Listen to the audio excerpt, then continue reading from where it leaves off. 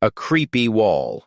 Old wooden furniture creaking and flies occasionally buzzing through the ventilation hole. I'm even envious of these insects. A fly buzzes in, targeted by a hand. Two hands clap together, creating a loud sound. Looking at the dead fly in his hand, the boy stares at it and carefully sticks out his tongue to taste. After a moment of tasting, his face scrunches up. It's disgusting. This is the main character of the story making a fly-tasting experiment to answer those who wonder what flies taste like. He is standing in a completely sealed room illuminated by a yellow light above with basic furniture like a bed, a wardrobe, and a study desk. He quietly wipes away the traces of the fly with a cloth. Pale skin, thoughtful eyes. I have spent my whole life in this basement under the flickering yellow light. The pen moves continuously, recording on paper the thoughts that I can't share with anyone. One day, when I escape from this place of suffering, I will be able to introduce myself as I am writing now. Usually people introduce themselves from their name to here. The hand holding the pen trembles slightly and pauses. His gaze glances at the photo on the table. But since I have never been given a name, I don't know. A name that my mother should have given me. But I should have a name that my mother should have given me. In the photo is a family of 3 standing in a lush green garden. Although I had to part from my mother right at birth, in the photo she is holding me. His gaze focuses on the petite woman wearing a blue dress. In her arms she holds a baby, smiling sweetly. Looking at that smile, his face also brightens. I can see she must have loved me very much. A man with a long, gaunt face, curly red hair, wearing glasses with a thick chain around his neck, opens his mouth. She's dead. He is standing right behind, whispering into his ear. The boy should turn around in shock and ask for clarification. Who are you? He straightens his back, his gaze hidden behind the glasses. Your mother jumped into the river right after giving birth. Amidst the savagely laughing opponent, his eyes filled with hatred, biting his lip, his hand tightly gripping the pen, holding back. This man, the one remaining in the photo on the table, is my father. At the same time, he is the crazy old man who has locked me up here so I can never escape from him. The two are standing face to face in the cramped basement. The only entrance is secured with sturdy iron bars. Looking from inside the room out, one can see an iron door and another layer of iron bars for protection. But that's not all. The exit is a long corridor underground with all kinds of doors and locks. All the keys are in his hands. A bunch of keys hangs from his belt like a taunt and a reminder that I will never escape from this place. He opened his mouth. Don't worry, I will never force you to go outside. Then he wondered why mother and son decided to jump off the bridge. The boy frowned, waiting for him. He reached for a cookie, suddenly holding it tightly next to the cookie he was gripping in his hand. A cold voice echoed, "It's because she fears the very world we live in." The boy stared hard at the cookie in his hand. His father had turned the earth into fragments in his selfish tyranny. His mother knew the apocalypse was coming. In response to his son's hostile gaze, he replied with the arrogant look of a superior, "That's why I keep you here, out of love." "I can't let my son commit suicide." The boy trembled, his clenched hand resting on his thigh. His voice also shook. "According to you, my mother died because she was afraid of the apocalypse." His expression was momentarily stunned when he saw his son daring to raise his voice in protest. "Don't talk about my mother like that. Do you think I would believe you? You lied about the apocalypse and locked me up here." He glanced at a notebook on the table. "You can believe it or not believe it. But the open notebook will be taken." He lit a match. "Your autobiography will never see the light of day." The boy panicked and raised his hand to stop him. "What are you doing?" Still unable to stop. Still unable to prevent the flames from consuming each page of the journal. Only ashes remained. He hugged the trash can, choked up. "Someone like you has no right to be called a father." He laughed, shaking his shoulders. "Oh, come on, don't say that. I do everything for you. I've brought you this far." His eyes were full of hatred. Following in his footsteps at the same time every day, we always passed through this hallway. The ventilation fan buzzed loudly. Of course, there were no signs of other living beings here. My father and I were the only ones living in the vast basement. Walking down the long corridor, chalk dust fell with every movement he made while writing on the board. Every day was the same, the lessons identical, practicing just like before. His eyes lit up, lips smiling as he secretly pulled out a book from under the table. The only thing that helped me get through those monotonous days was the free time I had to read in the library. Although the library had many books, the one I liked the most was the one about the world outside.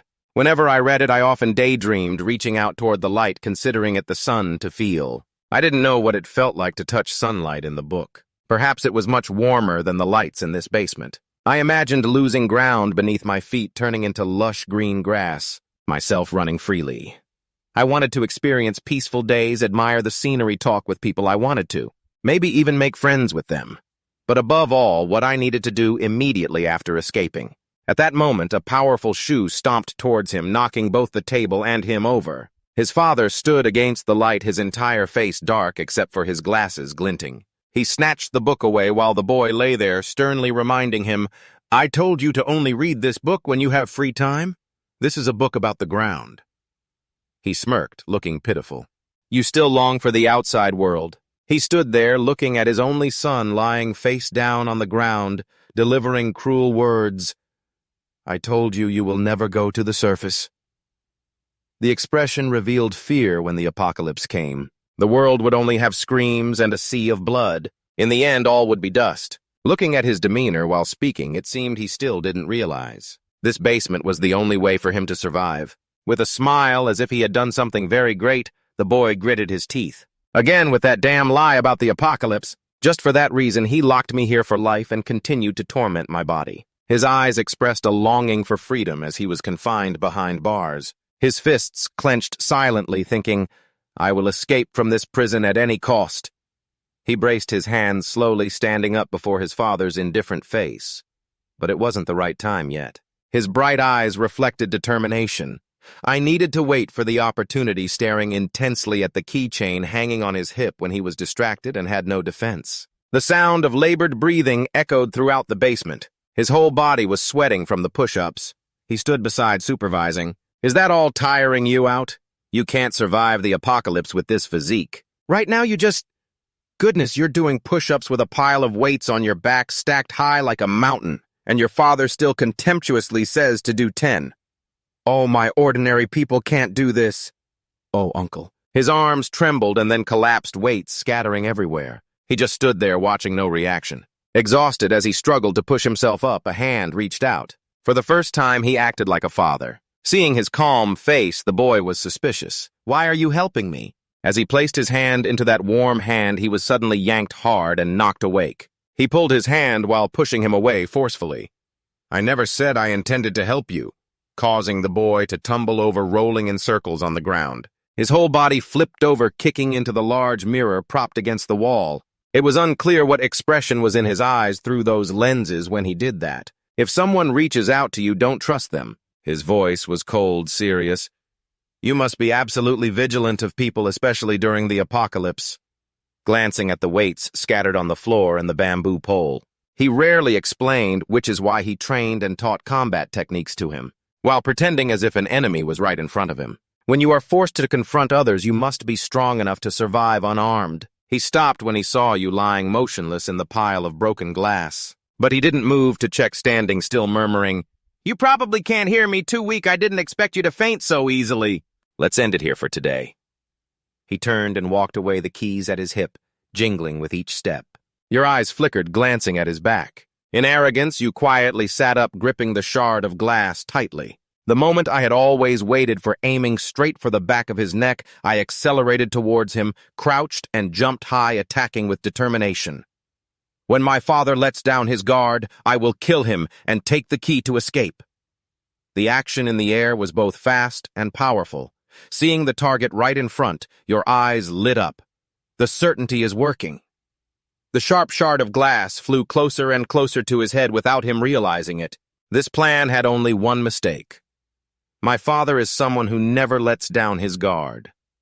Just as the opportunity was about to become a reality, his gaze caught a strange glint right beneath his feet. It was the light reflecting off the shard of glass in your hand. Shining down at the crucial moment, he quickly turned around, facing your panicked figure. His expression showed no fright, even a hint of excitement. You gritted your teeth, thrusting the shard of glass down at him like a slippery eel. While you were still wide-eyed in shock, he had already pivoted and kicked out, plunging everything in front of you into darkness. When you jolted awake again, you found yourself lying on the familiar bed. A drop of water fell from the ceiling, plopping repeatedly. You were startled to hear the voice, "Finally, you are awake. You put in some effort there." He entered through the iron bars, showing no sign of anger. Your attack. Your attack was aimed at your weapon while he assessed, but I told you if you don't go unarmed, all the training is meaningless. His lips curled into a sinister smile. So the punishment for using a weapon is that you have to train twice as hard. You shuddered at the sound of this punishment. The iron door was locked with a tiny key. He coldly walked away, not forgetting to remind you. He walked away coldly, reminding you, now rest, tomorrow will be very tough. His footsteps echoed in the long, narrow corridor before the lights went out. You looked up at the device mounted on the wall. I know something that my father does not when he turns off the lights. The power in the room will go out for a moment, and all noise will disappear. At that moment, I focused on listening and heard things I had never known before. You pressed your ear against the basement wall, carefully feeling the sounds from afar, the sound of wheels turning, birds singing, and the noise of the crowded city. From there, I discovered two truths. My father said it was time to sleep, but in reality it was still daytime outside. When the light in the basement goes out, that's when the sunlight begins to appear. And the second truth, the earth is actually very peaceful. He pondered the look on my father's face when he said the end of the world was coming, but that was just a lie to keep me underground. Looking out the glass on the iron door and then back at my mother's image in the photo, he was determined, and I will find my mother. He always said she was dead, but now I know he was just lying. I think his words have a deeper meaning. His hand resting on the blanket tightened slightly. He believed his mother was still alive. Thinking like that, he quietly pulled the blanket over himself and lay down to sleep, hoping that one day he would escape and find his mother at all costs. The motion sensor light in the hallway lit up with each step he took. The smile on his lips faded. His footsteps stopped when the phone in his pocket rang. His expression was stunned and worried. From his face, one could guess the caller was a formidable figure. He had to answer the call. Just after he picked up, the other party questioned, "Didn't I tell you not to contact me unless it's an emergency?"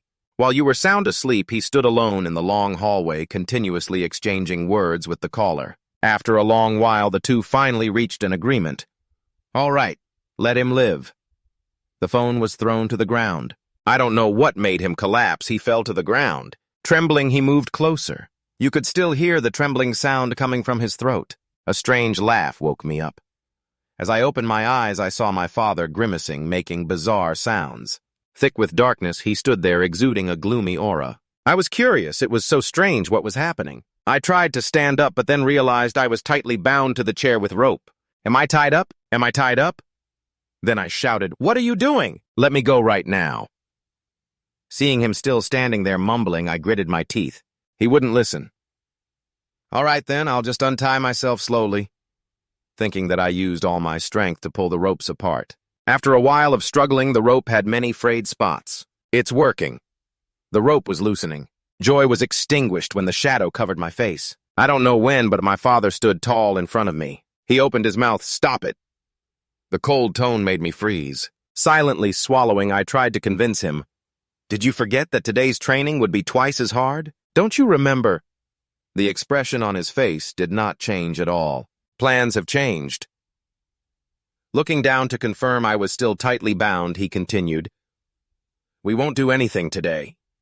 He emphasized, "No, not just today, but from now on you will do nothing except sit in that chair." My eyes widened. I couldn't accept this. I yelled angrily, "What do you mean? You said you would train me to survive the apocalypse. If you keep tying me up, I won't be able to."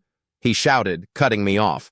"Training is over." I gritted my teeth, doubting silently. Why did he suddenly change his mind? I can't do anything. If I stay tied up like this, I won't have a chance to meet my mother. Thinking of the woman smiling sweetly in that photo, I gained more motivation, continuing to struggle. He looked puzzled.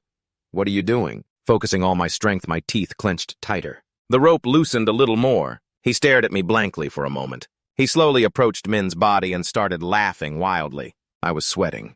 I raised my eyes to see his devilish, grinning face. At a terrifying speed, he lunged at me.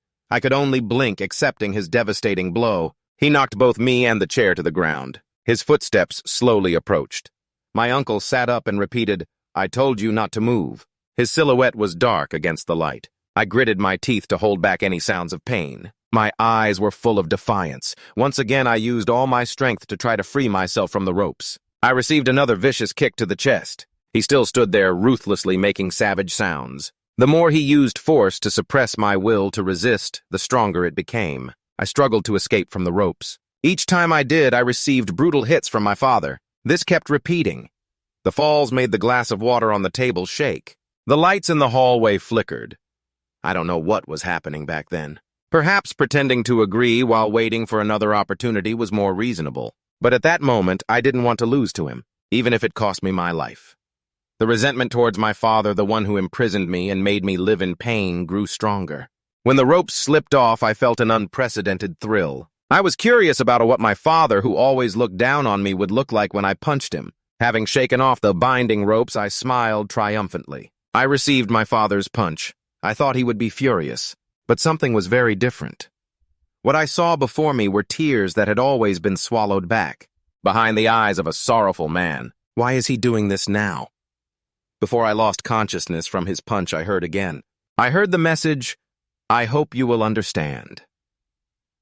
Under the yellow light in the room with the green board and study desk, he emphasized each word, "remember." "Among the survival tips I teach you," I sat up straight, listening attentively.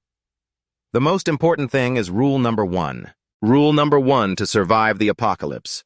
Never leave the basement." His mouth opened and closed continuously. "There's no safer place than here. Thousands of agencies can be preserved for 126 years. There are plenty of food and resources here. Everything has been prepared, like ending it all by jumping into a pit of fire. The apocalypse can come to us at any time, so you must not leave this bunker. Never should you slowly escape the dream while still lying on the ground." Bo's fur stood up in the empty room as I regained consciousness. Dad had disappeared and left me. This had never happened before. The only time Dad disappeared was when I lay down to sleep. Recalling his fearful expression from yesterday, I could affirm that Dad's strange behavior yesterday definitely meant something. Sitting with my knees hugged to my chest against the wall, listening to time moving. God's spirit from the repetitive life in the bunker. Up until now, I still did not understand, but intuitively, I knew something big was coming, and following my instincts was the right choice. Suddenly, all the iron doors automatically swung open. Seeing the wide, endless passageway, your eyes lit up. Without hesitation, you pushed yourself up and ran quickly forward, not looking back, because this was a once-in-a-lifetime opportunity. Dad would stop me from escaping, but he wasn't here. A massive underground system with various functional rooms, and only one small figure was using all their strength and life to run, hoping to escape from here. Finally, I ran to the end of the hallway, looking up to see a long series of iron stairs leading straight up. Seeing it, you crawled up the iron stairs, your eyes filled with determination and desire. Please, looking at the tiny light through the hatch's gap, you silently prayed. That light should be sunlight.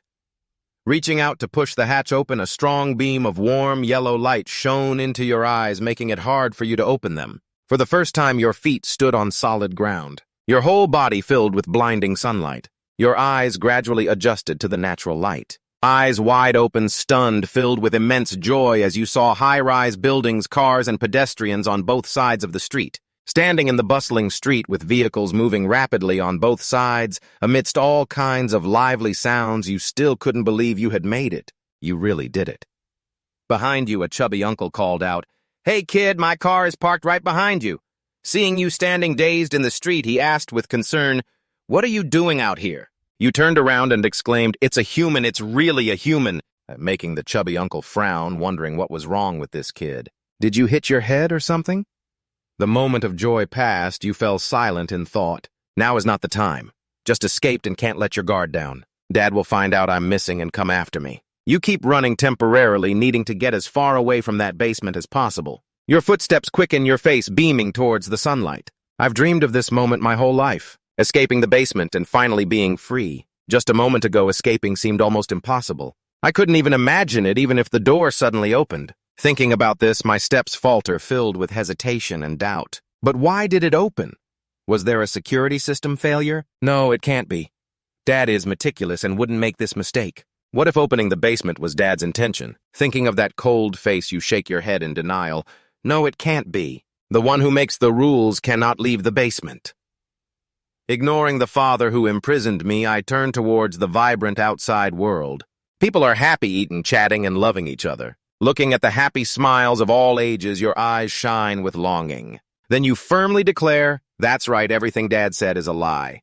The images unfold before your eyes. The images unfolding before your eyes. The group of kids coming home from school playing together is proof of that. Outside this basement, the world is truly peaceful. A flock of pigeons flaps its wings and flies. Two girls are chatting. A red balloon is floating freely in the air. A young man is enjoying a hot cup of tea. These vivid images fill your eyes. Watching the balloon float, it just happens to block out the sunlight. You become more certain the impending apocalypse is truly absurd. The sounds of laughter mixed with all the other noisy sounds suddenly become distorted. You don't understand why you think of Dad's words, "The apocalypse will come for us without warning."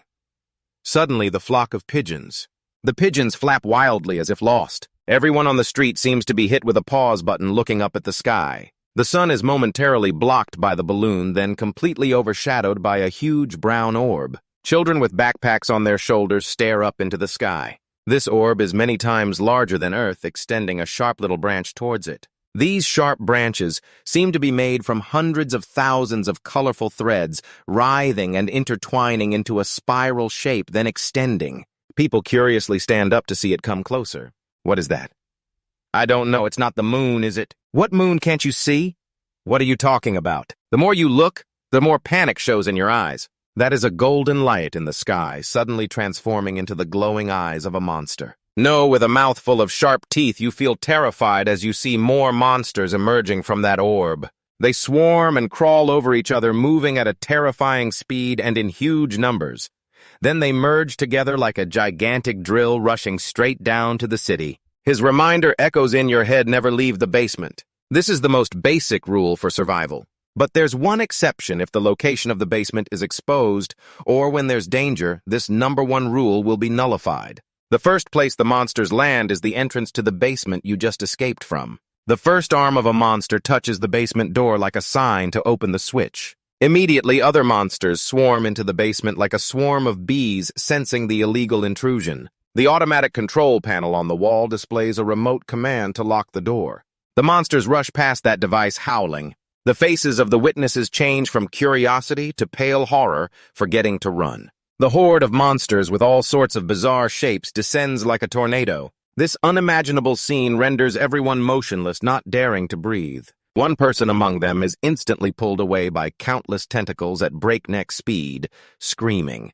That person's eyes widen in shock. The tentacles flick him and the man flies straight into a wide-open mouthful of teeth. Everyone stands frozen, watching in horror. The glasses of that person break in half, flying off along with the head of blonde hair rolling under their feet. Seeing that clearly, the crowd begins to react and comprehend what is happening. In fear, they scream, flee, and shove each other. What is happening? Get out of the way. Everything happens too fast. There are people right there like the young man wearing headphones enjoying his favorite tune who doesn't even know what's going on before being hit by a black thing with deep grooves and patterns crushed to bits. An orange monster pounces on it, holding it tightly, and then continues to throw countless such things into the chaotic crowd. At the same time, a furry monster jumps in, swinging its arms, causing those around to be cut in half. The faceless monsters, with only a golden glow on their heads, are mercilessly slaughtering people. The horrifying scene and their bizarre forms cause many to die, standing in place in the chaotic crowd, still frozen, their bodies trembling, their consciousness collapsing. Witnessing all this, a city that was free, vibrant, and peaceful instantly turns into a scene of death and chaos. Hurry, help each other, call the police. No, the phone is malfunctioning. At this moment, you truly understand what Dad once said: when the apocalypse comes, the world will only have screams and a sea of blood. In the end, everything is just ashes. A gigantic monster stands ominously. One step of it crushed a building. Humans felt so small before them, only able to scream and blink as the trees swayed, the ground shook, and buildings collapsed under the feet of the giant monster. Counting down to the second, no, the apocalypse has begun. The monsters descended from above onto the city like a waterfall. The monsters descended from above onto the city like a waterfall. He tripped and then got up to keep running. He tripped and then got up to keep running. Even though he didn't want to, at this moment he had to admit that his father was right. The apocalypse had arrived. So that means his mother is dead. Is that also true? Wherever the monsters went, they covered everything. Groups of people were caught and killed by them. His lonely hand in the air was grasped by a strong arm pulling his cold face. He appeared without saying a word, just using his strength to pull him forward. He was astonished, wondering how his father was here. On the road were screams and gasps for breath from exhaustion. He didn't answer, but urged, "Run fast, don't stop." He glanced back while running and saw the monsters flooding down the street like a tide tearing apart every person they caught. He was extremely frightened. Ahead was a turn. He followed his father and turned. As he followed him into the turn, a pack of monsters surged out from an alley blocking their way. There were monsters that way too. His father quickly changed direction. They both ran against the chaotic crowd towards a bridge. Here there were still people calling the police, pleading, "Help me!" But soon the monsters flooded down to this place as well. One by one they were caught, clawed, and devoured. He ran harder while others stopped calling to each other, "Hurry up, everyone!" In that instant they were overwhelmed by the rushing monsters. The path to the bridge was left to just the two of them. The goal was right ahead. Glancing at the monsters surging out from every corner and the sea of people screaming as they were torn apart, he worried, "At this speed they'll catch up to us." His father shouted, "Shut up and run! This is the only road out of this city." The bridge was cluttered with a long line of abandoned cars on both sides of the road. The monsters poured in, destroying everything they touched. The sound of their screams grew closer, frightening him. They intertwined, flowing on the ground like water. Looking back, he warned, "The monsters are chasing us to the bridge." In that moment of distraction, his entire body suddenly stiffened, paralyzed and confused as a tentacle from a monster climbing up from the side of the bridge caught his ankle. It tightened around his calf, causing him pain. If we don't escape right now, he will come back carrying a large rock aiming straight at the tentacle and smash it down hard, causing the creature to retract its snout and fall. He coldly looks at his son in pain. He coldly looks at his son, who is clutching his leg in pain, sitting down on the ground. "Damn it, my leg." The bridge suddenly shakes under the heavy load. The two of them look at each other as the monsters surge onto the bridge like a storm. He trembles and stands up, continuing to run. "We have to get out of here quickly." But the injury to his calf causes him to run with a limp. The speed of the monsters does not slow down at all. The more he runs, the more he realizes that the distance between him and the monsters is closing rapidly. No matter how fast he runs, he cannot escape them. His knees buckle and he falls down. Fear and pain in his leg make him want to give up. He looks up at the man in front of him and then quietly bows his head, hopeless. "Go ahead, you can escape alone." Listening to the sound of shoes hitting the pavement, he remembers that since he could remember, there have been countless times when the man turned his back and left him alone. He must be mistaken, that's right. Just run away. He always leaves me like that. Seeing the dark shadow cast on the ground moving towards him, he is shocked. The man extends his hand and asks, "Why aren't you getting up?" At this moment, he finally looks up with wide, confused eyes. "What?" The more he speaks, the louder his voice gets to drown out the emotions inside. "Why aren't you running away?" "Even if I run, I can't go far," he replies, firm as a rock. "You can survive because I have a plan." He hesitates. What could that possibly be? A plan. He looks down the path ahead and back at the man's stern face, gritting his teeth, as the image of the man's sorrowful face flashes in his mind. Then he reaches out and places his hand in that large, warm hand. He is pulled back strongly. As they pass each other, the man instructs, "Run." While trying to calm himself to run, he turns back. "Wait, you haven't told me what the plan is." He is shocked to find something in his hand. As he tries to open it, the man stands behind him and reminds, "There's no time, hurry across the bridge." He pulls back his curiosity. "Got it." He continues to run without daring to look back even once. He passes one car after another parked haphazardly on the bridge, finally seeing the land on the other side of the bridge. His steps quicken, until he sees dark shadows stumbling down from both sides. He squints cautiously and turns back. He sees the cable of the bridge has snapped. The bridge's pillars are swaying. His pupils dilate fully. The sound of cracking concrete reaches him in an instant. In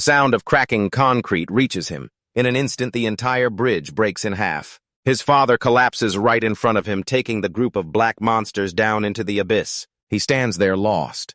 His expression is bewildered. He gasps for breath while calling for his father. He stands there in shock, his mouth agape, forgetting to close it. What has happened? Why would the bridge... Remembering the words earlier, "You can survive because I have a plan." He looks down at the broken section of the bridge. Is this the plan he mentioned? His voice questions, "Why? Why did you have to go so far just to save me? You've tortured me my whole life." That's how it is. Now my legs tremble as if all strength has been drained. He collapses onto this broken bridge. His hands grip the pavement tightly. His expression is filled with resentment. I survived. But now what? What am I living for? Everything I ever dreamed of about life on the surface has vanished. A peaceful life. The beauty on the surface has just turned into death and desolation. He grinds his teeth, and his only goal is the image of the woman in the picture from the basement. At this moment, it is also being consumed by the flames of despair within him. At this moment, it is also being consumed by the flames of despair within him. Tears fall. His voice trembles. I want to ask, why did you do this, just to save me? He remembers the only warmth he just felt on the bridge. More tears fall. Now I know how to live in this hell. He cries like an abandoned child, lost all direction, remembering that warm hand. He stops crying, looking down at his clenched fist, the object the man placed in his hand earlier. His fingers slowly open, revealing a piece of paper. The more he looks at it, the wider his pupils become. His negative emotions lessen. He calms down. He sits up with one hand awkwardly pressed against the pavement. Glancing over, he sees a monster with bright eyes crawling up from the depths. He is terrified. It crawls towards him. The creature stirs, dragging its injured leg, crawling to the side, clinging to the edge of the bridge, standing up, looking down, then glancing at the monster that stands towering on the road. Without hesitation, deciding to jump down. The monster also stomps down on the bridge, jumping after him, falling backward and rolling a few times on the ground. The monster with its massive body falls beside him. His hands and feet tremble. They go limp. He can't stand anymore. His strength has hit rock bottom. Looking at the monster that is getting up. Its eyes are bright. There's no way he can escape from that monster. He is desperate, thinking that he will surely die like this. You grit your teeth, unwilling to accept it, looking back at the paper in your palm. But I thought I have nothing left. Each tear yearning to live as big as a bean. Each tear falls onto the paper with the words, "My child is still alive," in the trembling palm. Why is he telling me this right now? The monster covered in sharp thorns has risen. You slowly stand up, facing the monster many times larger than yourself. With strength, faith, and will, I want to live. I will not give up, and I will try every way to survive and find my mother. And I will try every way to survive and find my mother. Confronted with the appearance of the monster makes you anxious, but it's not feasible at all. Right at this moment. Your father's teachings echo in your mind. Yes, once the apocalypse happens, humans will not be able to survive because they lack the strength or knowledge to sustain themselves. Even if they can survive, they cannot escape the dangers lurking day by day, out there. Facing the monster charging toward you. Your gaze shifts continuously from confusion to hatred, then back to fear. You release your fear by shouting into the void. Then, if that happens, how am I supposed to survive? If what you said is true, then I can do nothing, except accept death in this moment of danger. The monster's arm reaches out. The calm, cold image of your father seems to appear right beside you, reminding you, have you forgotten everything I taught you? Making you wake up, remembering all the training during your captivity. Your pupils widen clearly, imprinting the monster's fist. At the critical moment, you quickly dodge and leap back as the monster slides forward with momentum. Dust settles and you stand firm there. The monster looks back, opens its mouth, roaring so that your body shakes. Your father's teachings echo in your ears like a compass. You are different from regular people. You are different from regular people. The biggest difference between you and them is that you know how to survive.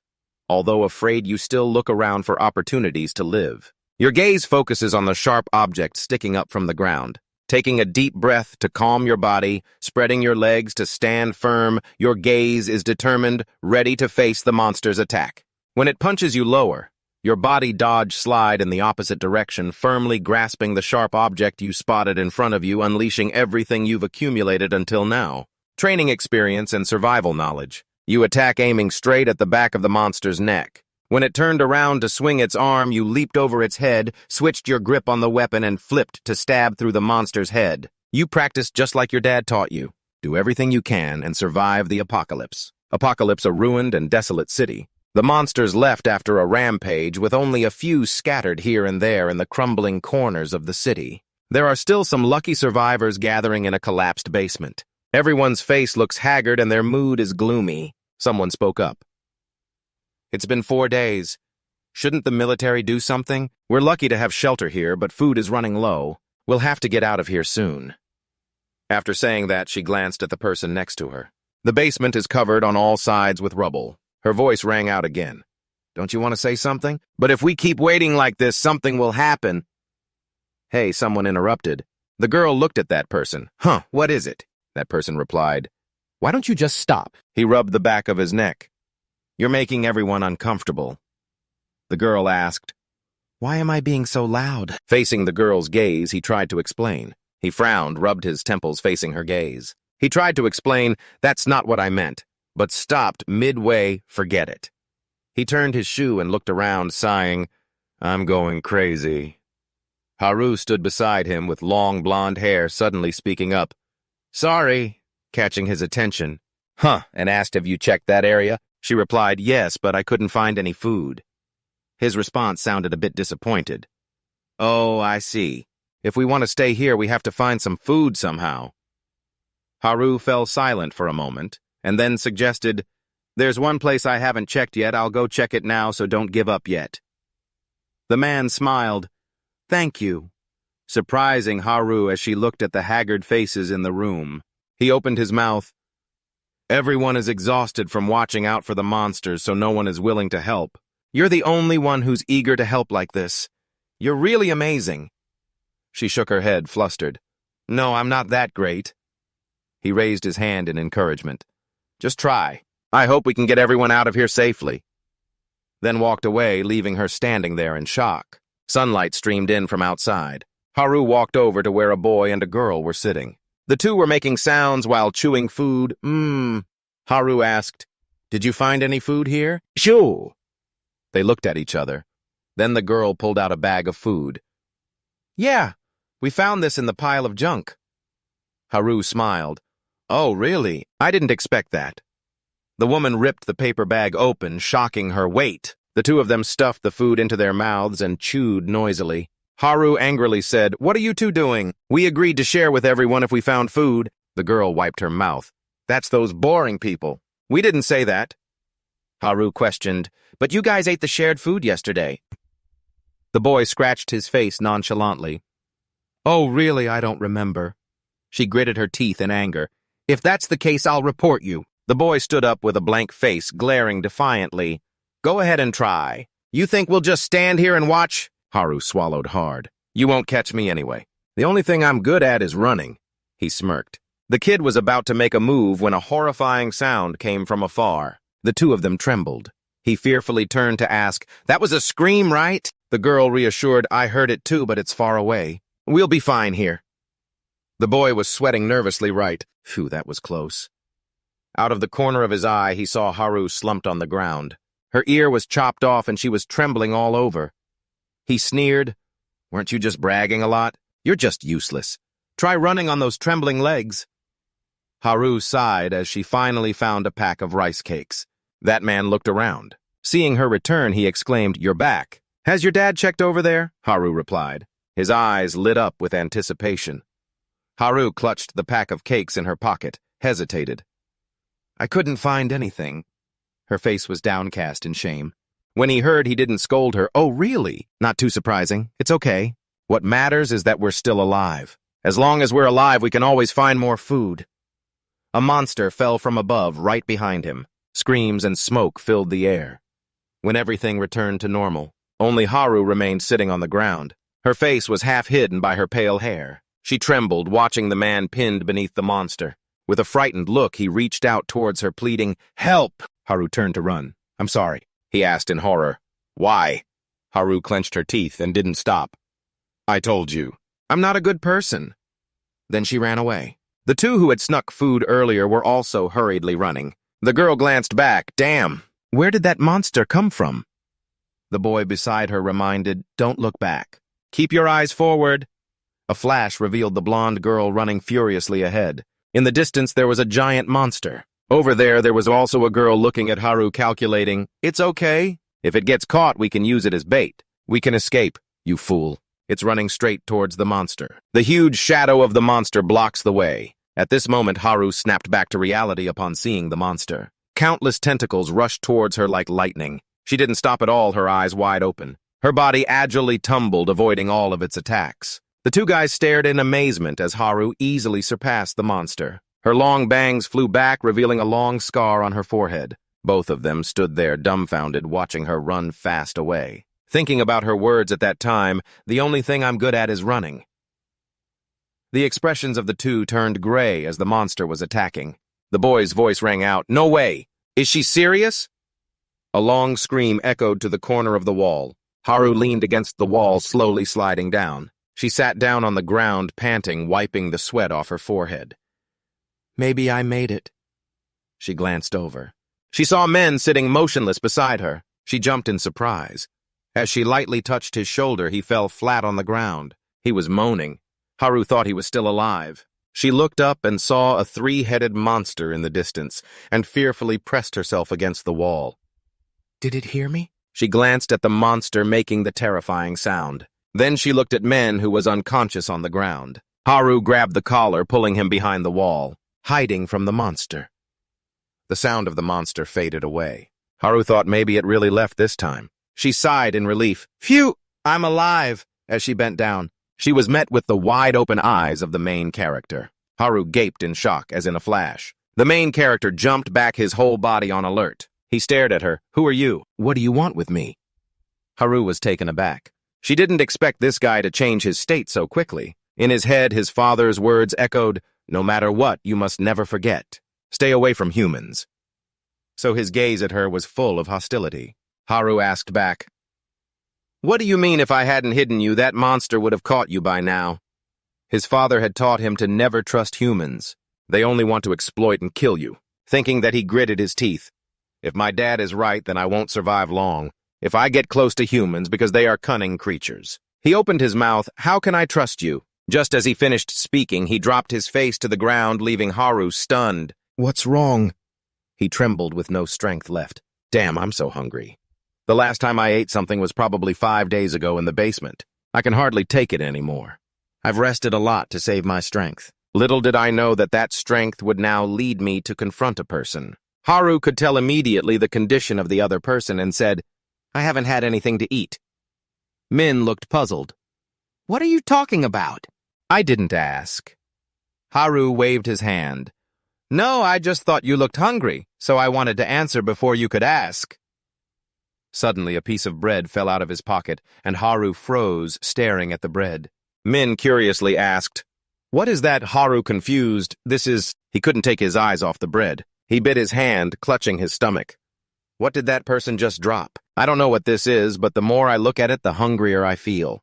Could it be that Haru turned to stone when he heard the other person ask if it was food, and then calmly replied, "No." Min stroked his chin. Then I must be mistaken." She smiled sheepishly. "What are you talking about?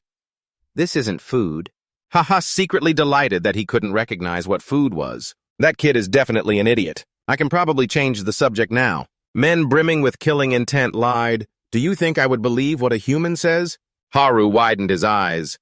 Meanwhile, Men continued to ramble. "If you think I believe you, you're wrong, because clearly everything a human says is a lie." Haru held his head. Internally blaming himself for being mistaken, he thought, "He's even more foolish than I thought." Seeing the other person's expression, Men concluded, "Now I'm sure. Her reaction means that thing is food. I need that food. If she refuses to cooperate, I might have to resort to force." But the plan didn't get a chance to be executed as she proactively shared her food. "Here, this is exactly half. I can't give you any more than that. You looked really hungry, so I'm only giving you this. So take the piece of bread." Secretly wondering why she was sharing. Doesn't she know that if she shares her food with me, her portion will decrease, and will she suffer a loss? Haru raised 4 fingers. "But you'll have to pay me back 4 times, okay? Is that all right?"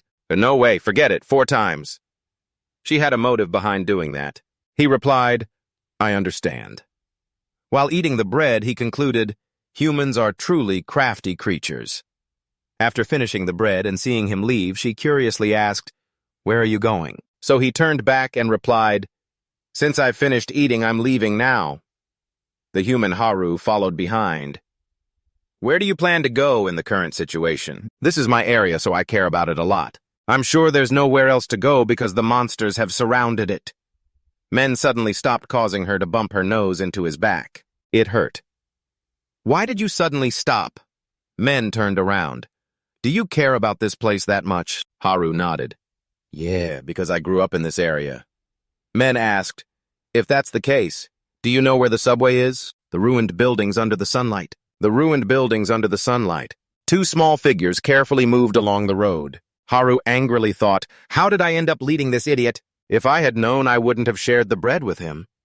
But then again, when I asked why he wanted to go to the subway, he answered, because it's safe there. It's where the supplies we need to survive are gathered. There's a path we can take without the monsters seeing us. And more importantly, it's very hard for monsters to detect humans in the subway. The main character pointed downwards. His gaze was confident.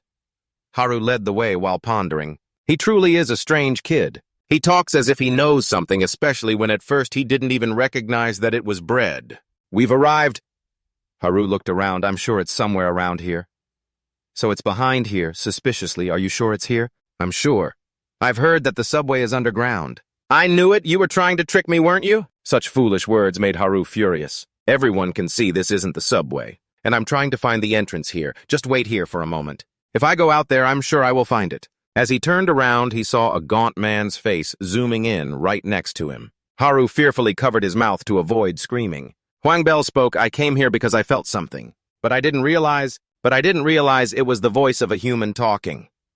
Men asked, who are you? Bell raised an eyebrow critically. You're being very rude, young man. We'll introduce ourselves later. Follow me. Haru curiously asked, where are we going? Biome turned back. Aren't you looking for it? It's right here.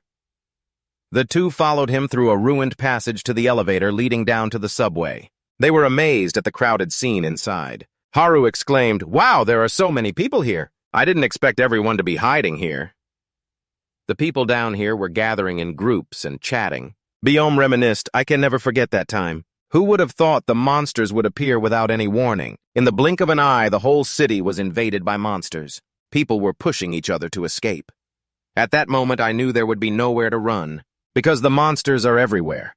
But fortunately, we found a place to hide when we ran after those who were running. Finding this place can only be luck. Sometimes I go above ground to look for medicine, but I haven't run into anyone besides the two of you. Biome glanced around cautiously. At first, I intended to build a base at this subway station, but there are more people here than I thought. I can see all kinds of people. There are those who are helpless, stuck in despair. I am sure I will die here. Dying is certain. Those monsters will find me here. Then there are those who show their cunning and deceitful nature towards those other people. Hey, move aside. Look, there's a strange person I can't read. That person is wearing a hat and a coat covering their face, sitting quietly in a corner. The more people there are, the more risks there are. However, none of them seem capable of putting me in danger. By instinct, I can sense danger like those monsters above ground and my father. But among them, I feel none of them are dangerous. Maybe I should stay here for now, because none of them can harm me, even if they decide to be enemies with me. Bell cleared his throat. So, how about we introduce ourselves? My name is Hwang Bell. As you can see, I am a doctor. I was looking for medicine above ground when I met these two kids. I didn't find much, but ha-ha. Men remained still. Haru looked at him and clapped his hands. Okay, I'll introduce myself first. My name is Haru. Biome complimented, what a beautiful name. Looking at the uniform, you are a middle school student, right? Haru replied, yeah, that's right. Do you know my school? Biome smiled. Of course. Our hospital is across the street from the school, next to the shopping center. Haru thought to himself, there's a hospital there. Biome's gaze shifted to the side, scanning from head to toe. But your clothes. His gaze looked at him with pity. Forgive me if I say something stupid, but you must have suffered a lot. Anyway, what's your name?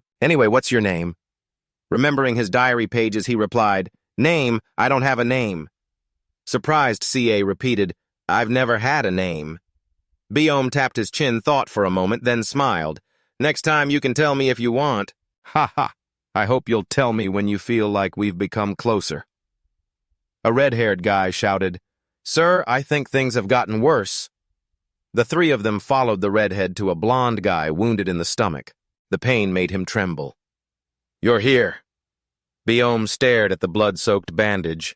Just as I thought. The wound has worsened. Last time we managed to temporarily stop the bleeding. But it seems the wound is deteriorating faster than I expected. Now, if we don't perform surgery on you, your life will be in danger due to the infection. Biome opened the flap of his coat, which was filled with medical supplies. He decided that we had to operate immediately. I will disinfect the wound. So looking at his busy figure, he was deep in thought. Our doctor had secretly read a book where there were doctors, a profession that heals for money. If that's the case, then this is the end of the world. You suddenly asked him what he would accept instead of money for treatment. 6 eyes turned towards you. Biome looked at the patient, who was gloomy. His preparations never paused. Accept what? Do we have to accept something in order to treat someone? A doctor's job is to heal the injured. Before starting the surgery, Bell did not forget to encourage, "Don't worry, I have never failed a surgery." The patient looked at him and emotionally hugged Bell. "Thank you, you saved my life. Thank you." You were skeptical, not understanding why he would help him like that. Helping without expecting anything in return, is humanity that foolish? Or do they really do such things for others? Biome smiled kindly. Be careful, the wound may bleed more. The blonde rested his head on his shoulder, teary-eyed. Ah, thank you so much. When he stepped back, he saw the name tag of the veterinarian Huang Biome on his left chest and looked stunned. When he heard Biome say, "All right, let's get started. It might hurt a bit, but try to endure." The blonde was horrified. "Wait, please take this off." Biome turned his back to get the scalpel. "I can't do that because if you move while I'm operating on you, it will be bad news." The blonde screamed, "Wait, you're a veterinarian. Can you really perform surgery?" "Say," Biome confidently smiled. "Of course I can, because basically humans are also animals." Seeing him as a monster, the blonde screamed in terror, "Let me go!" Bell reassured, "Calm down, young man. If you keep jumping around like that, it's very dangerous. If you keep jumping around like that, it's very dangerous. Your condition will worsen. I need anesthetics." The orange-haired guy replied, "We don't have anything like that." Bell picked up a brick from the ground. "Oh, here it is," and then kicked the brick towards him, ignoring his pleas. "Please spare me." Seeing this scene, you reconsidered and returned to your initial conclusion, "I must be wrong. Humans are very dangerous." You sat in a corner exhaling. Finally, it was a bit quiet. I made the right decision to leave there. There was nothing I needed to pay attention to in that scene. You looked up and then back down at the worn-out picture in your hand. Now what to do?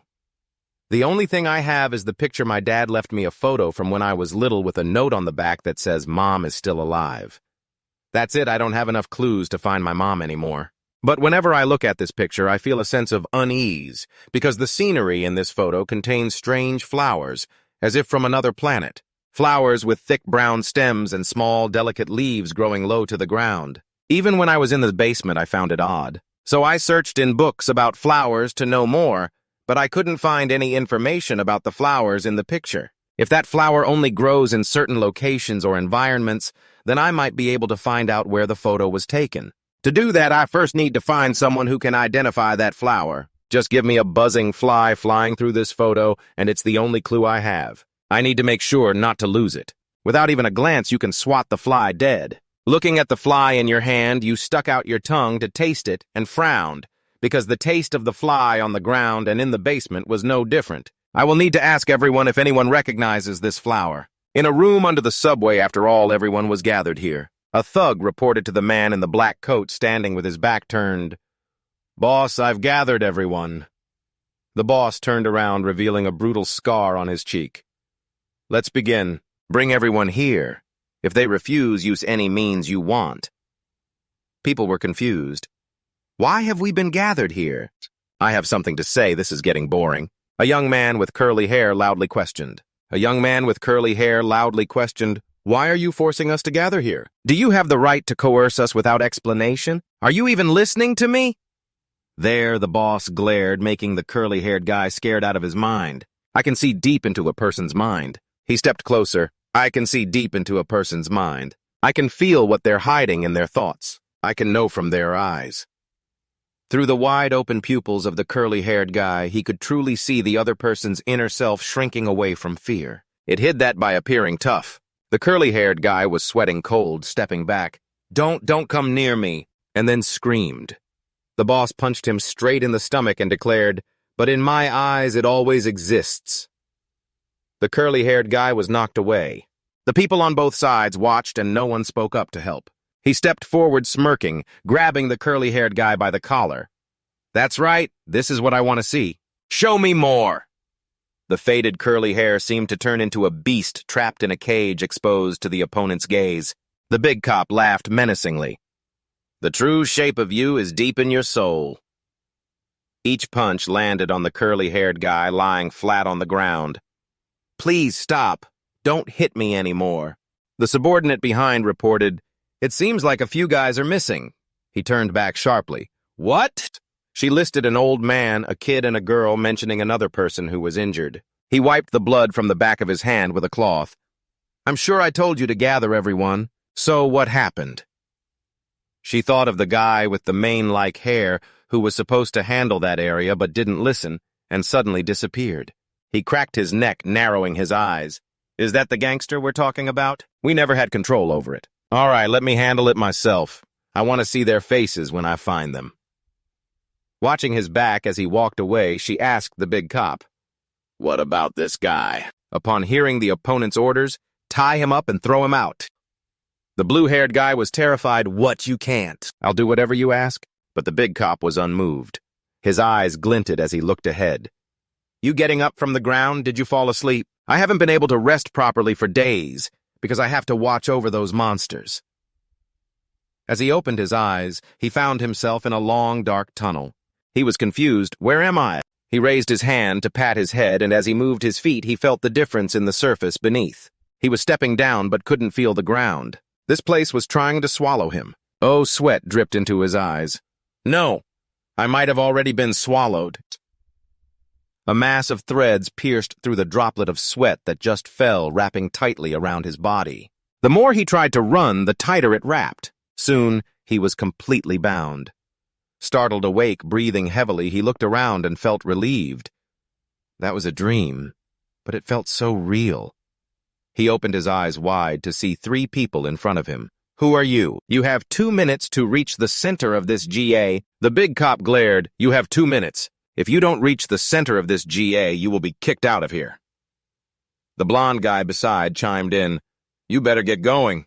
Something's going to happen here." Seeing him obediently stand up, the big cop smirked in disdain. "I'm still curious about who is hiding, but it seems like my hopes are in vain." A cold voice rang out. "Are you going to kick me out?" He rubbed his sore neck, causing the big cop to flinch. He rubbed his sore neck, lowered his head, feeling as if hundreds of eyes were watching him viciously, ready to attack from behind. His green pupils widened, asking back, "What do you mean?" The blonde guy raised an eyebrow. "What, this crazy punk?" The top cop smiled excitedly. "No, this is fun. Look at me." He looked straight into your eyes. "Show me your true self. The thing you're hiding in those eyes." But through those eyes, he saw nothing at all. Only a pitch-black void. The blonde guy asked the cop, "What's wrong?" "Don't forget to threaten him. You're in trouble now. You should have left when we showed up to warn you. You opened your mouth 2 minutes and 2 seconds. Enough time to take you all down?" The blonde guy laughed heartily, just like the cop said. "This guy is really funny." He pulled out a dagger hidden on him. "So this is your farewell letter, huh?" As he was about to rush in, a hand grabbed his shoulder. His eyes widened in shock, quickly reaching into his pocket to search. "Wait, where's my picture?" The opponent held something up. "Looking for this?" The blonde guy crumpled the photo, mocking you. "I didn't expect to find anything valuable on you. All I found was this stupid picture. The whole person exuded a deadly aura. If this picture gets a scratch, I'll kill you." The cop took the picture back from his thug, pinching it with both hands, holding it up as a threat. "Come closer, then I'll tear this picture apart." You held your head, enduring every blow from the blonde guy. Hearing him taunt, "Where did your confidence go? This picture must mean a lot to you, huh?" You clenched your teeth, cursing yourself for being so careless. "I can't believe I lost the picture while I was asleep. I knew people were more dangerous than monsters." As he hit his forehead, the blonde guy turned back to the cop. "What should we do with this kid?" "We definitely need to chase him down, right?" The cop looked at the writing on the back of the picture, looking dazed. "No." The blonde guy wondered why he said that when he just looked into his eyes. "It's completely different from everyone else. Deep down, I can't see anything at all. We will keep an eye on him. I'll let you hold on to this picture. Remember carefully. When watching him, don't drop the picture. The blonde guy was unconvinced having to do so much for a kid, the cop replied. That's my order. He bowed his head. All right, cop. The blonde guy recalled the killing intent from you earlier, grinning sinisterly. Now that I think about it, when the kid was about to attack me, I was a bit scared. But what does that matter now? He ordered. You can smile now, confident inside. As long as I hold the picture, this kid won't dare to do anything. Two Harus walked over, standing at a distance, shouting, Hey, what are you guys doing? The cop turned around. The other one is right here. You made me waste time looking for him. Then Haru broke out in a cold sweat, pointing at his own eyes. Excuse me, sir. Were you looking for me? His voice was icy as he reported at the GA center, making Haru turn pale. The blonde guy bragged, leaving. Hope to see you again next time, kid. I'll take good care of this for you. Haru looked at the new friend, who was sitting with his head down, extending a hand to ask, Are you okay? But was coldly brushed off. Haru gritted his teeth in anger. Hey, what did I do? I was just trying to wake you up. The one leaning on his leg stood up, his eyes hostile. I don't need your help, get lost, mortal. Haru pointed at his eyes. My name is not mortal. I told you, it's Haru. Get it right. The man sneered, mocking. Do I really need to remember something like that? The old man rudely took his anger out on someone else's daughter. The two stood on either side the vet, both looking grim. Baeom glanced left and right. Haru, is there something going on between you and this guy? She snapped. No, I'm the idiot for trying to talk to someone who doesn't know how to communicate. Hearing this tone, the vet must be mistaken. So there's something going on. The cold one puffed up, disdainful. Why should I hold hands with a human? His father's words echoed in his head. If someone reaches out a hand to you, never trust them. Human beings are my enemies. His eyes glanced at the orange-haired guy sitting with his legs crossed on the railing. That's the guy holding my picture. It'll be hard to get it back by force, even if he tears my picture. When I move forward, piecing the picture back together will still give me clues to find it. However, I still don't want to ruin it. His hand tightened at his side. It's the only thing that followed me from the basement. There's no reason for it to be torn. I just need to wait for the right moment for him to take his hand off the picture. The cop spoke up. Everyone is here, so let's get started. He sat on the top of the escalator, several thugs with weapons standing on either side. You will be given two choices. Follow me or oppose me. If you choose to follow me, you won't have any reason to worry about being kicked out of here. Like that kid over there. He pointed at the curly-haired guy who was beaten before now tied up like a dumpling as an example. He was trying to cause chaos at Gata, the only nearby shelter. So he made the decision to kick him out in front of Haru's wide-open eyes, and the officer named Dai Ca continued. If you choose to be on my side, then at least you won't be seen as rebels trying to disrupt the order here. At that moment, Theo's orange hair was being pushed up closer to the ground by the escalator, so they looked at him intently. I won't use force to make you follow me, but if you plan to follow me, remember my words. Absolutely. Everyone looked at each other and began to move one by one. No one dared to resist. The patient just now exchanged glances with Bell and then moved with the crowd towards the side of the officer. Bell watched them leave, somewhat understanding their mindset. The strong rule over the weak in a lawless world. It's no surprise that things end up like this. When you don't force me to follow you, but this is still manipulation, because otherwise I would be treated like the guy who's about to be kicked out of here. Choosing that side is the most reasonable choice if you want to live longer. However, Bell smiled, adjusting his tie around his bare neck, with confidence going against the crowd. If you've lived a long life, behaving unpredictably at times isn't so bad. If I follow that side, I might not be able to help a patient when they truly need it, so I will stay here even if I'm alone. Haru's sigh echoed. Baeom looked down in surprise. Aren't you planning to go over there? The kid saw her confused. Baeom quickly nudged her shoulder. Hurry up and go over there. If you think you can stay here, then you're a bit foolish. Haru laughed, pointing behind. But uncle, I don't think I'm the only fool here. This meant Baeom slowly turned around, seeing another group of people, some standing and some lying down, also staying on this side, not crossing over. A girl with glasses nervously tugged at her hair, saying a long string of incoherent words. Why isn't there anyone? Even I don't intend to stay here. Damn it, have you all figured it out yet? We're done for those guys will keep an eye on us. Our fate is to be captured and tortured. Her finger pointed at the people with sticks, standing guard outside the door. Someone from the back encouraged, "No, no way. It's not that bad." The girl with glasses, her face brightening, turned around. "Not really." The girl with black hair rested her chin in thought. "It wouldn't be worse than being tortured. Wouldn't they prefer to let us starve or throw us out as food for monsters?" The girl with glasses screamed, clutching her head. "I knew it, we're doomed." Bayom was unexpectedly bumped hard by a little girl wearing a red bow. A man in a fishing shirt with glasses quickly held the girl back, sternly reminding, "Kid, you can't run around." Then he turned to the doctor, expressing, "I'm sorry, I should have held her tighter." Bayom smiled, bent down to look at the cute girl. "It's okay, she's at that age of running around. Listen to your dad, okay? Kid, listen to your dad, okay?" The little girl mouthed something, but Bayom didn't hear clearly, so he asked, "I didn't catch what you said." The girl looked up angrily. "He's not my dad!" Saying that, she jumped up and banged her head straight on Belle's face, looking defiant. "My dad's somewhere else, probably looking for Mom and me." The young man with glasses looked at her, sulking back, turned. "Honestly, she's not our kid, we just happened to meet on the road." It seems the girl was separated from her parents before they met.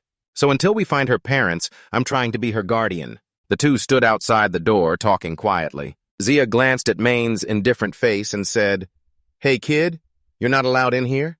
The big boss said so. Anyone who leaves the room will be seriously punished." Maine just looked calm, not intimidated. The other guy holding a stick glared, "So don't think you're an exception just because you're small." Right now, all he could think about was that annoying blonde guy holding his family photo. "Where's that bastard?" Elsewhere, canned food and drinks were lined up on a table. People lined up on both sides, waiting while the guy in a vest kept nagging, "All right, take only your share. You'll be checked to make sure you don't take too much." A girl with glasses took a bottle of water and a food box, questioning why they only got this little. You can clearly see the difference from the others. The vest guy explained the big boss's orders. "Besides, you're only staying in that room anyway. Do you really need to eat that much?" Making the girl grind her teeth in anger. Clink, clink, a delicious smell wafted into the air and into the nose. It woke up a six-pack guy who blinked his eyes open. The feather duster guy sat up. "I smell something good. Is it his time?" Two henchmen finished their tasks and stood up. They finished serving meals to 8 people. Anyway, you know who that person is. The one called the big boss's left hand. That person looks really dangerous. Right at this moment, the feather duster guy stepped forward. "I overheard some comments about myself." Those two had no idea and kept babbling on. "His nickname is Chicken Feather Broom. He doesn't listen to the boss and often goes off alone. But I think there's a reason he's called the boss's left hand. He kills people ruthlessly but still smiles. Or something like that. In general, he's very brutal. You really shouldn't mess with him even by accident. If you piss him off even a little bit, well, people say it's better to be eaten by a monster than to face him." Chicken Feather Broom just stepped into the hallway when a tray of food was thrown on him. A little girl fell to the ground, tears welling up. But before she could cry, she saw the food all over the person's clothes in front of her. Chicken Feather Broom smiled like an elder. "So charming." "Well, well, kid, running around here is pretty dangerous, isn't it? Now my clothes look like this." The little girl looked at her spilled food on the ground, tears in her eyes, pouting. Chicken Feather Broom changed his mind and said, "Come with me." The two guys babbling were stunned as they watched. "Look, Chicken Feather Broom is leading a little girl along." The two whispered, "No way the next victim is a child, right? He really is as brutal as rumored. To think he'd torture that little girl?" They saw the other's face getting more exaggerated. The two broke out in cold sweat. "But why did he come out here?" Chicken Feather Broom opened his mouth, eyes wide like this. "You made the guy in the suit hold his breath." Meaning, yes. Chicken Feather Broom pointed at the little girl standing sadly beside him. "Nothing's wrong. Give the kid her portion." The guy answered yes, but each person is only allowed one portion. Chicken Feather Broom frowned, then said, "Fine, give her my portion too." He obediently brought it in front of the girl. 2 boxes of food and a bottle of water. The girl's eyes lit up when she saw the food. The guy in the suit looked puzzled, silently wondering why he gave the girl his portion. "I get it now. Is this the torture by food I heard about? Annoying the kid while giving her food. So brutal and persistent." That was what he was thinking. Chicken Feather Broom's face looked like a demon. There were hurried footsteps approaching. A man with glasses grabbed the girl's shoulders. "Hurry, come behind me." But in the end, the big guy hid behind the child. He stuck his head out and questioned, "What are you doing to this girl?" Chicken Feather Broom rolled his eyes. "Do you have a problem with what I'm doing?" The man with glasses retorted, standing up to these bastards. "Now go home quickly." Then he dragged the girl away. Chicken Feather Broom blinked as he watched the girl leave. He pressed his lips together, smiled slightly. Outside, there was another guard now. The black-haired girl looked suspicious. "Are there more guards now?" Haru looked too. "I think so." She was annoyed. "Damn it. Should I go find that bastard?" Their eyes met Haru's gaze, locking with his. Remember that cold hand flick? Haru spun around, puffy eyes still sulking, late at night when everyone was asleep. The black-haired girl sat up and saw the sleepy one sitting in a corner, arms crossed, head resting on knees, sleeping. She gently stepped closer, reached out to touch his shoulder. Her face showed pain as he gripped her arm tightly. Seeing that wary face, she asked, "What's going on? Are you still awake?" He didn't answer. He asked what she was doing. "I knew it. You were planning to attack me while I was asleep, weren't you?" The black-haired girl smiled awkwardly. "How is this kid so strong?" "That hurts, kid. What did you say? I just wanted to talk a bit." He relaxed his guard a little. Talking, she held her still sore arm. "What's up, kid? Like you've never talked before." He was silent for a moment, then snapped, "Have I ever talked to anyone? What's it to you?" Before she could react, he brushed her hand off, then said, "Whatever, get straight to the point." She sat down beside him, keeping some distance. "Now that I think about it, why are you always so distant from everyone? Oh, is it because you're really shy?" "Sleepy, what nonsense are you babbling about?" Hearing that comment, Sleepy's eyes narrowed. "What nonsense are you talking about? There's no reason for me to befriend an enemy." She looked suspicious. "Enemy," he replied firmly. "Yes, to me, all humanity is the enemy. Why would I befriend people who could stab me in the back when I turn away?" She gently said, "But I don't intend to hurt you." He glanced sideways. "I don't believe you. You might be lying." The conversation could be heard by those resting nearby. "Well, I don't mind if you're cautious with me. Can you make peace with Haru?" "Peace. If you mean that blonde-haired girl, I've never fought with her. She was happy." "Really? So you can get along with her, right?" He sighed. "That's a different matter. She's still human to me. No different from those guarding the doors."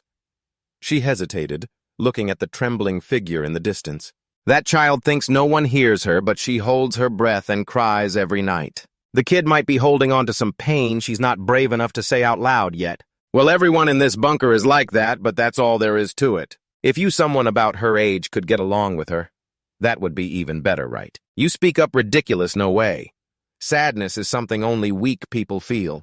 If she has time for that, she'd be better off coming up with another plan to escape."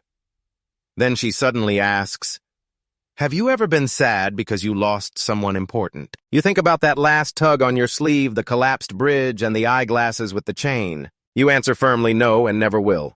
Because I don't have anyone important. No sadness, because there's no one important." Her voice softly echoes. "That sounds a bit lonely, like you're all alone in the dark." She encourages, "But it's okay. If you die, I'll be sad for you." You glance over, "Great way to discourage me. I'll never die, and I wouldn't care if you died." She laughs cheerfully but coldly. Then she covers her mouth, hesitant to sneeze loudly, afraid to wake everyone up. She stands up. "Have I talked too much? I won't bother you any more, sweet dreams." You don't answer, crossing your arms, silently judging what a weird person she is. The blonde girl has been pretending to sleep to eavesdrop this whole time. She exhales, telling herself, "Just try to sleep." You feel frustrated, lean back against the wall. "So I've been here for 4 days now. I used to think this was just a resting spot, but now that someone's holding my mom's photo hostage, I can't go find her anymore." The blonde guy follows with 2 henchmen, grinning wickedly, holding up the photo to threaten, "No resisting, sit still and let them beat you." You clutch your head. "Do you guys really enjoy this?" The blonde laughs gleefully. "Not at all. We don't want to do this either. This is punishment. Punishment because last time you left that room on your own, you taunt, so what? Why don't you punish me somewhere else? Drop that photo and come here." The blonde guy is pissed. This kid isn't. He's scared at all. He doesn't even care. He just stares at that photo. "Are you mocking me? You still talk tough like that. Looks like this punishment isn't enough for you. My dad once said humans are inherently cruel. Now I finally understand that." You stand up. "Damn it!" The black-haired girl is shocked.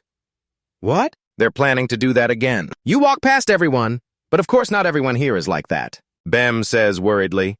Luckily, your injury isn't too bad, but just in case you should disinfect it first, you don't care. Keep heading straight to your spot, that's enough. Just as you sit down, a portion of food is brought in front of the black-haired girl. I told you this is lunch. I even got it for you since I didn't know when you'd be back. Men just took it. Thanks. You only managed to say one word before stopping. Are you teasing me? Were you about to say something? Men sat cross-legged nearby, acting like it was nothing. I saw her coughing beside me. You thought about what you were about to say. That night she said it, but I never meant to hurt you. If those words weren't a lie, I thought about the happy look on her face when she said, if you die, I'll be really sad. So I told myself maybe I can trust her just this once. Life is just like that. The food tray fell to the ground. The person next to me suddenly collapsed. 2 cans rolled on the floor. I looked at Bem's worried face as he called out, Hey, are you okay? Wake up. I frowned as I looked at the trembling black-haired girl. This doesn't look good. I need medicine, but there's none here. I have to go up to the surface to find it. Struggling, I said. Forget it. Don't risk going up there just for me. Bellman comforted me. Don't say that. If you don't have the medicine, it could be life-threatening. I asked, what if we can't find medicine for her? Will she die? Bell hesitated. Just then, the blonde guy at the door called out, Hey, doctor, the leader wants to see you. He glanced cautiously at the intense stare I gave him. I sighed, clutching your photo to my chest, thinking I don't get what the leader's thinking. Why do I have to hold this photo right in front of that kid? Even without this photo, he has a knife so controlling that guy wouldn't be hard. The blonde repeated, The leader said you need to go over there to treat someone. Hurry up. Bem hesitated. But I can't go over there right now. He narrowed his eyes. Why are you disobeying the leader's orders? Bem explained I'm treating this girl first. Her condition is very critical right now. The black-haired girl stood up. Not wanting others to get involved, she said, It's okay. I know where the medicine I need is. I'll go get it myself. Seeing her cover her mouth, coughing non-stop. Bem didn't believe her. You're saying you'll go get medicine in that condition. Let me come with you. The blonde frowned. What's going on? She's beyond saving now. Why didn't you say so earlier? Wouldn't that be easier? As soon as he finished, he pulled the knife from his side and stabbed her in the stomach. Everyone was stunned, unable to believe what they just saw. Men's eyes widened as he watched the bloody knife pulled out. The girl who had just been talking to me fell to the ground. Everyone panicked as blood spread from her body, growing more and more. The bloodstain spread down to a pair of bare feet. His eyes widened. His whole body froze. His blue pupils looked like they saw the warm heart glowing in the chest of the person on the ground, slowly weakening. I can feel her life slipping away right now. The blood kept pouring out more and more.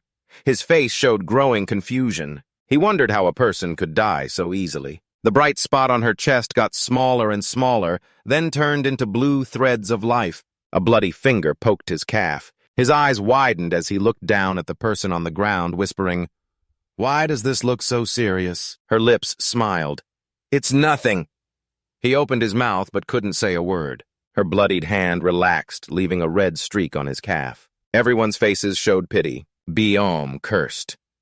Damn it. The culprit frowned, looking at the blood on his hand, sneering. You're making my hands dirty. Biom angrily trembled and knelt down. How can you say that after killing someone? Right. The real monsters are those on the surface. There are plenty of monsters here, too. The blonde raised the bloody knife. You talk too much, old man. I just saved you. If that girl went up to the surface and you insisted on following her, wouldn't you be dead by now? How could I let you risk that? So you should be thanking me. Better that girl dies here than goes up there as monster food. He glanced at me, who was shrinking back, gloomy, baring his teeth mockingly. What's wrong? Only scared now. I turned back, my voice low. Aren't you holding my photo? My blue pupils lit up as I stared at the bloodied knife blade. The blonde suddenly remembered and turned his head to glance at the photo lying on the ground. Oh, I must have dropped it when I grabbed the knife earlier. I leaned back. He smirked and turned back. So what? Seeing the deadly aura radiating from me, he still looked down on me because he had a knife. You planning to... As he spoke, he blinked. In that blink, I moved my foot, and just as he opened his mouth to finish his sentence, I attacked him at lightning speed. At lightning speed. My eyes were wide, close, and fierce. Exactly. I headbutted him hard in the face, sending the knife flying from his hand. While everyone was still shocked, I jumped and punched the blonde in the face again, making him spin wildly in the air. I bent my knees and jumped after him, punching him once more, feeling like his head would pop right off his neck. I grabbed the collar of the blonde's shirt and pulled him up with a series of fast, smooth moves. Before the knife could hit the ground, I caught it with my other hand and spun it around. In front of everyone's terrified eyes, I pressed it right against his bleeding neck. His eyes looked like he wanted to destroy everything, but in the end, Van pressed the blade against his neck. He gritted his teeth, his hand grabbing the collar of his shirt, trembling, blaming himself. This guy is too weak. Even when attacked, he couldn't react at all. Damn it, if I had known he was this weak, I would have taken the photo from the start. He lifted his collar high, like lifting a chicken, revealing the red stain on his calf. If that had happened, maybe none of this would have occurred. The knife pointed again at his neck. Van's green eyes flashed with a deadly red light. His father's words echoed, encouraging him. Yes, that's right, kill him. His face twisted with black veins. His father's voice kept pushing. For those weak who can't fight back, don't show them mercy. Just end those weak ones without mercy. The deadly red light completely overwhelmed the green in his eyes. Just as he was about to strike someone, stopped him. Stop. He slowly turned around. The person stepped forward slowly. It was Bell. He advised, once you kill someone, you can never turn back. You mumbled, can't turn back anymore. Your pupils pure blue, you turned back. Are you talking to this bastard? Bien shouted. No, what I mean is your kind heart will be tainted. Should I be stunned by that? Biome clenched his fists. Think about it, you don't have to kill that guy, right?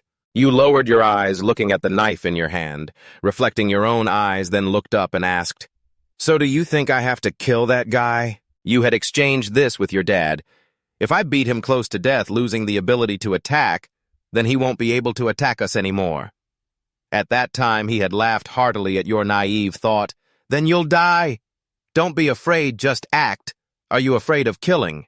You retorted, don't misunderstand. I will never become a madman like you do, you understand. Even if the apocalypse happens as you say, I will survive. There will never be the situation where I kill people just because I don't like them. Yet when you saw the blonde guy stab your friend right in front of you, you almost became the kind of person you have always hated. The blood-stained knife fell to the ground. Bell was pleased. So you've thought it through, right? You replied, it's not because of what you said that I stopped, but because if I kill him, I will become like him, and now I have no reason to kill him anymore. Thinking of the smile of the girl with blue hair, your voice became even colder. The others, whether they live or die, have nothing to do with me. Thinking again of the garden with strange flowers. Anyway, killing or letting him live has nothing to do with finding my mother. So things that don't concern me. Another guy took the chance U7 intended to sneak attack from behind. He no longer had the knife. The wooden stick came down, you didn't even turn around, pulling the blonde guy to take the hit. Then you also gave the sneaky guy a punch, sending him flying a few rounds before he fell at the feet of the other guy. This guy wisely bowed down to pick up the photo. Your whole body was filled with killing intent. What are you trying to do? He held the photo up. This is your precious photo, right? As Tron's footsteps gradually approached, you coldly asked back, what do you want? He stood still, then took out a cloth to clean the dirt off the photo, handing it over. Nothing at all. Just take it and keep it safe. His hand holding the photo trembled. Everyone in the room held their breath, waiting. The 4 corpses of the girl with black hair were wrapped in a blanket. Everyone stood around to pay their respects, their eyes wide open with no visible emotions. You suddenly panicked, looking around as if you could no longer see that girl. The man with glasses replied, it seems that girl said she went to the restroom. But it's okay, it's not like we have to see such a scene. Suddenly, someone called you back. Hey, wait a minute, kid. The chubby uncle criticized, at first you could easily take down one of them. Why are you just staying silent like that? You explained, because there's an important item of mine that he's holding. The fat man frowned. Is it that photo? Is it that important? You shouted back, of course it's important, which made the other person turn pale and not dare to say anything. Looking at the photo in your hand, you spoke up. By the way, I want to ask everyone something.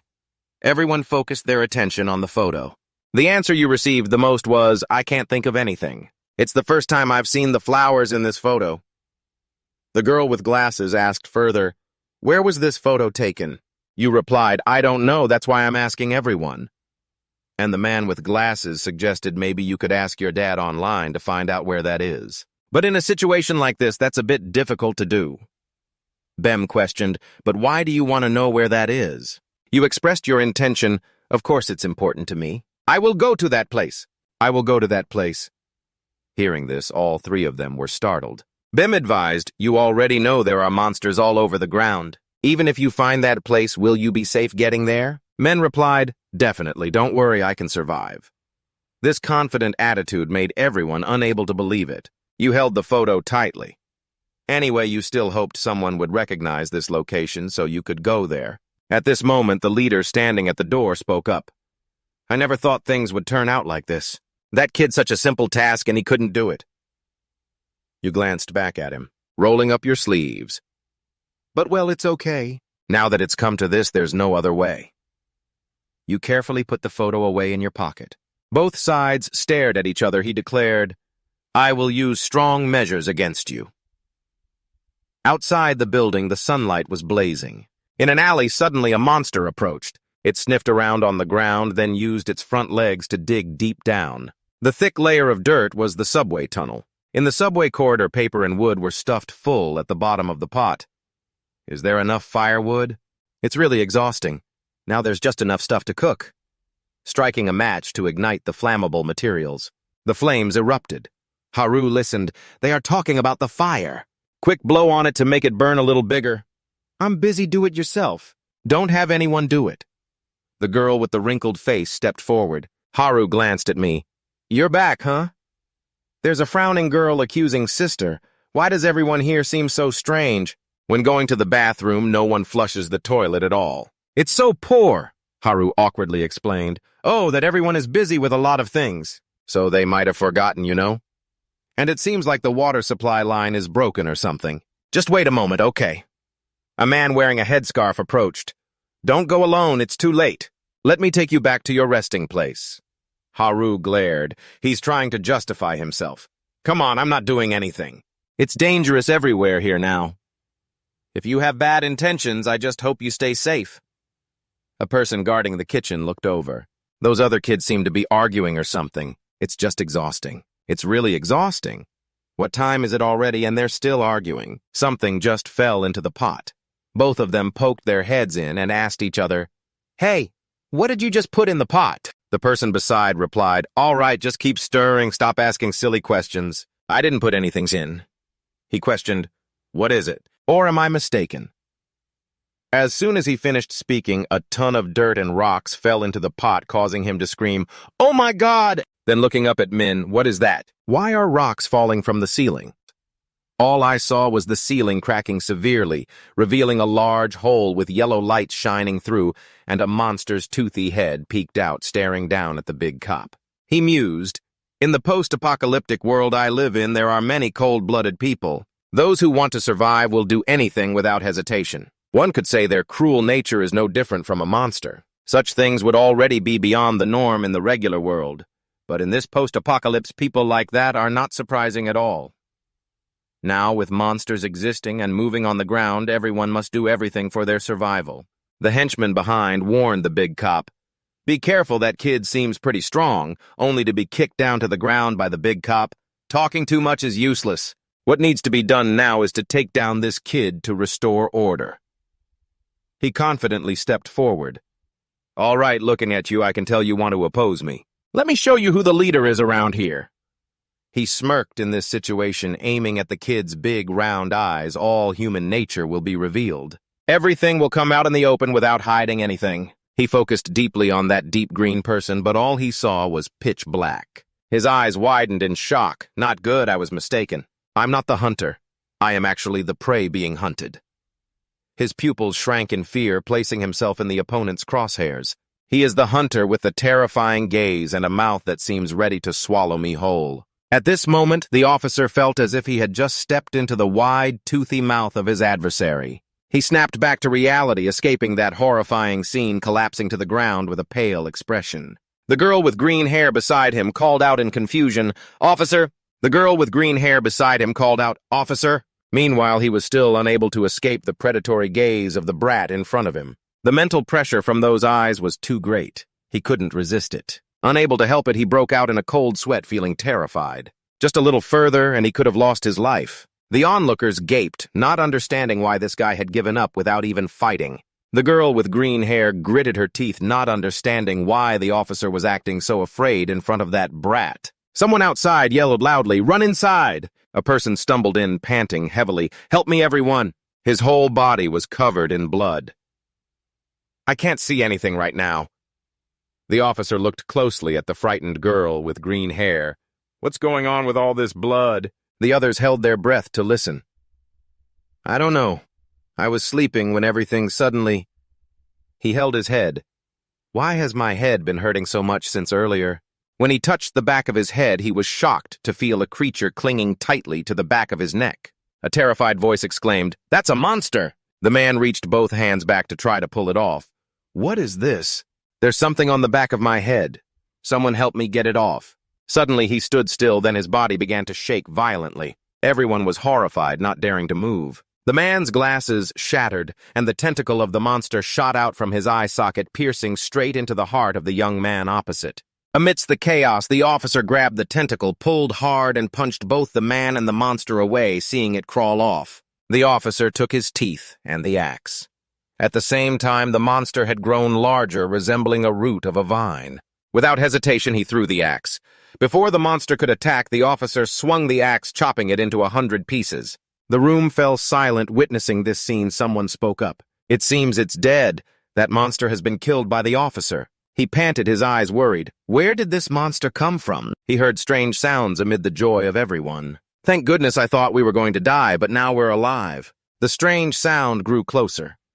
Min also recognized that sound, his expression serious. Meanwhile, those thick-headed guys kept shouting that the officer had saved us. I have always believed in the officer. A monster broke through the wind barrier from the ceiling and fell down. The door slammed down and everyone in the room froze in shock. The monster crawled up. Everyone stared in disbelief at the large, shaggy monster with its ribs protruding. Falling from the sky, it seemed as if everyone had lived too long underground. Therefore, it seemed that everyone had forgotten all fear. Sweat streamed down, and some people adjusted their broken glasses, mumbling, "Oh my goodness." Or more precisely, everyone had forgotten the terrifying memories of facing a monster. The fear in their subconscious made them drop their weapons, pushing each other to run away. Seeing these cowardly people, the officer gritted his teeth and growled, "Everyone fight, take it down!" The crowd was blocked by the officer at the door, unable to escape. "How long will you keep being scared and running away? When will this keep happening?" No one answered, only pointing at the monster. He affirmed that there was only one monster here now. It can be defeated. We are much different than before. If we join forces, we can do it. The group looked into the giant monster, their fear diminishing. Perhaps they had witnessed him take down a monster earlier, so the fear that had always existed in them was swayed by his words of encouragement. One person responded, "We can do it, we can take it down. Just now we witnessed the officer take down that monster." Another person agreed, "Besides, if we run, we won't know where to go." Then someone picked up the weapon that had fallen. "The officer is right." The girl with green hair stood with the two who had just spoken, filled with fighting spirit. "We have to use our strength to take down that monster." The others felt empowered, their eyes filled with a will to resist. At that moment, they bravely faced this reality. From now on, monsters would no longer be their fear. In fact, this was the first time facing a monster they felt such determination. A determination to confront without fear and to have hope. The officer made a strange sound. The girl with green hair urged the officer, "Give the order to everyone." His eyes widened, his nose bleeding. The other's newfound bravery was shattered by this scene. The officer's head tilted to one side. The axe fell to the ground, his legs dangling in the air. The monster that had been chopped to bits was nowhere to be seen now. A tentacle slowly crawled out of his mouth, wriggling. The vine-like monster had attacked the officer from behind at some point. The crowd was horrified. Could it be that the officer had been killed by the monster? Is it really possible? Their eyes widened as if their faith had collapsed, staring at the monster that was growing bigger and bigger. The girl with blue hair panicked. "It's coming back to life." Those monsters, they're not dead. If that's the case, everyone trembled like leaves in the wind looking at the giant monster in front of them. We will never be able to defeat it. A few more monsters burst through the wall and charged in. A man closest to them was struck by the creature's arm, his head flying off. A girl tightly gripped a wooden stick, her eyes blankly staring at the head with its eyes still wide open, rolling around. Another one lunged at the blonde guy with its mouth full of teeth. Oh no, wait. The rest of the words were swallowed by the monster. Only a piece of an arm was left. The girl was trapped in the monster's bony frame. She was struggling. Let me go. The bones tightened around her. The monster slightly shifted and swallowed her whole. A hole on its back spewed out a bright red liquid like rain. It sprayed around. Soon the room was drenched in red. An overwhelming fear engulfed the remaining survivors. The scene was a chaotic horror show. You stood still, witnessing all the remaining people in the room scream in despair. The chubby man worried, "This is bad, those monsters. They can kill us, it's just a matter of time." The man with glasses remembered that little girl. His face was filled with panic. He was about to run to find her when Biome held him back. "What are you thinking?" he shouted. "Let me go, there are still kids out there. We need to find them." Biome's face was blank. "But what if the monsters come down here from the upper level? The kids might be up there." This thought made the man with glasses drop to his knees. No way. He held his head in despair.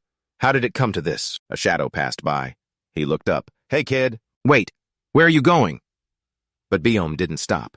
He continued towards the blood-soaked hallway. That step forward left everyone in shock. Biome dashed ahead. He intended to stop him, but it was too late. He had immersed himself in the chaotic scene of death. There. Everyone in the room followed his gaze. Resolutely moving forward, up here, the monster lay sprawled over the body of a man. 3 people hid under a cabinet. A little girl was terrified. Tears streamed down her face. "Sister, Haru, make a signal. Don't spray. It'll give us away." This made the girl go silent. Haru trembled as she looked at the girl. "I'm sorry, but now I don't have time to care about anyone else." She clenched her hands tightly to stop them from shaking. "I was hiding here during the chaos, but it caught me. That's when I would die." Haru bent down, looking for a way to escape. The girl reached out. Her trembling arm grasped her shirt. Haru glanced back about to say something, but stopped. She bowed her head in silence. Haru looked back again. She was about to say something, but stopped again, just holding the girl's hand tightly. She instructed, "Stay close to me," looking at her bloodied friend lying on the ground. The man was still in shock. He quietly asked, "What are you kids planning to do?" Haru replied, "What do you mean? We have to run." He asked again, "Where can you run to? There's nowhere left to run." Haru firmly said, "Whether there's a place to run or not doesn't matter, as long as we can survive." He looked at her. Skeptically, he said, "There are monsters on the ground. Now they've taken over our safe haven too, and you still think we can survive?" Haru was not discouraged by his words. "Even so, I can't just sit here and wait to die. I will survive no matter what happens." He was swayed by her reasoning, her gaze. He understood. She had a reason to survive. Haru's eyes widened as she looked outside. There was a monster, just a round mouth, staring intently. 3 people. The man screamed in horror, "Run!" His gaze shifted to the girl next to him. They all trembled with fear. He gritted his teeth, mustering all his courage, and charged forward. Holding the monster's mouth shut, he shouted, "Pull yourselves together and run! I have no reason to keep living anymore." "But you do." He said these tearful words while turning back to their previous shelter. But there was no one left there. Looking out, he saw Haru dragging the little girl, running like the wind. He felt a bit disappointed. "Wait, running so fast! You should have waited to hear me out!" The monster's mouth lit up. Then came the man's horrified scream. Haru kept running straight ahead, not daring to look back. Down here, even after witnessing the terrifying scene earlier, the will to resist had been ignited. It was not easily extinguished. The brown-haired subordinate and the blue-haired girl relentlessly attacked the monster with axes and knives. The more they stabbed, the more confused her expression became. "Why? Look at its body covered in wounds. Why is it healing itself gradually?" she mumbled, still watching her teammates, using her hammer. The monster easily controlled her with one hand. Despairingly, she fell to the ground. "Damn it! We can't win." Just then, Min silently stepped past her, heading towards the monsters, causing the others to gape. "What's wrong with him? Where is he going?" The wiggling monster pierced through at the same time. only keeping the first corpse it was parasitizing. So he bent down ready to fight. The blue-haired girl speculated whether he was planning to fight it, which was like rushing headlong into death. Even the leader couldn't kill that monster. Before the monster's extending tentacles, he observed maneuvered. He grabbed and restrained two of its tentacles, moving agilely, dodging the others rushing towards him. He looped around and inching closer to the monster, bound all its tentacles into a mess, preventing it from attacking anymore. He moved behind, using all his strength to yank the head with its white teeth off the back of the leader. Biome was shocked. Did he really take down that monster? The blue-haired girl still couldn't believe it, but nothing changed. Earlier, the leader had taken it down too.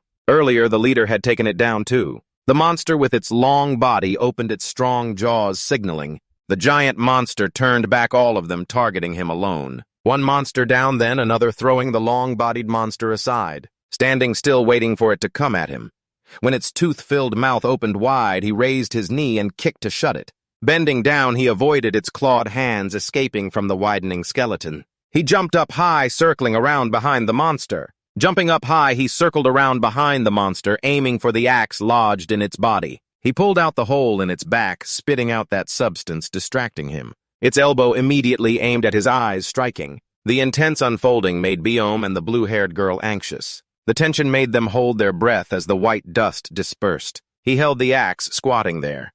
Biome stammered, "Is he still alive?" The blue-haired girl kept mumbling, "No way." How could he survive after that? The others witnessing this unbelievable scene were equally dumbfounded. The monsters had overwhelming power, able to continuously regenerate wounds at a terrifying speed. Fighting such creatures was no different from rushing into death. However, right before their eyes, a boy stood up to fight alone. Breathless, clutching his injured arm, he remembered his father's lesson: all creatures in this world cannot escape death. Every creature, whether a wild beast, a human, or a plant, definitely has a source of life. The whole group was terrified to see the monster fully healed and attacking. You must kill that source of life. In his eyes, each source of life shines brightly like a flower petal.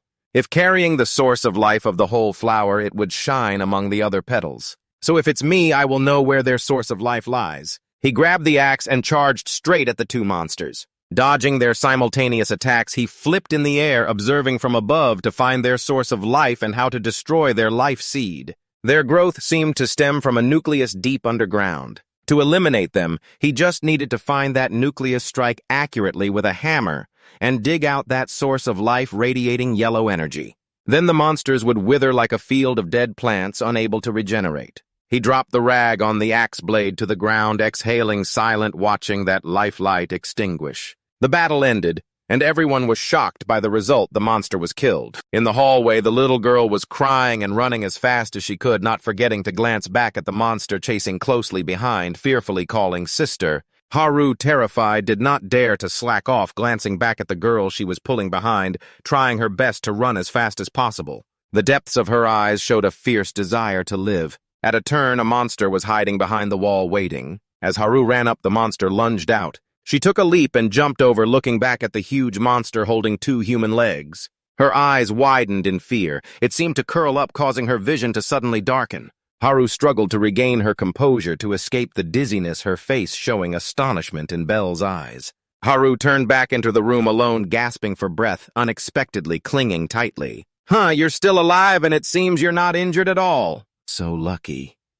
The man with glasses stepped forward, looking at her intently, waiting. "Did you bring her with you?" "Where is she?" Haru was overwhelmed by the rapid-fire questions, causing her to kneel on the ground. Everyone was drawn in by the sound of her fearful cries. The little girl was alone and helpless, scared in the long hallway, crying and calling loudly, "Sister, wait for me!" She inched her red shoes forward, little by little. The man with glasses saw the girl he was searching for, ready to step forward, but his eyes widened with hesitation as he saw a monster lurking right behind her. He ran quickly towards her, while Haru could only open her eyes wide with regret, looking at the little girl, because she had no abilities at all. Just as the tentacles were about to reach the girl's head, a feather duster with fiery eyes jumped up from behind, embracing the girl, quickly sliding away and confronting the monster. The feather duster raised its empty hands defiantly. "You damn monster, if you're tough, come here. Get lost." It really did retreat, leaving him astonished. "Oh wow, it's really scared of me." Biome spoke up. Unfortunately, it's not as you think. You made it here without realizing, huh? Remember the story of Min killing that monster you mentioned? The reason we are still alive right now is that when a monster opened its mouth to bite Min, delivered a punch to its head, taking away the seed of life. He lowered his head, panting. That's the second one. But now there's another monster.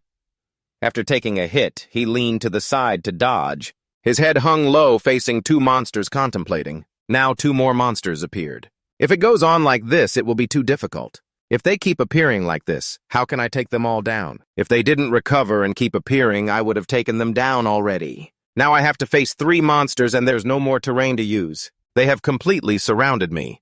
If I slip up just a little, I'll definitely lose my life immediately.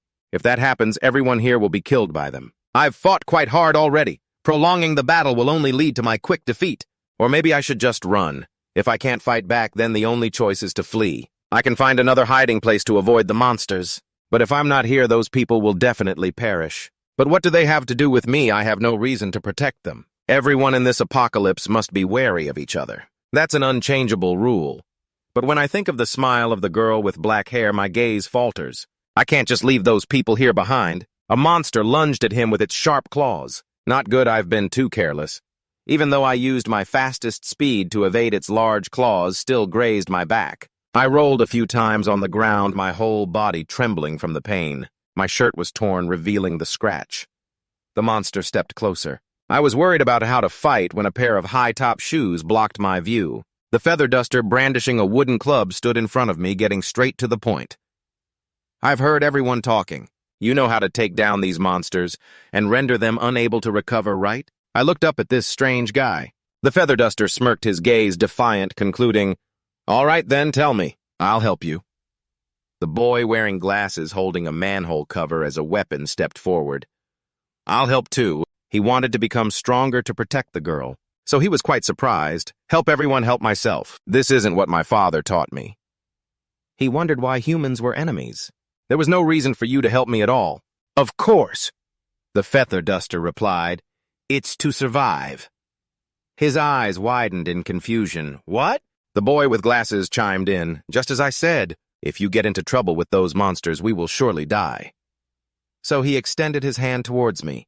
The intention was to unite, but I didn't understand the meaning of this action. After a moment of daze, I kept looking from his hand to his face. I stood up on my own with the deeply ingrained thought from the time I was imprisoned. I couldn't trust humans. They could do anything to survive. But because of that, I should attract their exploitation. As long as we share the common goal of survival, they will have no reason to betray me. The 3 of us stood together, facing the monster charging towards us. The feather duster had an excited expression. It's coming. I lowered my head. With my wounds, I had to end this as quickly as possible. I ran past the monster, leaving it confused. I struck it right on the head with a stick. The feather duster taunted, What are you looking at? Your opponent is right here. My target was the monster with a round head like a flower bud. First, the monster in the center of the circle glowed red and protruded. I cautiously observed a red-orange mass being shot out with great speed. I knelt down, lowering my body to evade the axe's blade colliding with that orange mass. It immediately melted. I continued to run fast, while it continuously fired orange balls with the heat of lava. So I dodged while gradually closing in on the monster within a reasonable distance. When I intended to swing my axe, it raised its limbs to attack. I leaned to the side to evade while identifying its weak point. I delivered a decisive blow but missed as it managed to dodge. Then the monster spat out an orange mass to attack. Damn it, way too close.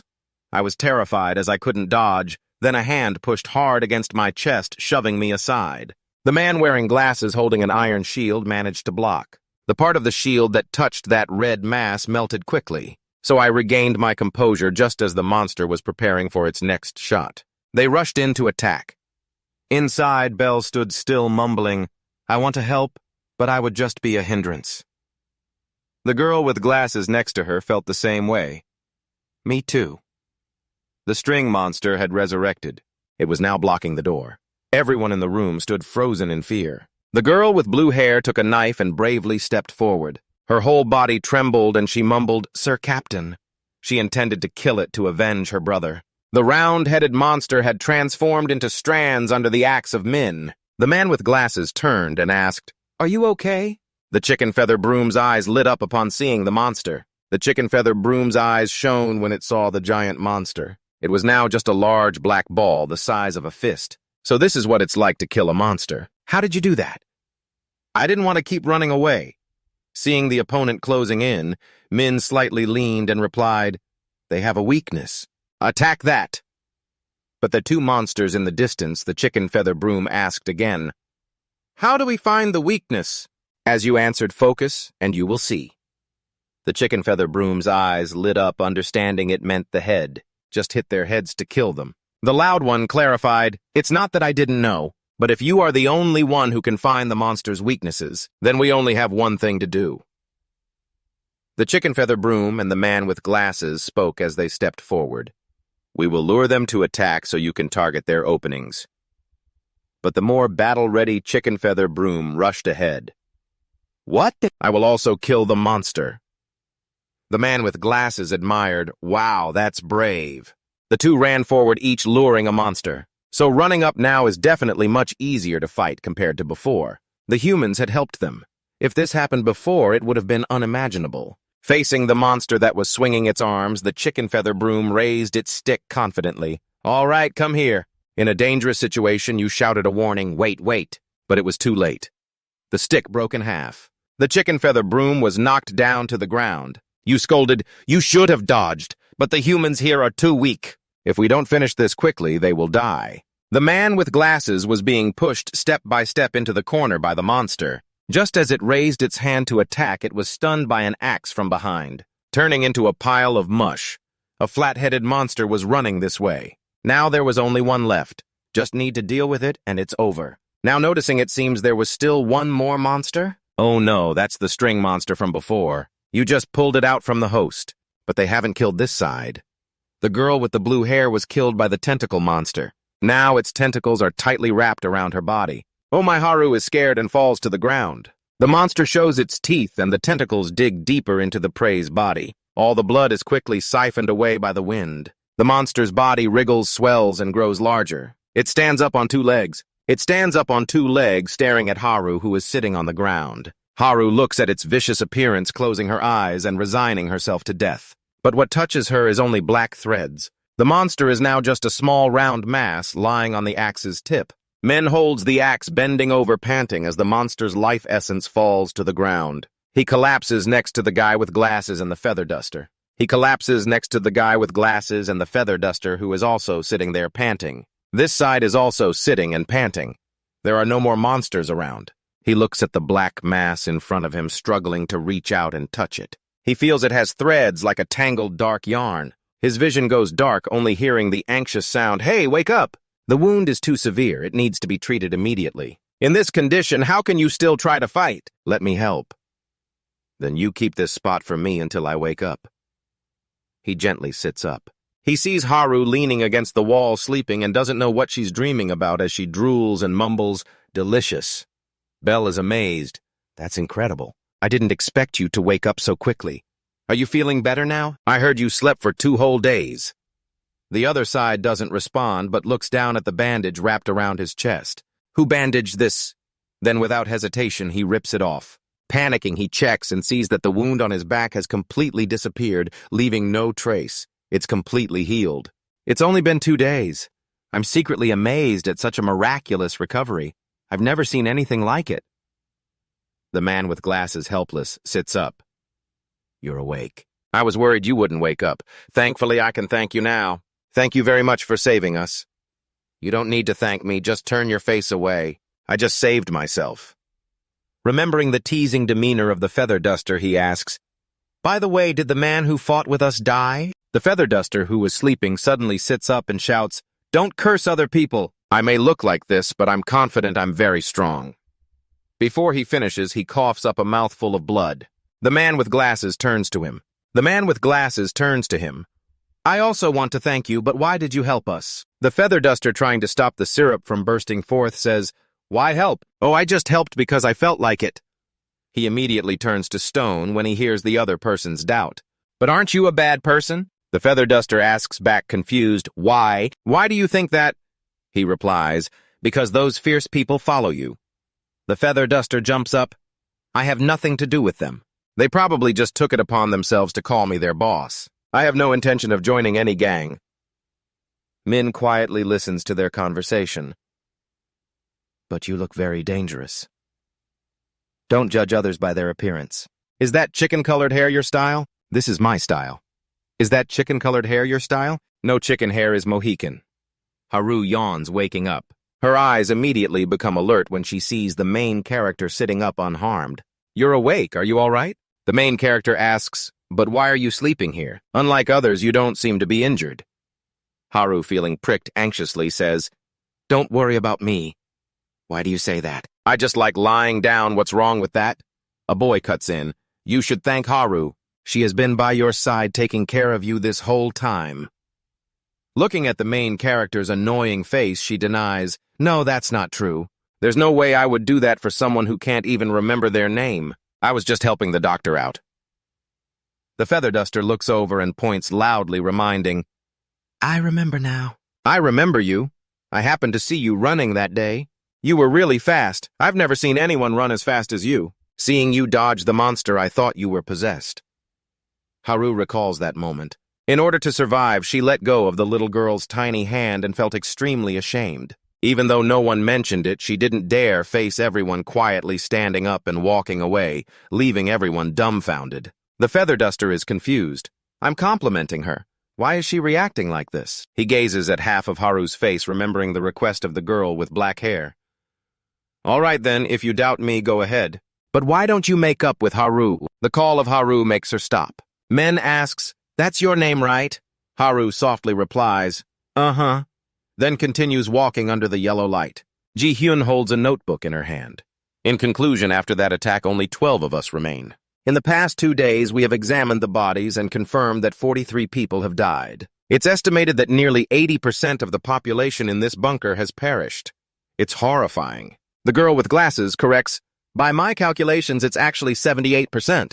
GH puts on a mask and continues to announce, Anyway, when examining the bodies, I noticed something strange. All the corpses were ash gray, devoid of any color, as if they were mummies that had died long ago. The girl with purple hair contributes her observation. Everyone saw it too, right? Those monsters clung to the corpses and sucked something out. It's definitely because of what they did to create this situation. Hearing that the girl with glasses shouted, Yikes, that's gross! She continued, What the heck are they anyway? I heard they are government experiment products. That's just what I heard. The man with glasses spoke up.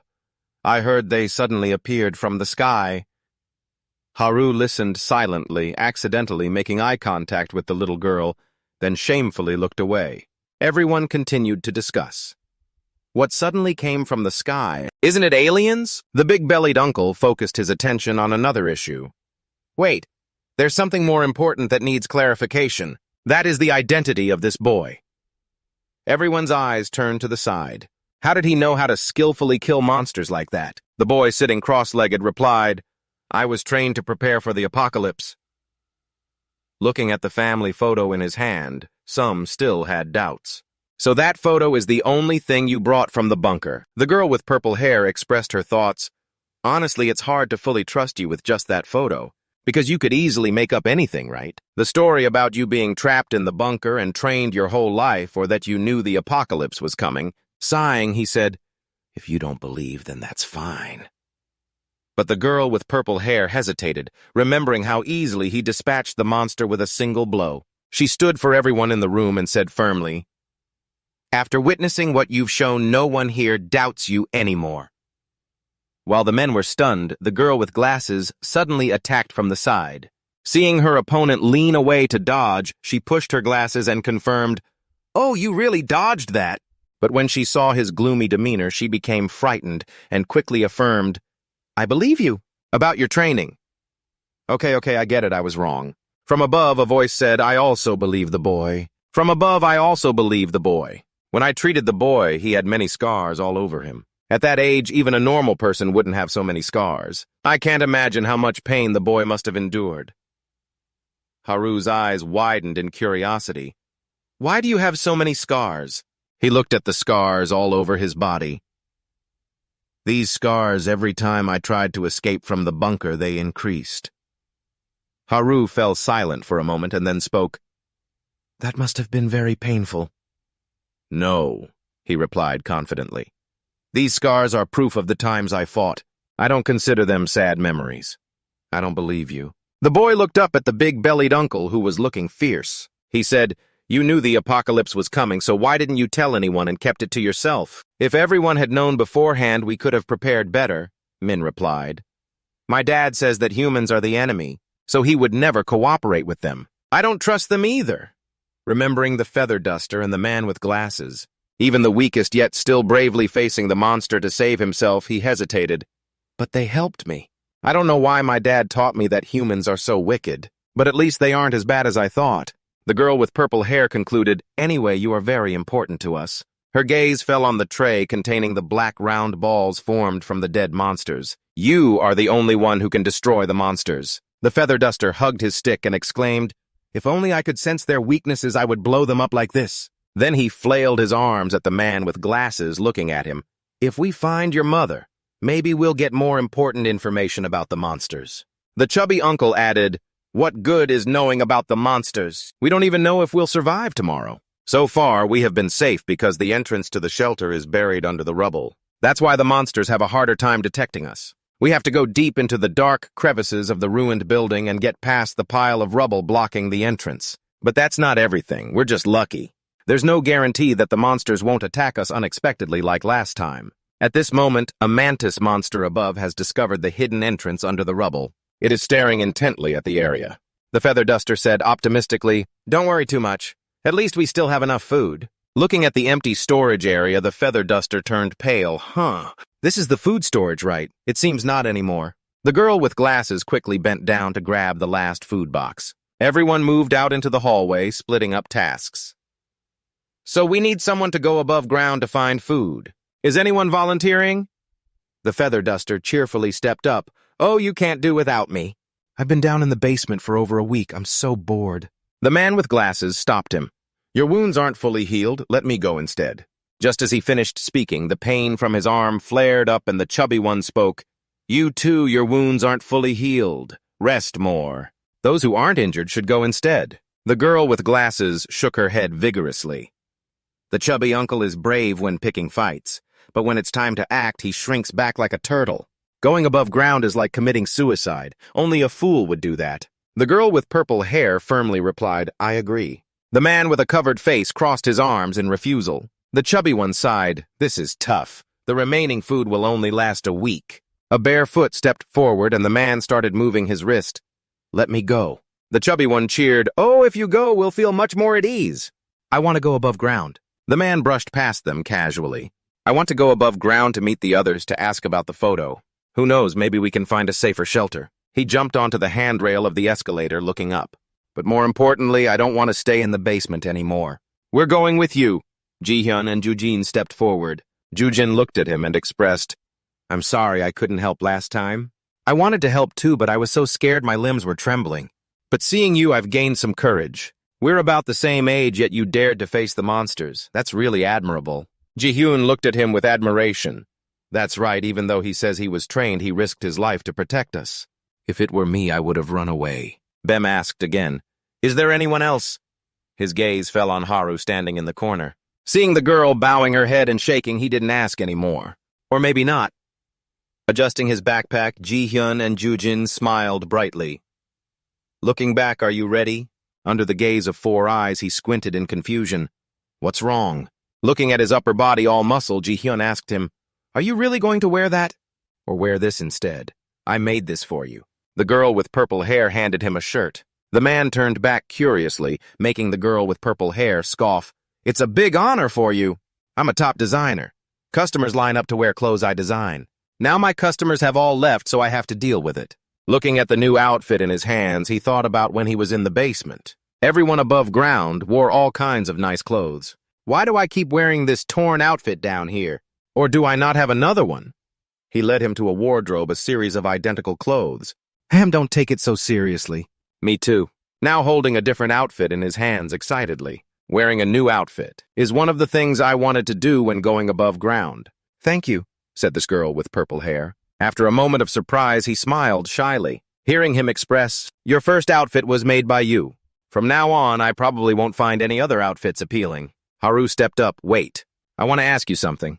As soon as she finished Haru's face, silly Ra when faced with the young bird, because the main character quickly stood still and took off his pants. The surrounding space was silent as a sheet, for the first time integrating into the human world, so the main character was naked and still confused, not understanding what he did wrong. Therefore, Haru stood still, his gaze not leaving. The others also gaped, eyes wide open, not knowing what they were looking at. Haru slowly regained his composure, mouth agape, face turning bright red, eyes tightly shut, scolding that perverted guy again. Why did you attack me like that? Haru slipped and fell, revealing a large scar on his forehead. Ji-hyun saw and stuttered about her injury. Haru bowed his head to the ground. Men confused looked at his head covered with dots and said, "What's wrong with you? Get up." Haru growled, "Put your pants on first." Men with a dumbfounded face really found it hard to understand. Wearing a new outfit, long black pants, and a white turtleneck. Men looked cool, the man with glasses suspicious. But what about those monsters? How did they know we were in the basement to attack? Biome expressed it couldn't be just luck. They found us here. The girl with glasses looked at the pile of charred wood on the floor. Who cooked here? She picked up the lighter beside her happily. I found this lighter. Now it's mine. Men just finished changing clothes and walked by analyzing. It could also be that they sensed the fire here. That's why they attacked down here. Fire is something they're very sensitive to. The man with glasses grasped the key point. So that's a characteristic they are sensitive to. Bao's eyes widened in amazement. Oh my. Men walked while reminding, so everyone when making a fire for cooking, be careful. Otherwise, those monsters will attack us like before. The girl with glasses hurriedly shoved the lighter into Haru's hand. I'm giving you this lighter, then turned and ran away. Oh, but I remember this. Ji-hyun struck up a conversation. Seems like you're an athlete, right? At GA Middle School, right? Haru was surprised you know me. Ji-hyun, don't face her, that's right. No wonder I found you familiar. Thanks to looking at your scar. When you run, that scar will show that's how I recognized you. Thinking about the big scar on my forehead, Haru silently clenched her fist. This doesn't look appealing at all, or make me look cool at all. Both. This scar proves that I am a very timid person. Flashbacks of my first day of middle school came rushing back. When she was silently walking through the school gate, someone called out loudly, "Hey, Haru?" Her parents poked their heads out of the car and cheerfully said, "Congratulations on getting into middle school. You know we love you so much, right?" Her little brother also poked his head out to cheer. "Go for it, sis." Seeing her not turn around, her parents called out again, "Hey, honey." "Haru, can't you hear us?" The other kids on the way looked around. "Who is Haru?" "Who is that?" Which made her more timid and unwilling to turn around. She covered her head and quickly ran inside, ignoring her parents who kept calling. "Where are you? Aren't you going to say goodbye to us before going to class?" Sitting in the car, her parents' eyes were filled with sadness. It seems like the girl is a bit shy. Indeed, she used to be quite outgoing. But after that incident, she gradually became fearful of everything, even in daily activities. There was a time when she was taken hostage by a robber with a knife. Scared, but she still struggled and bit the robber's hand to escape. A stumble gave the robber the chance to catch her. The sharp knife cut, leaving a long scar on her forehead. Before losing consciousness, she saw the image of that criminal turning into terrifying shadows that constantly followed her. When she suddenly woke up in a hospital bed, her parents and brother were right beside her, showing their concern. "You're awake? Are you okay, sis?" Her dad hugged her tightly. "The guy has been caught, so don't worry. Stay calm. Everything is okay now." But the haunting shadow still loomed before her eyes. In class, when the other kids could comfortably talk about the stain on the glass, that looked so scary. She looked at that stain and associated it with the shadow of death. When asked, "What about you? What are you most afraid of?" she hesitated to share, "I'm scared of that." Death noticing her classmates' repellent reactions. She quickly changed the subject. I mean watching horror movies during gym class. The gym teacher pressed the timer and reminded, "Okay, you all line up and get ready to run." I don't know when she was isolated by her classmates. The teacher's voice helped her dispel her current loneliness. "Get ready. Get ready. Since I got this scar, I feel like everything is scary. The fear grows even more when others are around. Every time I have to do something, I always hesitate. The starting gun fires. The others eagerly run forward. She is left far behind by the others. When running and jumping, I get even more scared because it reminds me of having to run away from that person. I don't know where the strength came from. My steps sped up. I could easily surpass and leave all the others behind. That's exactly what happened.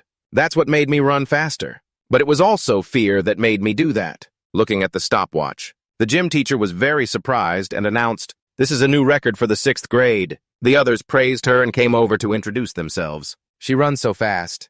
What's your name? Did you practice running before? Haru was embarrassed. Me no, I didn't. The gym teacher's eyes lit up as he confirmed, You're my outstanding discovery. If you train hard, you could become a top athlete. At the national level, Haru hesitated. But I only run when I remember. Saying this, she bit her lip and stopped clutching her hand tightly, then nodded. I'll try to run like you said. Countless trophies and certificates are displayed in the cabinet. She really is a priceless rookie. Since becoming a track athlete, she has swept so many competitions. The curly-haired man asked if she was the girl with the scar. The gym teacher proudly replied, That's right. The door to the break room opened. Haru was wiping sweat and glanced over. Hello, curly-haired uncle, she greeted. So you're the famous player trending online? Let's take a picture together. Haru shyly agreed. Okay, please come here, Haru. The curly-haired uncle excitedly raised his phone. This is truly an honor. I'm a big fan of yours. Haru softly responded. Thank you. Everything seemed normal, until the curly-haired uncle placed his hand on her shoulder and said, Come a little closer. The fear rushed back. The curly-haired uncle was surprised. What's wrong? He asked when he saw Haru running and huddling in the corner, panting. He acted as if he was the bad guy. Oh my, this is really uncomfortable, but what did I mean? The gym teacher came over to explain for her. It's okay, ma'am. The girl is just sensitive. It's not your fault. If anything happens, please forgive her. Honestly, I didn't think she would have such a problem. Haru quietly stood in the corner, listening to how people evaluated her. At the dining table at home, Dad was eating while looking at his phone, scolding, Oh my, what's wrong with the network? Connection is so weak. Mom, sitting opposite, pulled his brow. Hey, don't use your phone while eating. Dad put his phone away and focused on the meal. I'm sorry. While eating beef, he asked, How did it go meeting the reporter yesterday? The system opened its mouth but said nothing, looking at his younger brother across the table who was happily eating like a hungry tiger. Dad didn't expect that his child would have talent in track and field. That's impressive. Now Dad sees that you've been on national television. That's really something to be proud of. Just as Dad put a piece of food in his mouth, a timid sound rang out. Yes, since then. Yes, since then. Mom quietly looked over, listening to her daughter's confession. Since you were caught. You were scared but managed to run away like that. The atmosphere at the dinner table suddenly became heavy. Whenever I remember that name chasing me, it makes me run faster. Indeed, that's something I never thought about. Thanks to that person, I discovered my talent for track and field. Whenever I run, I thought I could overcome that fear. But that's not the case at all. My hands trembled holding the chopsticks. I now cannot overcome that fear. I will always be that shy girl. These words enveloped the entire house in a gloomy atmosphere. It lasted until the meal ended. Haru stood up to prepare her school uniform. You are still my child. These words made her stop. Dad's warm voice echoed right behind her. Even if you're shy, you don't need to change. Even if you're shy, you don't have to change. Haru's mouth opened, then closed, admitting it herself. It's true, my personality is different, and I was shunned and looked down upon by others. They even hated me because they thought I was hard to approach. Isn't it surprising that the girl has such issues? Just as that journalist said, I really do have problems. Haru didn't turn back to speak up. Dad, you don't need to comfort me at all. I understand my issues and I'll be okay. When she was about to walk away, a strong embrace from Dad wrapped around her from behind. His warm, loving voice echoed right by her ear, going straight to her fearful heart. Dad just cares for you. The truth is, you don't need to try to do anything. Even if you're shy, that's okay. Whether in the past or in the future, there's no need to change that at all. My dear, you are the daughter that your parents love the most in this world. The shadows of the two of them cast on the floor. Dad pulled her to face him, also reaching out to touch the scar on her forehead. The steady sound of his voice. You don't need to hide this scar at all. Mr. Chan's gaze was filled with love and pride for that scar. This is proof of your brave struggle. Haru's eyes filled with tears. Large tears fell carrying fear, insecurity, and self-pity. Everyone hated my shyness before, so I tried my best to change it. Mom stepped out from the house. Without saying a word, she gently hugged her to comfort her. But now my family is still the one who understands me the most. My mischievous little brother smiled happily. You really are a crybaby, aren't you? Mom pulled my little brother towards the door, saying, Don't tease her anymore. The love of family seemed to ignite a new sun, a new confidence in Haru's heart. Dad understood me like this. What I did was not wrong at all, and clearly being shy is okay. The rhythm of happiness continued peacefully. Mom stood waiting for my little brother to put on his shoes. Dad raised his hand asking, Promise me you are still my child. Being a little shy is also okay. Don't cry about it later, okay? Looking at his finger raised in promise towards the door, Haru thought it through and smiled brightly, responding yes. At that moment, Mom felt relieved. and took my little brother away, saying, "I'm leaving now." The door clicked open. Haru and Dad stood inside to see them off. A scene of devastation, bricks and stones flying in the sky outside, left everyone stunned. Dad's eyes widened as he witnessed Mom being struck by a falling slab. Both Mom and my brother were caught in that chaotic scene, right before his eyes. The happy family and Haru's newfound confidence were destroyed by the apocalypse. The whole city turned into a pile of ruins, with giant monsters. Against those giant monsters, Dad, panting, pushed away all obstacles and stood up. His eyes were filled with confusion and pain. Haru stood behind, worried, calling to her dad. "What's going on?" Mom and Sujun seemed not to hear anything. He walked straight outside. Haru was horrified at her dad. One of his legs was severed, but he didn't seem to feel pain. He kept moving forward. A trail of blood stretched across the ground. Seeing her run over, he shouted, "Don't come closer." Mom's blonde hair appeared from behind the collapsed wall. She trembled in fear, then collapsed to her knees, remembering her little brother's toothless smile and her mother's loving smile from just minutes ago. Her world collapsed again, her eyes filled only with fear. Haru, run away. "I'll stay here with Mom and Sujun." She stared blankly at her dad's retreating figure, then screamed, "I don't want to." "Don't say that. How could I leave Dad now? You're all I have left." Tears that had been dried by family love were now streaming down her face. Haru's voice choked, "I won't run away. If I run now, I'll never forgive myself." These words hit her dad's broken heart hard, tearing his mind apart. Right outside, people were desperately trying to escape the monster's pursuit, to survive, avoiding death. Haru's determined voice echoed, "No matter what happens, I won't run away." Fear flooded back. Haru, fear sprouted inside her again, seeing the dark shadows rushing toward her. Haru's determined gaze was overwhelmed by terror. When her dad turned back, it was the moment Haru felt those deadly shadows closing in, ready to swallow her whole. There was a light right behind her dad, but fear still surrounded Haru. She also tried to step over the fear and reach out toward Dad. But Haru's mind seemed to get lost in the tangled chaos. There was no way to escape. She convinced herself that Dad told me it's okay to be a coward, and I am not wrong. In the end, instinct won. Haru turned and ran away alone. That's right, I abandoned even the person. Dad told me that and ran away. Since then, whenever faced with danger, if given the chance, Haru always ran away alone, ignoring everyone's pleas for help. From the man in the first building attacked by the monster, to the man ready to fight the monster so she could escape. Then at the moment of life and death, ready to let go of the little girl who was calling for her help. Haru's inner self always tormented by those things. In reality, everyone is watching, cheering for those who volunteer to go above ground to find food. Haru peered back, still standing with her head bowed. It seemed like she could see her inner self-blaming and curled up. I have always feared that pain. I thought I could overcome it. Haru clenched her teeth tightly. She took off her outer jacket, shedding that timid self. She stepped toward the light, watching the group going up. She jumped up to block the way. This time will be different. I won't run away anymore. Haru stood backlit, her eyes bright with determination. I'm going too. Above, the monsters are scattered everywhere. The group moved quietly and observed around them, following the main guide, climbing over every obstacle, avoiding all the monsters. They reached a safe position. Then men spoke up, "Now you can talk, it's safe here." The group sighed in relief, letting go of their tension. "Phew, I thought I was done for." Ji-hyun reminded, "Don't forget the map." Haru was shocked.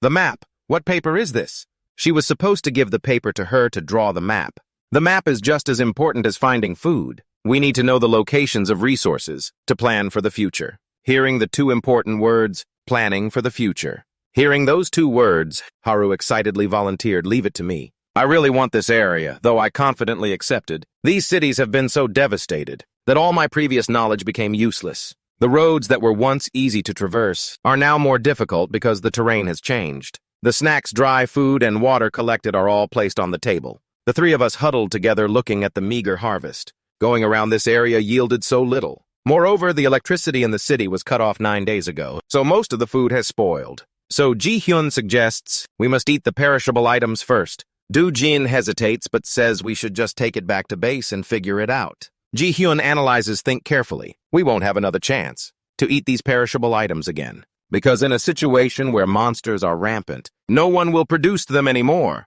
Moreover, since we risked our lives to get here, we deserve a reward. To labor. Do-jin bows his head, but I still feel guilty. I feel a bit sorry for those waiting at base. While the three of them are debating, men sitting next to them is enjoying 2 delicious sausages. The three of them seem to be suddenly energized by their favorite food. Men takes a couple of bites and says the sausages are really good. When we were in the bunker, food was just something to fill our stomachs. But the food above ground is truly different. Just eating it makes me feel happy. Suddenly Haru looks over and remembers that he was also eating bread back then, when we first met. Thinking about it, she smiles. She didn't recognize him without the bread. I thought that was really silly. So she was right and I couldn't argue. I silently watched her eat chocolate. You gave me 4 pieces of cake, so now we're even. Haru looks confused. Huh? What are you talking about? Seeing her reaction like that, I was taken aback. I recalled when she first shared food with me. She declared, "Instead, you will have to repay me 4 times later, okay? Don't forget that." Seeing Haru's clueless face now, I thought I shouldn't forget what I just said. But then I realized that from the beginning, she never intended to ask for it back. She is really easy to take advantage of. I blurted out, "So silly." Haru, while eating the cake, heard and got furious. "What are you daring to say that about me?" After resting, everyone continued their journey under the main's guidance. Before departing from the bunker, he had instructed the group, "Remember, when moving on the surface, the most important thing is not to let the monsters detect us. If they detect us, a fight is sure to happen. Even though I can fight and defeat them, the noise from the battle will attract other monsters nearby, and then the monsters in the city will swarm like bees. So from the start, we must not let them find out." Above the roof where the group is moving, a monster falls down. Seeing the shadow from above coming down, everyone gasps in horror as the monster falls right where they are. The monster falling separates the 4 into 2 small groups, the main and Haru in front, Jin and Ji-hyun behind. The main's warning echoes in the terrified faces. From the start, absolutely do not let them detect us. If we are detected, we should split up and run fast. We have to run really fast to have a higher chance of survival. That's the principle.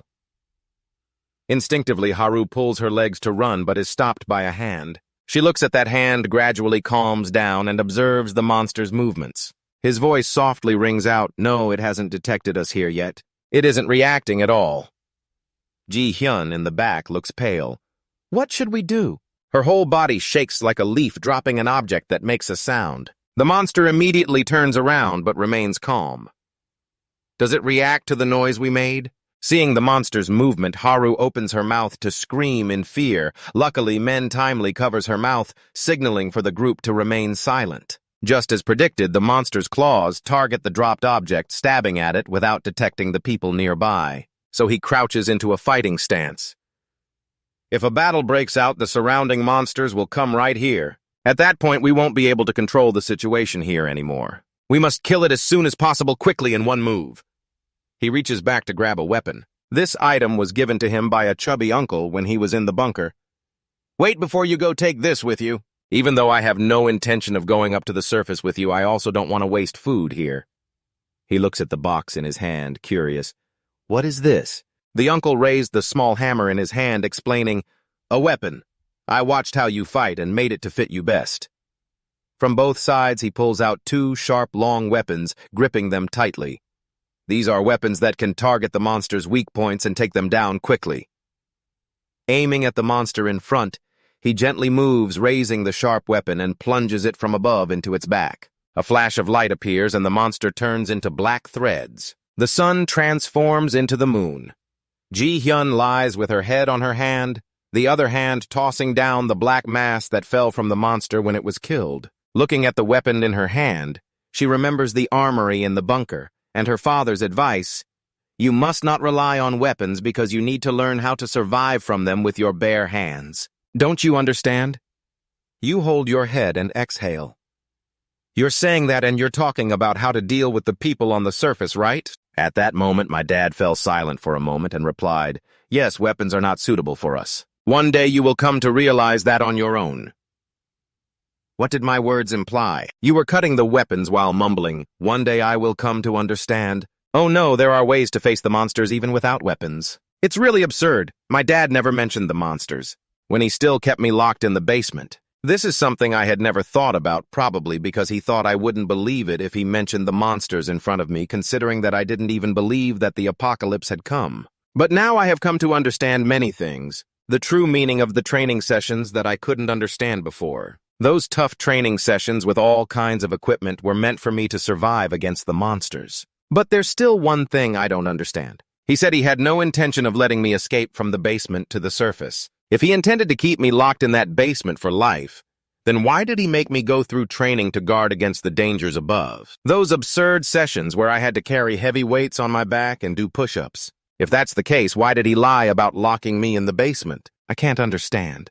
Either way, he will bring me to the surface one day. His cold, ruthless, and tormented expression flashed in my mind. You deny it incorrectly. His actions cannot possibly be an act. Everything was intentional. Looking back, my dad hardly ever lied to me except for saying Mom was dead. If he truly had no intention of locking me in the basement, keeping me there, then were those training sessions merely precautions for this disaster, even as the world faced extinction? When running in that tunnel, you saw the message on the control panel, the security system, the remote commands, all the doors were opened. Thanks to my dad, the basement door was opened. But indeed, that wasn't my dad's original plan. Suppose I couldn't escape from the basement with the remote command. All doors were open. Then when the apocalypse came, I would die from the monsters rushing towards the basement. They would rampage as if no one was stopping them, charging in fiercely and ferociously. At that point, you would be locked up with the monsters. It's obvious what would happen then. However, remembering of those vicious monsters, you have a big question. Above all, how did he know the truth that the apocalypse would come? Ji-hyun has been studying that thing and just spoke up. I tried to break it apart but couldn't do it. What is this thing I tried to break it apart but couldn't do it? Then I threw it towards Ju-jin. Do you want to feel it? Ju-jin reluctantly held that thing in his hand. After a while of observing, he threw it in the direction of the main character. I really hate this thing. Looking at the round object with swirling patterns flying towards him, he reached out to touch it and immediately felt an energy like that coming from a deep black hole. The object fell to the ground, rolling away. Ji-hyun looked confused.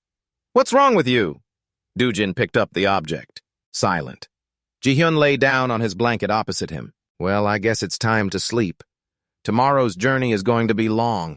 He looked at the pitch-black object in his hand that had developed cracks. With a light squeeze, it crumbled in his hand. Haru lay facing away from everyone. Thinking back to the scene from earlier, he blamed himself. At that time, you were planning to run away alone again. You made a decision. You promised you wouldn't run away alone again. And remembering the look of the girl crying in fear when you abandoned her, Haru clenched his fists. When you go back, you have to apologize to that child first. Min lay down, closing his eyes to sleep. In his dreams, he saw his father's smile. What is this memory? I can't understand it. The image of his father sitting across from him, surrounded by many books when he was little. His mouth broke into a gentle smile. His youthful face was also filled with happiness. Yes, there was a time like that. A time when my father was still normal. He had never had fear in his eyes. But it has been a long time since then. Those pieces of memories seem to have gradually faded. He doesn't understand why they are now vividly appearing in his mind. His father held up a book, patiently asking, "Do you want to read this book with me?" All right. This book was brought from his hometown. His face lit up. This book tells about a hero. The name of that person is the gentle image of his father being swept away like sand blown by the wind. He opened his eyes and saw a head of golden hair. Looking up, he saw Haru sitting on him. From above, their position looked very ambiguous. As soon as he opened his mouth, a hand quickly covered it. The owner of that hand was Haru, trembling, pointing to a direction where sounds were coming from. He craned his neck to follow Haru, breathless with fear, his face covered in sweat. "Oh my, a mouse." It casually walked out. She breathed a sigh of relief. It was just a mouse. I thought it was something scary. Like someone staring at my foot as if it were a chair. "You're too heavy, get off." Fear passed, and now Haru was shy. "Hey, not heavy at all, you coward, be quiet." Outside, it was already bright. Haru took the binoculars to observe outside, seeing monsters everywhere. Then carefully marked the details on the map. Men stood behind, calling out, "Hey, let's get going. Have you finished orienting?" Haru looked sulky. Don't worry. "Don't worry, it's almost done. Don't call me that anymore." Ji-hyun next to him remembered the name right. "By the way, I forgot, what's your name?" Men lowered his head and replied, "No, I haven't been called by name since I was little." "Yes," Ju-jin squinting. "Then what should I call you?" "It would be weird to just call you you all the time. So let's take this opportunity to name you. What do you like?" He widened his eyes. "My name, naming." Haru took the opportunity to tease. "How about calling you dumb, easy to remember?" He hesitated and said, "I think right now I can't think of anything." In his mind, he remembered his father's gentle smile and the fairy tale book brought from his father's hometown. His mouth instinctively uttered a name. Baran Baran. The name surprised the three. Haru was curious. An unusual name, does it have any meaning? He explained. It doesn't have any meaning, just the name of a character from the book I read when I was a kid. The four stood together in a ruined room, officially getting to know each other. So let's take this opportunity to introduce ourselves again. It seems we haven't properly introduced our names to each other yet. My name is Jujin. I am Jihyun. You can call me Hyun too. My name is Haru.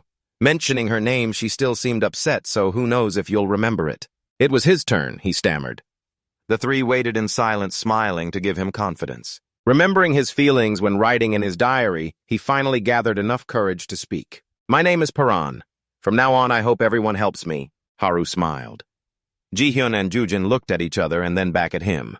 Well, I hope you help us, Paran heard others call him by a name. His gaze was surprised, unfamiliar, yet happy. He suggested everyone give a round of applause, shooting fireworks to celebrate, because men finally has a name now. From now on, please call Milan by the name Paran, everyone. I suddenly remembered my dream when I was still in the basement. I wanted to step onto the surface, meet people, and greet each other by our names. Not only that, but we also chatted happily with them. Who knows, we might become friends. Jihyun smiled. We're friends. All those wishes are now being fulfilled with the help of the people in front of us. Baran's eyes widened at the arm reaching out in front of him. Both the present and the past desperately wanted to reach out to touch that hand. Images of death and the goal of finding his mother flashed through his mind, overpowering Ji-hyun's hopeful gaze, causing his arm to drop. No Jujin and Haru were also stunned. Under the buildings, people moved closely behind him. Paran's face was filled with sadness. If the apocalypse hadn't happened, I might have been able to befriend them. But first I need to find my mother. Now is not the time for fanciful dreams. In the distance, there was a sound. Everyone turned to see a man shouting in fear, trying to escape from a monster. Its mouth was full of sharp teeth. He wasn't stuttering, he was running. Jujin intended to step forward, but was stopped by Paran. Wait, you. What are you planning to do? Jujin's frightened face stammered. We need to hurry and save him. If we don't hurry, he'll die. Haru and Ji-hyun thought the same, but didn't dare rush in. Baran firmly opposed. No way. If they hear the scream, other monsters will come here too. Jin was still stubborn, but we can save him and then run. Baran gritted his teeth, not remembering what I said before we left. The promise before we went to the surface, you agreed to follow my orders unconditionally. So Jujin jumped out without listening to the end. Baran glared and scolded. You're so stupid! Jujin grabbed a piece of wood and ran over, leaving the man being attacked by the monster stunned. The stick in her hand stabbed straight into the monster's back, forcefully throwing it aside. The rescued man was amazed. Are there others too? Jin panted while encouraging. Don't worry, I'll get you to safety. Just be quiet for now. His face was frantic. Wait. Behind the monster, its mouth full of teeth was attacking from behind. Jin and Baran took it down in one move, saving her life. Looking at the monster, its teeth turning into black threads, the man was stunned. What is this? What is this? Why are there monsters here? Why are there monsters here? Baran said in a raised voice. You know what? Because of your actions just now, everyone is in danger. His eyes were filled with dissatisfaction, and the man spoke up. What about my condition? It seems like I've broken my leg. One of you should probably help me prop up a bit. Baran slapped his forehead. Damn it! I knew it would end up like this. His eyes flashed with alertness as he heard the footsteps of the monsters moving.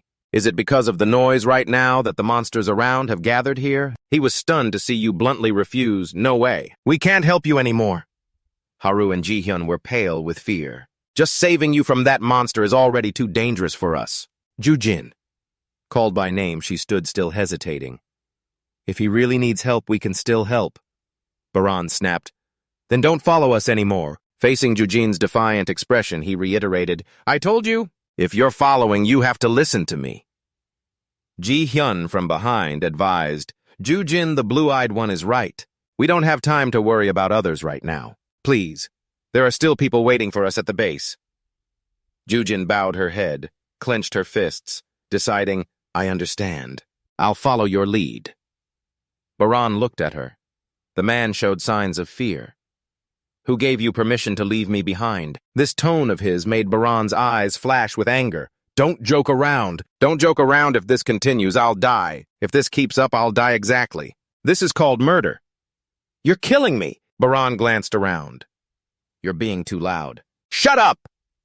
The sounds of the monsters moving were getting closer. The man was in utter fear. The four of them in the group leaned against each other, looking out in all directions. The frightened expression on his face grew darker. Haru panicked. What do we do now? It seems like they're coming from all sides. Baran calmed down. It's not too late yet. Since we haven't been detected, we need to get out of here as fast as we can. At least I've checked and confirmed that there are no monsters near the path we came through. So if we go back that way and leave quickly... But at this moment, that man lit a cigarette. The whole group was horrified. What are you doing? He pointed to the smoking aloud sign next to him. Ji-hyun tried to stop him. I didn't mean that. It seemed like he didn't know if we start a fire, the monsters will... He nonchalantly interrupted. I know. Monsters will be attracted by the fire. Monsters will be attracted by the fire. My hiding place was destroyed because I didn't know that. Ji-hyun widened his eyes in confusion. Then why did he light it? Then why? The monsters immediately sensed it from everywhere, quickly rushing in. He exhaled a puff of smoke, his dazed eyes following the smoke. Even so, smoking just one won't hurt, right? You idiot, you're definitely dragging everyone to their death. The smoke hadn't even cleared yet when a swarm of monsters fell from the sky. Baran ordered, run. The guy sat there calmly, letting the monsters tear him apart. Baran reached out, drew his weapon ready to fight. The other three heard the command and ran together. Ji-hyun saw Haru stop running and looking back. With a worried glance, he saw Baran surrounded by a swarm of monsters. Haru looked at Baran, fighting, wondering why he didn't run away. Baran dodged while identifying their positions, each strike precise, taking down one monster. As he observed the giant monster in front of him, he saw a stone thrown at it. His eyes widened in shock when he saw the three people had run away, but turned back despite their terrified expressions. Baran shouted, "Why I told everyone to run." Ji-hyun yelled back, "No way! You were the one who told everyone to run. Why aren't you running now?" Baran questioned himself. Why am I not running now? His grip tightened around his weapon. Because if I run away too, we'll all be chased immediately and die. Hearing these words, Ji-hyun and Ju-jin smiled, grabbing weapons to help him take down the monsters. Haru remained frozen in place, fearfully watching everyone fight together. With each round object falling to the ground, taking down another monster, Baran shouted, "Hurry and run!" Ji-hyun panted in response. "It's okay, there are fewer monsters than before." At this rate, maybe everyone can return to the base together. From behind Ji-hyun, a humanoid monster with numerous red arms crawling all over it was approaching. Baran's eyes widened at the sight. His mouth slowly opening, pupils contracting as he saw the monster's body glowing with 4 life sources, red veins wrapping tightly around its head which had no senses. Ji-hyun saw his expression and curiously turned his head back. "What are you looking at?" He then saw each monster kneeling in a circle around the humanoid monster. Ji-hyun's state of immobility was awakened by the sound urging him run. Just as Ji-hyun turned his head back, he saw the humanoid monster standing between him and Baran. It was holding a warm heart in its hand. The staff in its hand fell to the ground, blood dripping from the corner of its mouth. Ji-hyun looked down at his chest, not knowing when he had been wounded. Ji-hyun collapsed to the ground. Haru knelt down, panicking. "No, we can't!" Ju-jin, with tears in her eyes, shouted, "Hyun!" Baran opened his eyes wide, stunned, gritted his teeth, pulled out his weapon, and aimed straight at its weak point to stab. He couldn't believe it when he saw the weapon shattered. The monster reached out, flicked its fingers, causing Baran to fly backward, rolling several times on the ground in pain, trembling as he propped himself up, spitting out a mouthful of blood, clutching his chest where several ribs had broken, shouting, "Run now!" Ji-hyun's heart was crushed. The monster slowly relaxed its grip, and pieces of the heart fell to the ground. A bright red arm sprouted from the monster's iron-like body. The newly grown arm quickly extended to a certain length before stopping. The humanoid monster pointed behind it, signaling the others to understand the command and immediately attack Baran. Ju-jin and Haru stood frozen in fear, unable to move. Baran yelled, "I told you to run! Are you listening?" He struggled to stand up, looking at Baran's back as he put himself in danger for everyone. Haru clutched her pounding heart. "My chest felt like it was about to explode, but I couldn't run away." The faces of those she left behind flashed in her mind. If I ran away, I would lose my loved ones again. Haru dropped her backpack on the ground and charged forward with a stick. Haru threw her backpack down and charged forward with a stick. As Baran was about to pass out from the pain, a hand pushed him aside. Jujin was pierced through the chest by the monster's arm. Baran and Haru stared blankly at Jujin, weakly saying, "I'm sorry, everyone.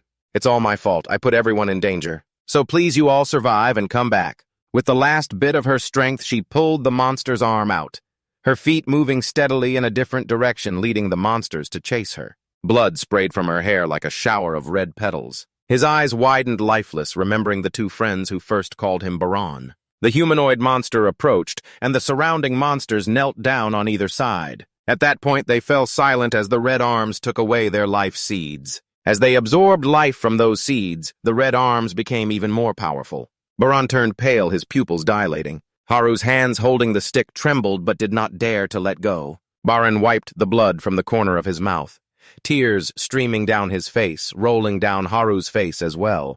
Baran stood up once more, reminding, "Run now. If you don't run now, it will be too late." Jujin has been caught by the monsters with no breath left. The humanoid monster goes wherever it wants. The humanoid monster goes wherever it wants, absorbing all the energy seeds around it. Haru vaguely guesses Baran's intention. What is he saying? "So you intend to see the opponent step by step moving forward?" She exclaimed, "Are you crazy? Last time it was you who planned to run away." Baran did not turn back to respond. "That's right, and perhaps that was a wise decision. But I really enjoyed having meals with you, getting to know each other's names whenever we shared our thoughts. The dream I longed for in the basement turned out to be such joy. I felt that. But death is the end. The death of each person you perceive your friend appearing." The girl with black hair, her front still smiling but her hands behind, are already cold. Jujin, who was happily introducing his name just yesterday, has now been torn apart by the monsters. Perhaps the greatest regret is that at that moment you didn't have the courage to hold Ji-hyun's hand to now witness him lying on the ground with an empty chest. If I die, we will no longer be able to talk to each other. We can't call each other's names anymore, and we can't be friends anymore. At that time, along with that person during that conversation with the girl with black hair, you thought you would quickly forget, but unexpectedly you remembered forever. I said this, I have never had any memories of being sad about losing an important person, but now I understand that feeling. So please run away, please don't. I don't want to see anyone fall anymore. When looking back, Baran's face was full of tears. Tears of sorrow, of pain from the departure of friends. Really, the two looked at each other, separated by the bodies of Jujin and Ji-hyun. A stick fell to the ground. Haru was stunned, her eyes clouded with fear. The haunting dark shadows surged back in. The image of Baran before her gradually blurred, overshadowed by those invisible dark shadows. No, at this moment the situation is exactly like back then, when Dad walked slowly with his injured leg going outside to look for Mom and little brother. The image of Dad and Baran intertwined. Both urged her to run quickly, hurry. Tears flowed. Haru burst out with emotion.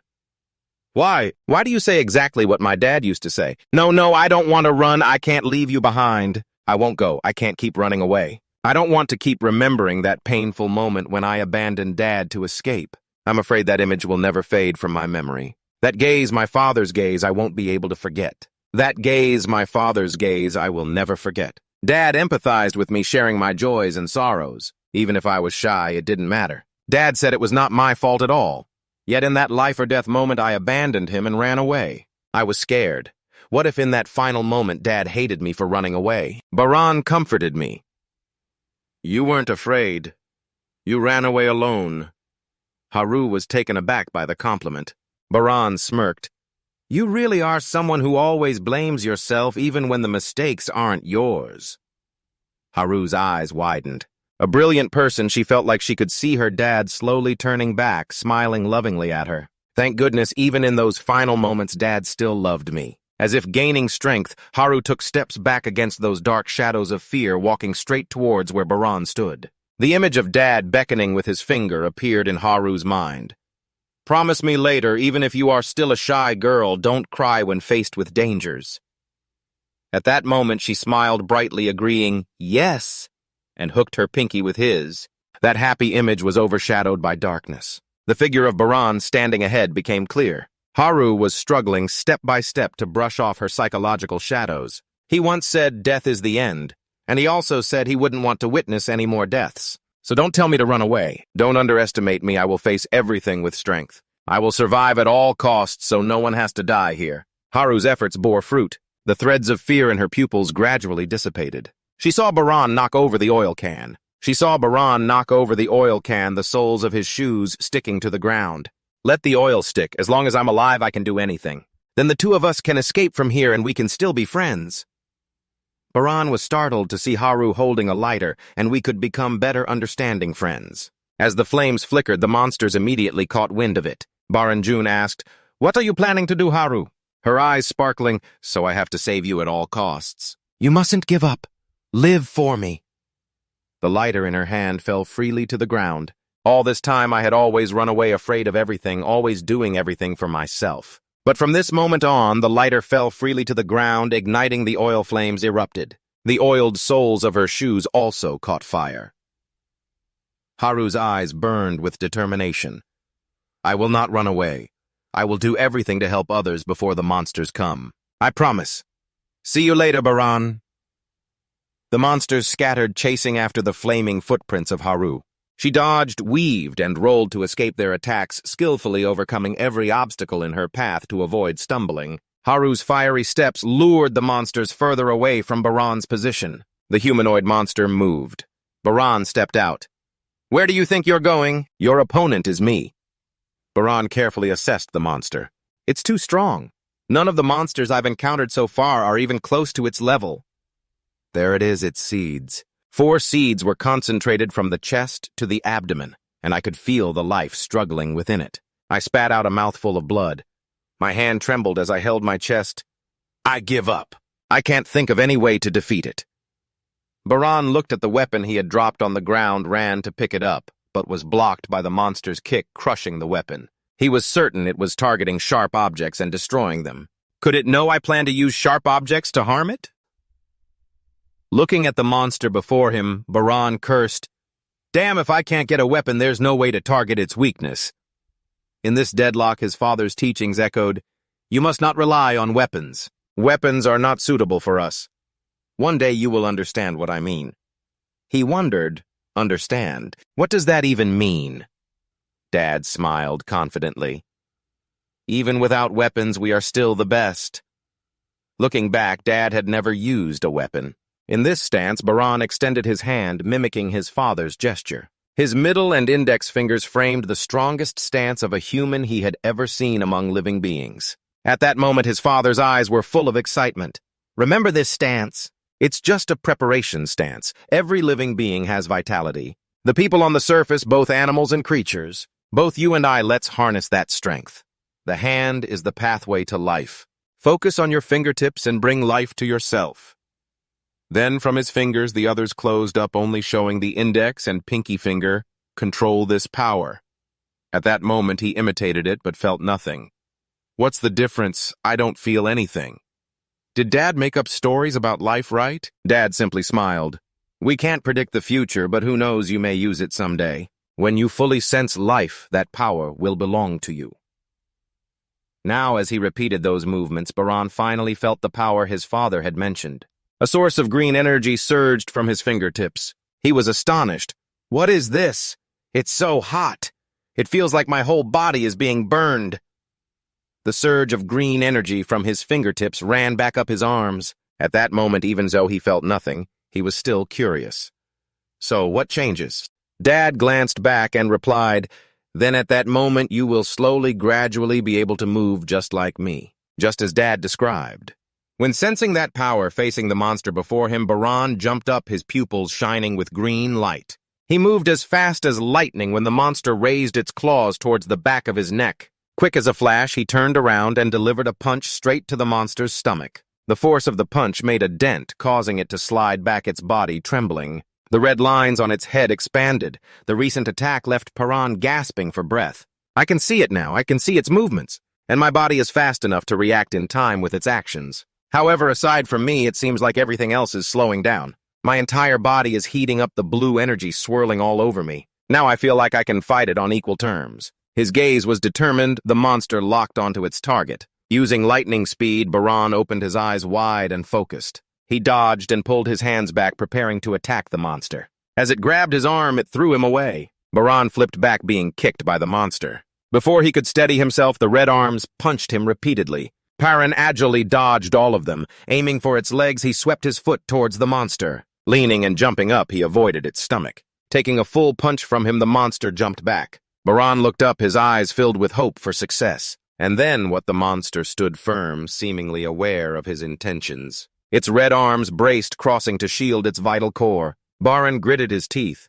It seemed like it was hiding its weakness. Looking down at his trembling hand, I'm not enough yet. If I want to strike at its weak point, I have to use even more power. Clenching his fist tighter, he showed his determination. After all, I already know what the answer is. Above all, I need to be stronger. I was meant to have this kind of strength from the start. Remembering the friends who have fallen and are struggling to escape, Baran calmed himself and focused his energy once more. His hand made a signal for energy horns from the tips of his fingers transmitting throughout his body. His pupils shone bright green.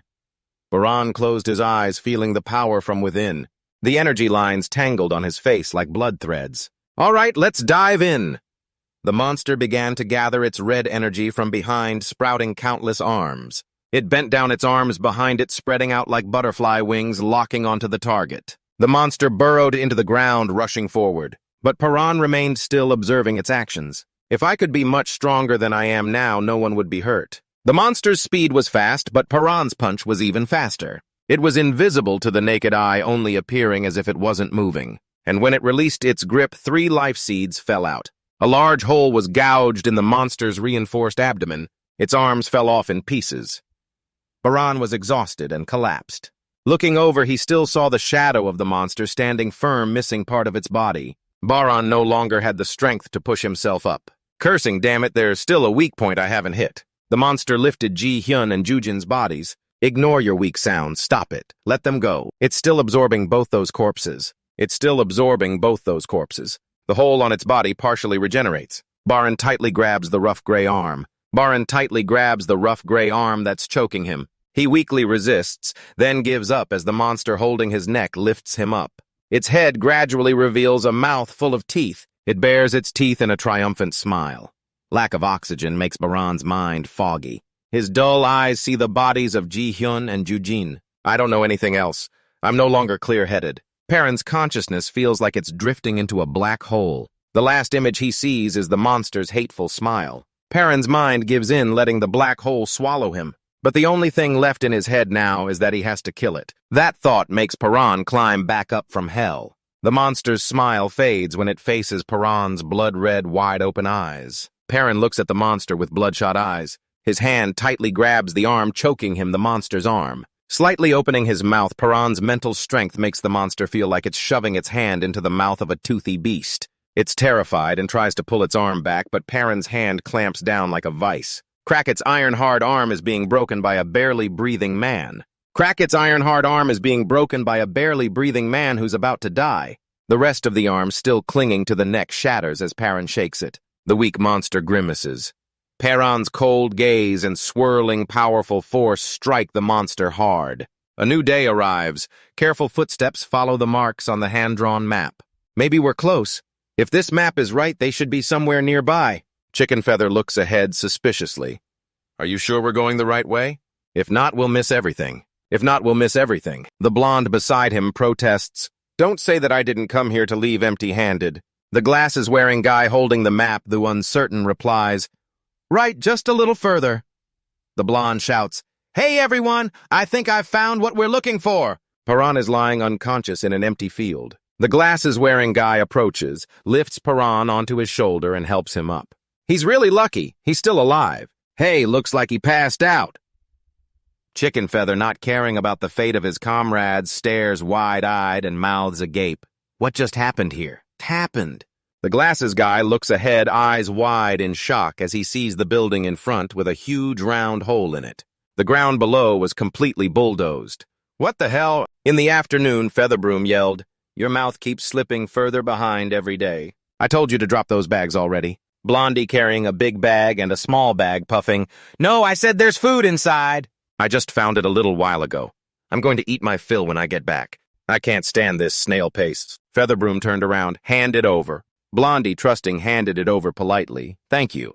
With a flick, Featherbroom threw the 2 tightly packed bags of food straight down. Blondie shouted regretfully, "What the hell did you just do?" Featherbroom shrugged. "No need to thank me. If you're mad, try catching them. I'll pull out your chicken color, too." Now Glasses was carrying Paran on his back, panting like a dog. "If you keep this up, we're going to die." "Shut up." Seeing the person on his back moan softly, Glasses immediately asked, "You're awake?" Paran murmured, "Why am I here?" The Glasses saw the map. Paran smiled. "That guy is still alive." Glasses answered with a smirk. "You ask, so what exactly happened there?" "Where we found you was like hell," Paran recounted. "Just before I fainted, that demon caught me. And then I don't remember anything else. I escaped death at a fork running into a monster." Featherbroom excitedly pulled out a wooden stick. "I'm already pretty bored with this. Here we go." Paran stepped down coldly and moved forward. Glasses worried. Wait, are you fighting barehanded?" Paran focused energy on his fingertips. When the monster attacked, he bent low and struck a lightning-fast blow to its chest. "B.A." The onlookers stood stunned. The monster's body cracked, turning into black threads, revealing the seed of life. Baran was exhausted and staggered. Featherbroom quickly stepped up to support him, stammering, "What the hell are you? Are you really human?" In the subway basement, someone was holding a box, tapping it while testing their voice. After a while, with no effect, Bell spoke up. "The radio isn't picking up anything." "What?" The device was full of knobs on the table, and the chubby uncle held a wrench in his hand, replying, "Nothing at all. I tried fixing it, but there's nothing at all." As someone encouraged, "Come on, just try a little harder. Maybe the government or the military will hear you." Putting the wooden box down, Biome glanced at the girl sitting curled up in the distance. Haru bowed her head, wondering, maybe he'll escape right. "Since I returned, I've been restless. I didn't dare sleep while waiting." Her hands trembled. The chubby uncle crossed his arms. "Yeah, sit down on that chair. What do you want to ask? Have you been here?" Haru widened her eyes, looking at Baran, who was closing his eyes, carried on the back of Glasses. Glasses set him down. "Okay, you're alive." Haru ran over and hugged Paran tightly, sobbing, "Thank God you're still alive. Even though I ran away to survive." The feather duster and blonde didn't care about that emotional scene. They plopped down on the floor with 2 BA bags. The entrance was covered with warm yellow light. The first exploration yielded 7 days' worth of food and some medicine. Glasses and Blonde looked at the feather duster, wiping sweat from his forehead. Compared to the 2 lives that were sacrificed, the results were too little. Baran opened his eyes. Haru stood by his side. "You're awake," Baran said. "I dreamt. Someone hugged me in my dream. It was so warm." Haru felt shy. That was just a dream, just a dream." Baran's gaze swept over her scarred leg. "Your leg must hurt a lot, right?" Haru covered her leg with her hand. "Compared to you, it's nothing," Baran replied. "What? If I could sleep for a few days, I'd be fine." Haru pondered. "Isn't that ridiculous? Are we any different from those monsters? You're tired, are you calling me a monster? That's a bit much." After a small verbal spar, both smiled silently at this moment. Haru shared.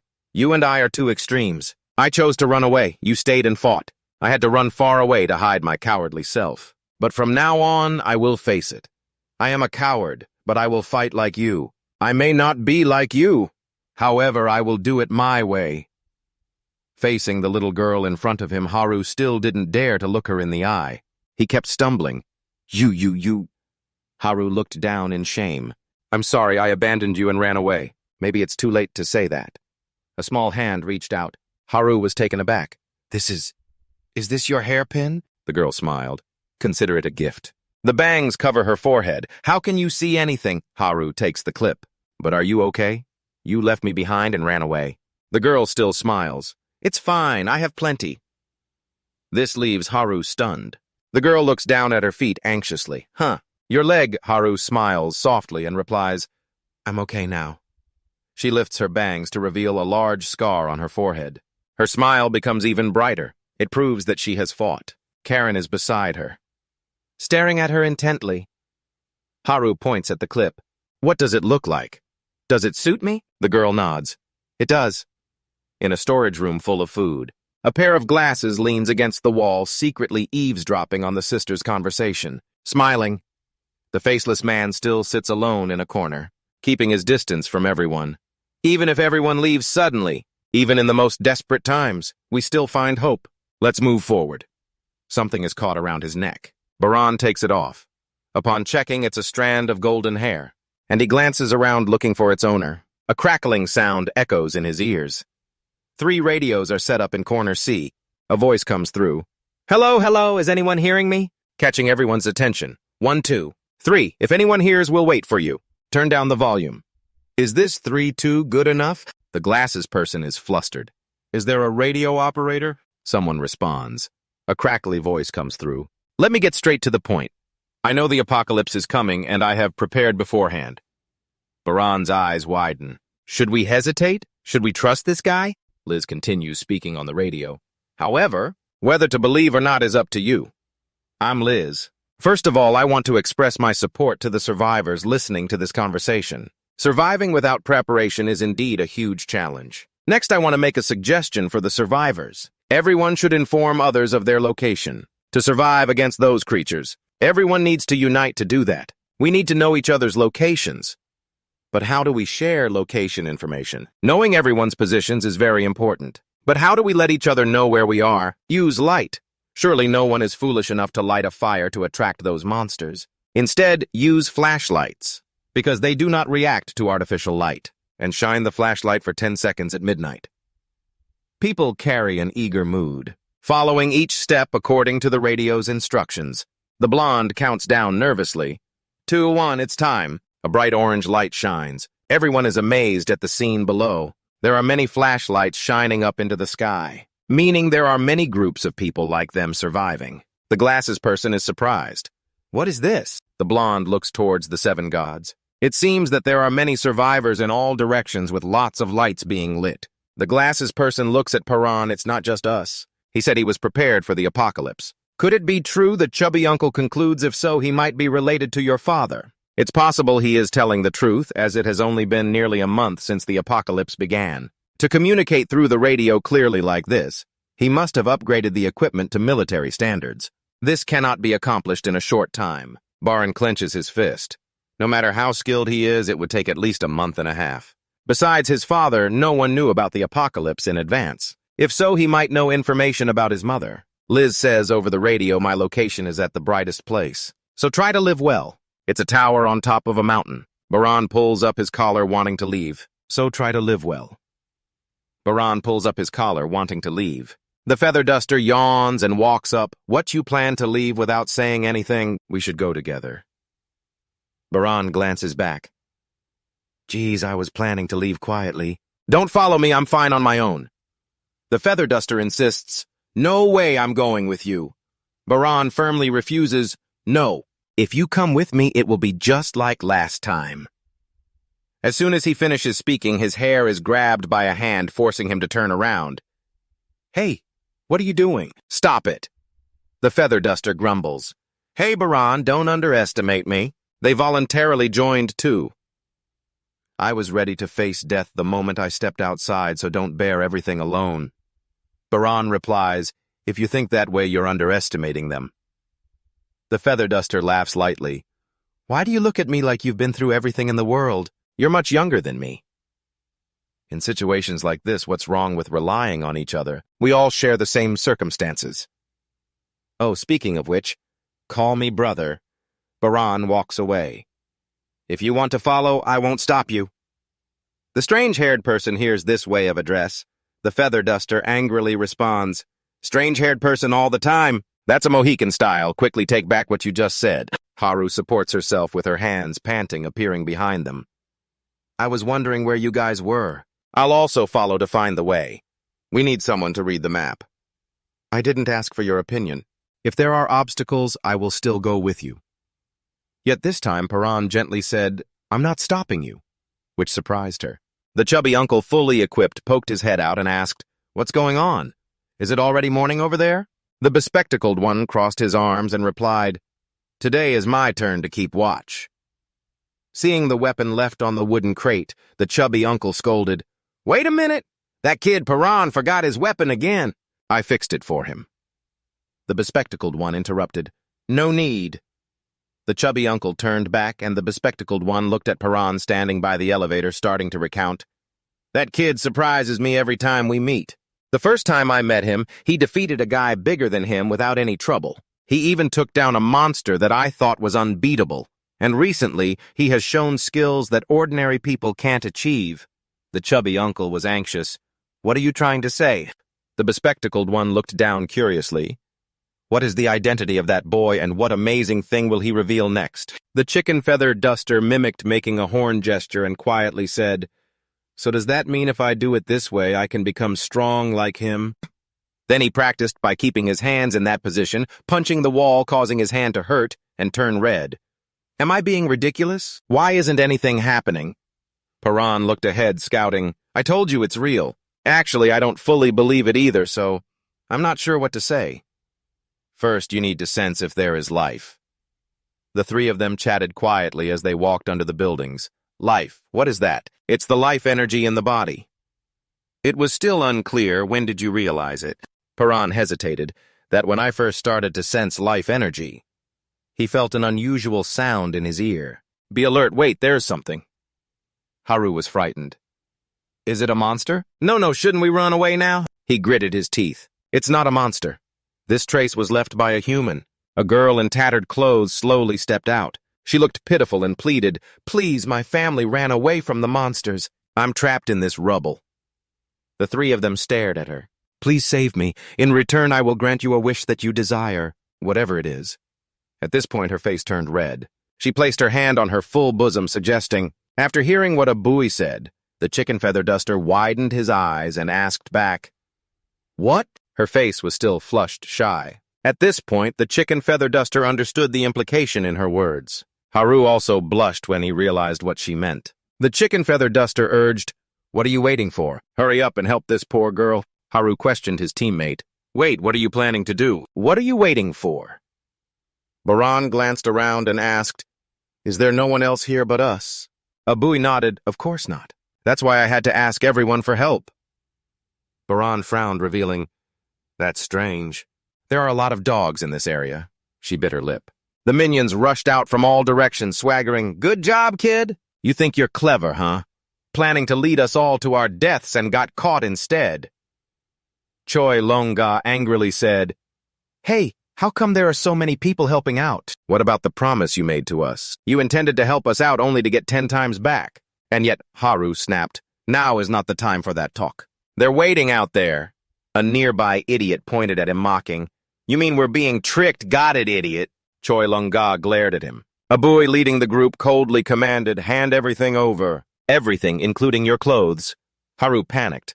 Oh my God, do you really think we will listen to you? She glanced over to see her two teammates obediently taking off their clothes. She shut her eyes tightly. Wait, why are you taking everything off? Are you really going to hand it over? Baran placed his bag on the ground and saw this. Abui thought this group was easy to handle, becoming even more arrogant. You too. Hurry up and take it all off if you don't want to get in trouble. Haru was trembling. Wait, really? The three nearby stared at her with lewd looks. Seeing Choi Longa had finished taking off his shirt, the idiot grinned. All right. Put it right here next to the bag and the pile of weapons. When he saw the opponent throw their shirt down right in front of him, he was stunned, bent down to pick it up, and even self-satisfied. Are you scared to the point of shaking? Choi Longa gave him a swift kick to the throat. These bastards then pinned the opponent down and stripped him. Wow, this outfit is amazing. After putting on the new clothes, don't forget to show off Baran. What do you think? Do I look good in this outfit? Abui was furious. This crazy guy. Hurry up and deal with him before the monsters get closer. The blonde guy rushed toward Paran with a knife. He might die before the knife strikes. He leaned to avoid it and punched him in the chest. The knife flew up, spinning. When the blade was in the right position, he punched hard at the knife's handle, causing the knife to stab into the jacket. Pinning him against the wall, she broke out in a cold sweat. What the hell? Choi Longa growled, swinging wildly. The other three got knocked out. Come on in and play, girls. Abui raised her voice. Don't mess around. Get serious. There are only 2 kids here. Then she pointed to Haru, commanding, Quickly deal with that girl standing alone. Go! The whole group rushed in, watching the sticks falling like rain. Haru clenched her teeth, holding back her fear. Before the sticks fell, she managed to escape safely. Abui stared wide-eyed at the trio in front. What the hell is this? What are these things? One of the minions shouted, "Monsters!" Everyone run quickly. The group turned pale. Damn it, we've got to go first. The scene below was fully observed from a distance. A binocular was aimed in that direction. Leaving Paran's sister behind, the person stood on the rooftop of a wooden house. Through the glass, a solid figure could be seen vaguely, and the face was obscured by the doorframe. From the back, he had platinum hair and broad shoulders. Baran huffed, pushing the door to enter a house. "We should hide here for a bit. Then we can continue going inside." Haru sighed.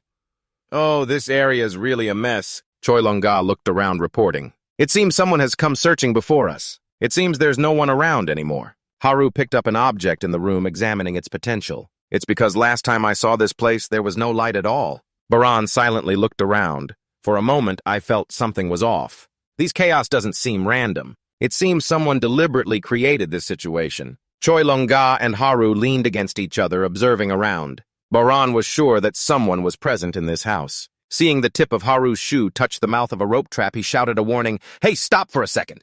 But it was too late. "What's going on?" "Turn away." Haru, with her dress caught upside down, awkwardly held onto her dress, shouting, "Who set this ridiculous trap?" So everyone turn away. Choi Long-ga was shaken, making a quacking sound. "What the hell is this?" From afar, a man climbed down from the house. Choi Long-ga fell silent, glancing at his face, darkly staring at the two trapped prey disdainfully. "Oh, turns out it's just a bunch of kids." Suddenly appearing at the front, BR looked fiercely, eyeing the shiny blade in his hand. Now Gujin glared. "They must be trying to escape from that group earlier, right? I'm the leader of that bunch." Under Paran's terrifying gaze, he brought the shiny blade close to the scar on Haru's forehead, threatening, "Don't come any closer. If you move, she's definitely dead." Haru's eyes showed extreme fear. "If you say anything false, I'll kill her right away." Baran gritted his teeth and endured. Gujin asked, "What are you here for?" Baran gritted his teeth and replied, "I discovered this place on the radio." He asked again, "So you're the one talking on the radio?" Baran asked back, "You heard it too. But why didn't you tell me your location then?" Gujin smirked. "Do you really think I would believe you? How naive. How could I know if you're thieves or not? Here telling someone your location is no different from leading you here to rob me again. You say you knew the apocalypse was coming. If it were any other lie, I might believe it. But that one, no way." So Baran just replied with one sentence, "That's the truth." Gujin glared. "I knew the day of the apocalypse would come, and I prepared for it. Everything I say is not a lie." Gujin pressed the knife closer to Haru's face, indifferently repeating, "I already said if you lie, I will kill this girl." The sharp knife was pressed deep into her blonde hair. Perrin moved at the speed of light. His gaze locked onto the opponent's face, his pupils striated with red. "Gotcha!" But unexpectedly, the opponent was very fast. At the last moment, they managed to lean away and avoid it. Baran was astonished. "What?" The sharp knife immediately stabbed forward. He tried to grab it with both hands, but got kicked back. Baran used his foot to brake. Gujin quickly moved closer, repeatedly slashing, forcing him to back up until he hit the wall. The knife in his hand spun. Baran's eyes widened as he watched Gujin viciously bring the knife down. He gritted his teeth and threw a counterpunch, but missed. Baran was extremely shocked. He dodged. Gujin, without a hint of breathlessness, turned back. "You seem quite different from the thieves I've encountered before." Baran reiterated, "Right, I told you I'm not a thief." Baran assessed his opponent with his gaze. That guy, his movements seem a bit unusual. His attacks are quite fast. When Gujin swung the knife again, Baran bent to dodge but accidentally stepped on a bottle on the floor, nearly falling flat on his face. Gujin smirked as if he had anticipated that. It was like he could predict how I would act and always knew how to stop me. Seeing the opponent's knee rising, about to hit his face, Baran shifted his legs, turning his body firmly, his determined blue eyes. "If that's the case, just act quickly before thinking. He won't be able to predict anymore." Baran continuously used his legs and fists to attack, but Gujin dodged every time. Baran paused for a moment, feeling like he was on to something. He could get close to him now. The two faced each other. The red strands in Gujin's pupils deepened, allowing him to clearly see Baran's two fists coming almost simultaneously, making it easy to dodge. Before Paran's bewildered gaze, Gujin wielded the knife, striking to both sides equally matched. The blue-skinned person and the red-eyed person looked at each other when they heard a strange sound coming from outside the window. A shadow of a giant monster appeared with a sharp beak peering inside, probing. The two paused their fight. Just a moment later, Paran was stunned to see Gujin raise his knife, ready to continue the battle. Is he really going to fight to the death? The blade kept stabbing at Paran, who crossed his arms to defend. Damn it, if the sounds of fighting get too loud, it could attract the monsters. But if I just move simply, I won't be able to get close to him. Staring at his opponent, Paran lowered his head and thought, can I really do this? I have to do it for everyone. With a light step, he jumped. Gujin furrowed his brow, seeing Paran in the strongest stance his father taught. Lowering his center of gravity, his right hand raised with his index and middle fingers bent like hooks. You need to be strong and agile. Gujin looked questioningly at Paran's movements. 3 dots of blue energy appeared at the tips of his fingers. Gujin's pupils widened as he saw the 3 bright blue dots flash into a strong light. His weapon was taken away. Paran stood right behind him holding a knife. Gujin turned around and saw Paran signaling him to be quiet. The neck was slashed by an axe, the rope was cut. Featherbroom was freed, holding his neck. Featherbroom was freed, holding his neck, groaning, "Oh man, why does my head hurt so much?" Haru lifted his arm a bit while I had shoulder pain from being hung up like that. 2 angry eyes simultaneously looked toward Gujin, who was tied to a chair. His tone was still very arrogant. What are you going to do to me now? Come on, are you planning to kill me in this chaotic apocalypse? Haru and the feather duster exchanged glances and then turned to smile wickedly, making him a bit scared. What does that look mean? Gujin was hung upside down from the rafters, shaking and spinning like a top. The feather duster and Haru stood on either side, clapping with delight. Serves him right. Let's spin him a few more times until he passes out. And yet he still stubbornly resists. What do you all want from me? Paran spoke up. We just want some peace. We don't want to pick a fight with anyone. Gujin doubted. Really, Haru and the feather duster sat back on the chair, satisfied after getting their revenge. Paran's voice continued. We are on our way to the radio signal location. That's basically it, but we also need medicine and food. Gujin asked back, so what you're saying is true? And Paran replied, all right, we will rest here for a bit. When we leave, we will let you go. I can't let you go early. You might endanger us again like before. Recalling the last technique Paran used, Gujin curiously asked, hey, how could you move so fast earlier? Your movements, I couldn't even see them. Paran hesitated. That... He paused, glancing up as if there was something on the upper floor. Haru and the feather duster held their breath while Gujin looked serious. On the upper floor, everyone's eyes were caught by sharp teeth protruding from a rough, pitch-black body. A little girl was being tightly embraced by a pitch-black monster. The feather duster stared wide-eyed at the monster. Haru exclaimed, how can he live with a monster? Gujin explained, it's fine, it's not dangerous. This isn't even a monster, that's my little sister. Haru looked at him. Your sister Paran stared at the bright orange energy shining on the monster's body. Gujin looked at the monster's body, tightly holding his sister, and slowly said, she looks like she's turned into a monster, but she is safe right now. However, her health is quite weak. Haru questioned, but how can that be? That girl, he continued, I know what you mean. She's injured. She should be dead, right? According to my hypothesis, it's the monster that fused with her and maintained her life. So they are symbiotic. Haru felt sad, but thought it must be tough for the girl to live like that. And she thought of her fun-loving little brother. She hugged her trembling arm and said, the girl seems quite lonely. The feather duster wondered, how can you leave her like that? Why don't you kill the monster? Gujin replied, looking solitary. I've tried. Those monsters have deeply invaded her body. The feather duster hesitated. So can you kill that monster? Gujin remained silent and then laughed. How can you kill the monster? But how can I do that? The feather duster eagerly spoke up. If you find the monster's core, you can kill it. Just attack the core, right? Paran replied. That's right. Gujin still laughed loudly. You guys make it sound so simple. I've tried everything I know, but it's useless. I couldn't find the core of that monster anywhere. The feather duster looked at the person next to him, unable to believe it. Paran stared at the monster's coiled body, but saw nothing. He confirmed, that's right, there's no core in that monster's body. The feather duster was surprised. Really? Gujin coldly replied. All right, you guys stop talking. Haru angrily pointed and threatened.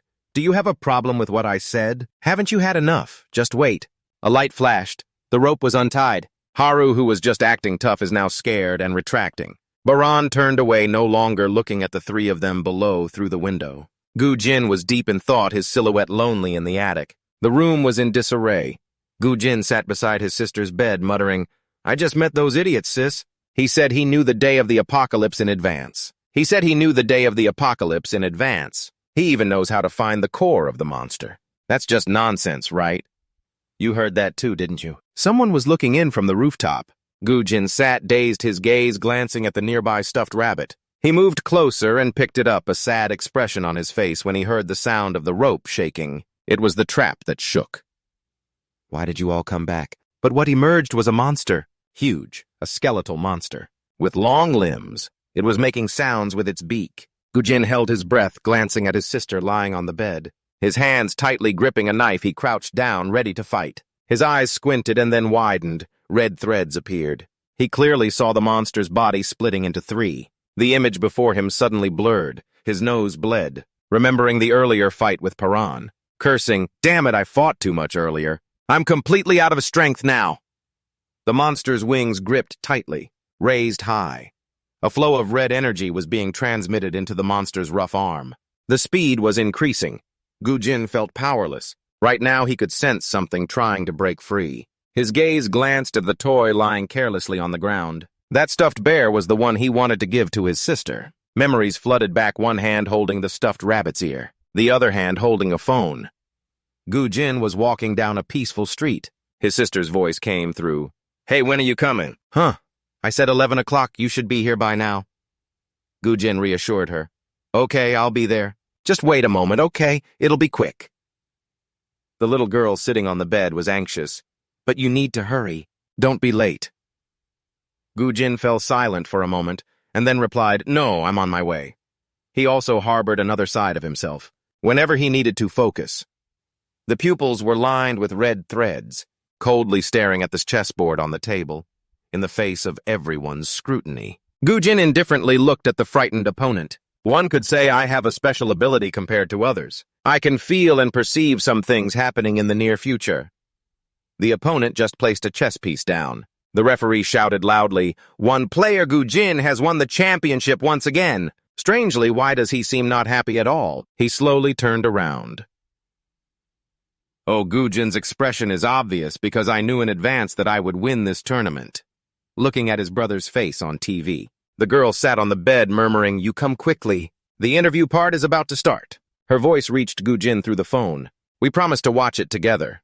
All right, I'm coming. Seeing the near future is not difficult for me. I just need to gather all the factors together. I just need to compile all the factors and then deduce and perceive. Everything operates and forms a simulation. Everything operates and forms a simulation in my head, like the air, the temperature. Everything appears right in front of me. The surrounding noises seem to expand. With just those things, I can completely recognize the changes around me. In front, there's a motorcyclist driving like crazy. How is that guy walking? Get out of the way quickly. The wheel hits a brick on the road. Both the rider and the wheel flew up. Gu Jin easily jumped up, avoided it, landed safely, and predicted the future. Everything that would happen around me. But there was just one problem. The passerby was panicking and pointing. Are you okay? A stream of red blood was flowing from his nose. If I keep doing this at a high level frequently, I will have headaches and nosebleeds. On the roof, pigeons were perched in a flock. The conversation still hadn't disconnected. His sister's voice was worried. What's wrong with you? I heard a pretty loud noise over there. Gu Jin reassured her. It's nothing, don't worry. The girl asked again. Did you bring anything for me? On the calendar, the 7th is marked with a drawing of the two siblings happily smiling. Thinking of the stuffed rabbit she was holding. He intended to reveal something when the phone emitted a ringing sound and suddenly cut off. Gu Jin looked at the phone suspiciously. The sky suddenly darkened. The birds on the roof flew wildly. Everyone looked up at the sky with confused expressions. The sun was obscured by a black sphere. A horde of monsters descended.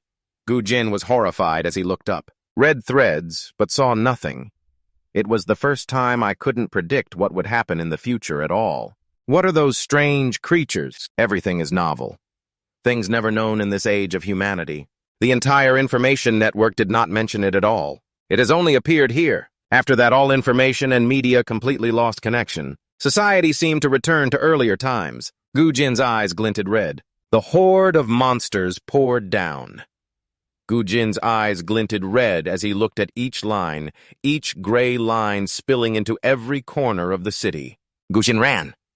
His eyes widened as he looked at the monsters of all shapes filling the streets. Whenever they encountered someone, they used their tentacles and claws to kill them. He tightly held the stuffed rabbit and ran. Blood from the dead was scattered on the road. What do those monsters aim to do? Kill people. No, they attacked everything, including humans. If so, what is their purpose? To destroy everything? Or is that how they achieve something else? In the chaos, Gu Jin remained calm as he navigated through the monsters. Ahead, there was another monster blocking the way. He used his ability to easily dodge its attack. Only 50 meters more, I must get home to check if my sister is safe. A spiky mass fell from the sky straight into the attic of a house. Gu Jin stood frozen. A red thread slithered through every room in the house. The temperature of the air, air surrounding sounds everything in front of me. As long as I have that information, I can predict everything. When seeing his sister lying motionless on the ground, her neck tightly bitten by the monster, Gu Jin's eyes darkened. I wasn't very surprised because I had anticipated it already, looking at the monster that was tightly clinging to his sister's body. He raised the knife decisively, stabbing down. The white stuffed rabbit next to him turned bright red. His trembling hand tried to pull the monster away. His eyes widened in disbelief as he saw the monster regenerating. A new day arrived. Gu Jin stepped forward, pulled up the curtain, and looked out at the sky. 1 day had passed. The unidentified planet, also the source of those monsters, had vanished without a trace. Since there were so many monsters roaming on the ground, the first thing we needed to do was to repair everything in the house without being detected. If there was anything strange, it was that my sister's heart was still beating. She was severely injured. She should have been dead, but it seemed that some monster was parasitizing in my sister's body and holding her life. The girl closed her eyes tightly, slightly grimacing. The spikes on the monster trembled. Her arm slightly lifted, her whole body trembled, emitting moans of pain. Gu Jin looked at the scene, his eyes reflecting helplessness and pain. I failed the first time I tried to separate that monster, but it was just one failure. I will definitely separate it at any cost, I'm sure of it. The biggest obstacle in killing this monster is its regeneration ability. The monsters can regenerate their bodies at different rates. So, is there a limit to the number of regenerations, and how do they provide energy for those regenerations? Gu Jin held the binoculars at the window, studying the behavior of the monsters. To live parasitically on a host, they need to be provided with energy. Do they absorb the host entirely? No, some of them don't eat humans, but generally they all have similar behaviors. The monster below is tightly gripping a person's arm. As it drains the blood from that person, it leaves. Who knows, that might be the monster's code of conduct. Now Jin is taking his first steps on the red path that symbolizes his quest to save his sister. If they keep regenerating and consuming all the energy, it's very possible that their regeneration ability will cease and they will die. There's no one outside anymore, only monsters. Inside the house, he holds a knife in his hand and looks at the monster he just stabbed. I tried for 5 days straight, and there was absolutely no sign of the regeneration slowing down. If we keep experimenting, there might be some results. This made his expression darken. Keep experimenting. There might be some results. But if not seeing my little sister trembling in pain, Gu Jin bit his lip and stepped onto the wider red road. His face is filled with sorrow. Just a little longer, hang in there, I will get that monster out for you. I need a method that brings higher effectiveness. He begins to accelerate on the red path, reviewing all the notes he has gathered. Is there a way to limit the monster's regeneration ability? What if I keep applying pressure on it? The monsters are attracted to fire. They can sense the heat of the fire. Even through a wall, the detection range can't be determined accurately, but they can recognize it within a radius of about 300 meters. But fire is too dangerous. No, I have to find another plan. At this point, he could no longer remain calm. He started racing against time. No matter what, each day he set aside time to sit by his sister's bed and talk to her. Today he observed the surroundings with binoculars. He saw a very strange monster. I found hydrochloric acid solution in a nearby metal processing plant. When coming into contact with the solution, the monster's regeneration speed decreased slightly. But it can't be completely killed just by that method. On the red path, his hands were hanging down at his sides. Though tired, his steps did not stop. Sitting on the ground with a few bags, he told his sister, This time the robbers came to the house. The trap he designed worked, so dealing with them was not difficult. After a moment of break chatting with his sister, Gujin began the research to find the weakness of that monster. I dissected it and slowed down its regeneration with hydrochloric acid, but I failed because it had no weaknesses at all. Cooling with liquid nitrogen failed. Piercing through it also failed. Using electric shocks failed. Again failed. A sound echoed in the room. He didn't know anymore. Gujin's eyes were dark and his fists at his sides trembled. He didn't want to torment her like this, but no matter what he did, he couldn't kill it. The red path to rescue his sister Gujin seemed to lead to a dead end. The dog stood in front of the bed. "Can you still hear me? If you can still hear me, send me a signal." The rope started shaking from downstairs, transmitting a sound. What is this? Next was the scene of Haru and the feather duster hanging upside down. Currently, the monster in front of him was continuously sucking red energy from Gugu. Giving up everything, unable to kill the monster, he couldn't free his sister from that pain. Standing at the dead end, Gugu closed his eyes, surrendering to fate. All right, from now on, I won't see any possibilities anymore. His foot stepped into the air and a dark shadow shot up from below. Baran glanced contemptuously at the man who was accepting death. From above, Baran, with a hand carrying blue energy, struck straight into the monster's chest, turning it into black threads. He touched the ground, his hand that was holding Gujin's arm slowly faded away. Baran stared at the life seed of the monster. Gujin's eyes widened, his body again, showing red veins and red energy threads around him erupted. A black lump fell from the monster, hitting the ground. Gujin bent down. "Tell me." Because he had just overused his ability, his nose was bleeding. Gujin's body still had a red hue. Firm, demanding, "How could you do that?" Baran replied, "I came back to get my bag. I didn't expect a monster to appear. As I mentioned before, just aim for the monster's core, but maybe you didn't see it." Gujin opened his mouth. "I saw it." Baran was shocked. "What?" Gujin pondered, "I don't understand what's happening, but I can see that light inside my sister's body. Although nothing was revealed before, that could be the core of the monster you mentioned." The feather duster interjected jealously. "What, are you serious?" "No matter how hard I try, I cannot see it." Gujin looked down at the light on his sister. "But why is the monster's core glowing inside my sister's body, if that's the case, to destroy it? Do I have to kill my sister?" Baran looked at his back. "Well, you could say that only when your sister's heart stops beating can that monster be destroyed, because it is living off her heart." Looking at the trembling body of the girl, Gujin made up his mind. "I will do it. I will carry this out myself." The three of them went down to the attic, their faces heavy. The blood-filled plush rabbit was placed next to the girl. Gujin blankly said, "Although it's late, happy birthday to you." Looking at his sister lying on the bed for the last time, Gujin's back was lonely. The knife plunged straight into the girl's heart. A flash of golden light appeared, a fluffy orb floating in front of the monster. Stuck on the girl, disappeared, leaving only the small, bloodied body. The hand holding the knife trembled, memories of the little girl appearing, planting trees, eating, sitting on her brother's shoulders. Gujin opened his mouth with a dry smile full of pain. Gripping the knife tightly, he, like a soulless person, turned the blade towards his own neck. In the space, a childish voice rang out, "Thank you so much," waking Gujin up.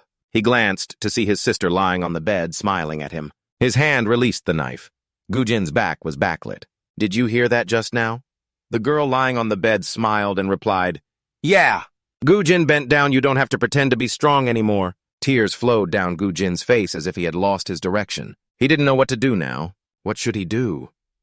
The way up made a noise. The three people below looked up to see Gujin standing there like a soulless corpse, his face emotionless. Before coming down here, the girl had said, "Do whatever you want." Gujin's eyes widened, wondering, "Whatever I want." Images of the three people flashed through his mind. Paran stepped down, the monster biting tightly onto his sister, not letting go. Images of the Paran group ready to fight against the monsters. Images of the Paran group ready to fight against the monsters. Now Gujin opened his mouth.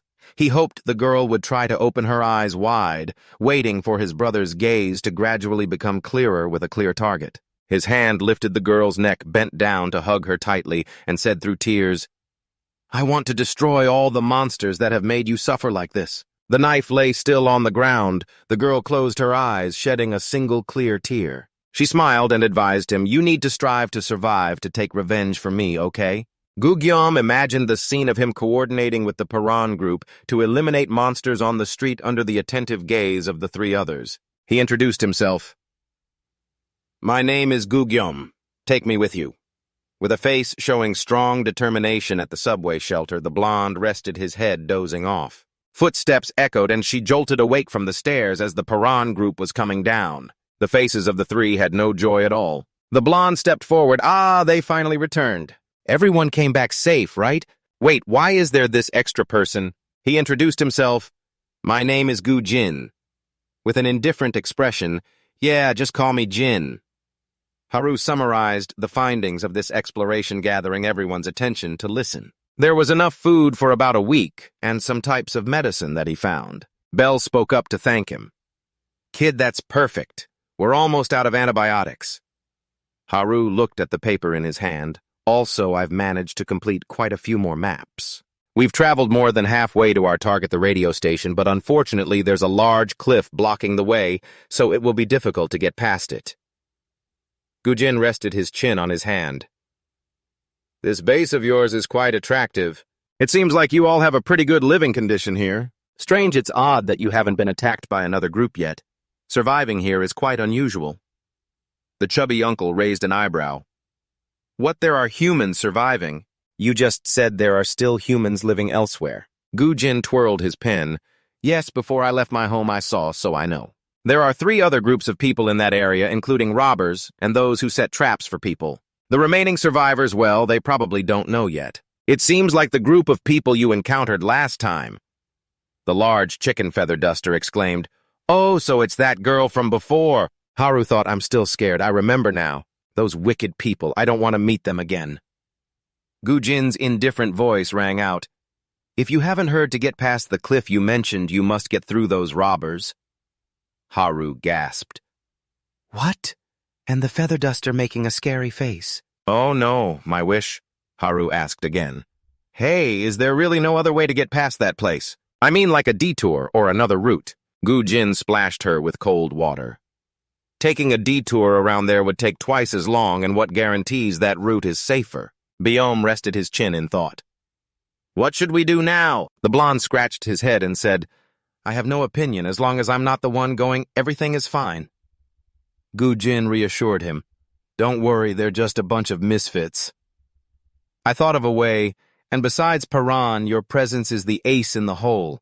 So don't let them know you're here, and that you've prepared everything for the apocalypse. So from now on, try to limit mentioning that as much as possible. Baran agreed. Okay, but I don't really care about it. The blonde suddenly shouted, Wait, hold on. Her face frowned. You've been ordering us around like a captain this whole time. Now Gujin confidently said, Because I am the best here. This self-satisfied expression left everyone speechless. The purple-haired girl laughed happily. Oh, I'm interested in him now. In another room, the water in the jar rippled, sweat dripped like raindrops on the ground. From the corner of my eye, I saw a figure standing at the door. Baran placed water jars on his back and practiced push-ups with one hand. From the corner of my eye, I saw a figure standing at the door. Gujin curiously asked, Hey, how can you be so strong, chum? While Baran was doing push-ups, he replied, It's simple, I've been training in the basement. Gujin countered, That's not the issue. Your abilities are far beyond others. Baran sighed. It's just because you're weak. Gujin rested his chin in thought. What kind of training have you gone through? And what about your diet? Baran shouted. Can you please be quiet? Even while scolding him, he still asked, What's your food portion like? 3 water barrels always tipped over. Baran grumbled, This is annoying. I tried to hide in a spot to train and still ran into this guy. How did you know that? Gujin replied, Thanks to that light.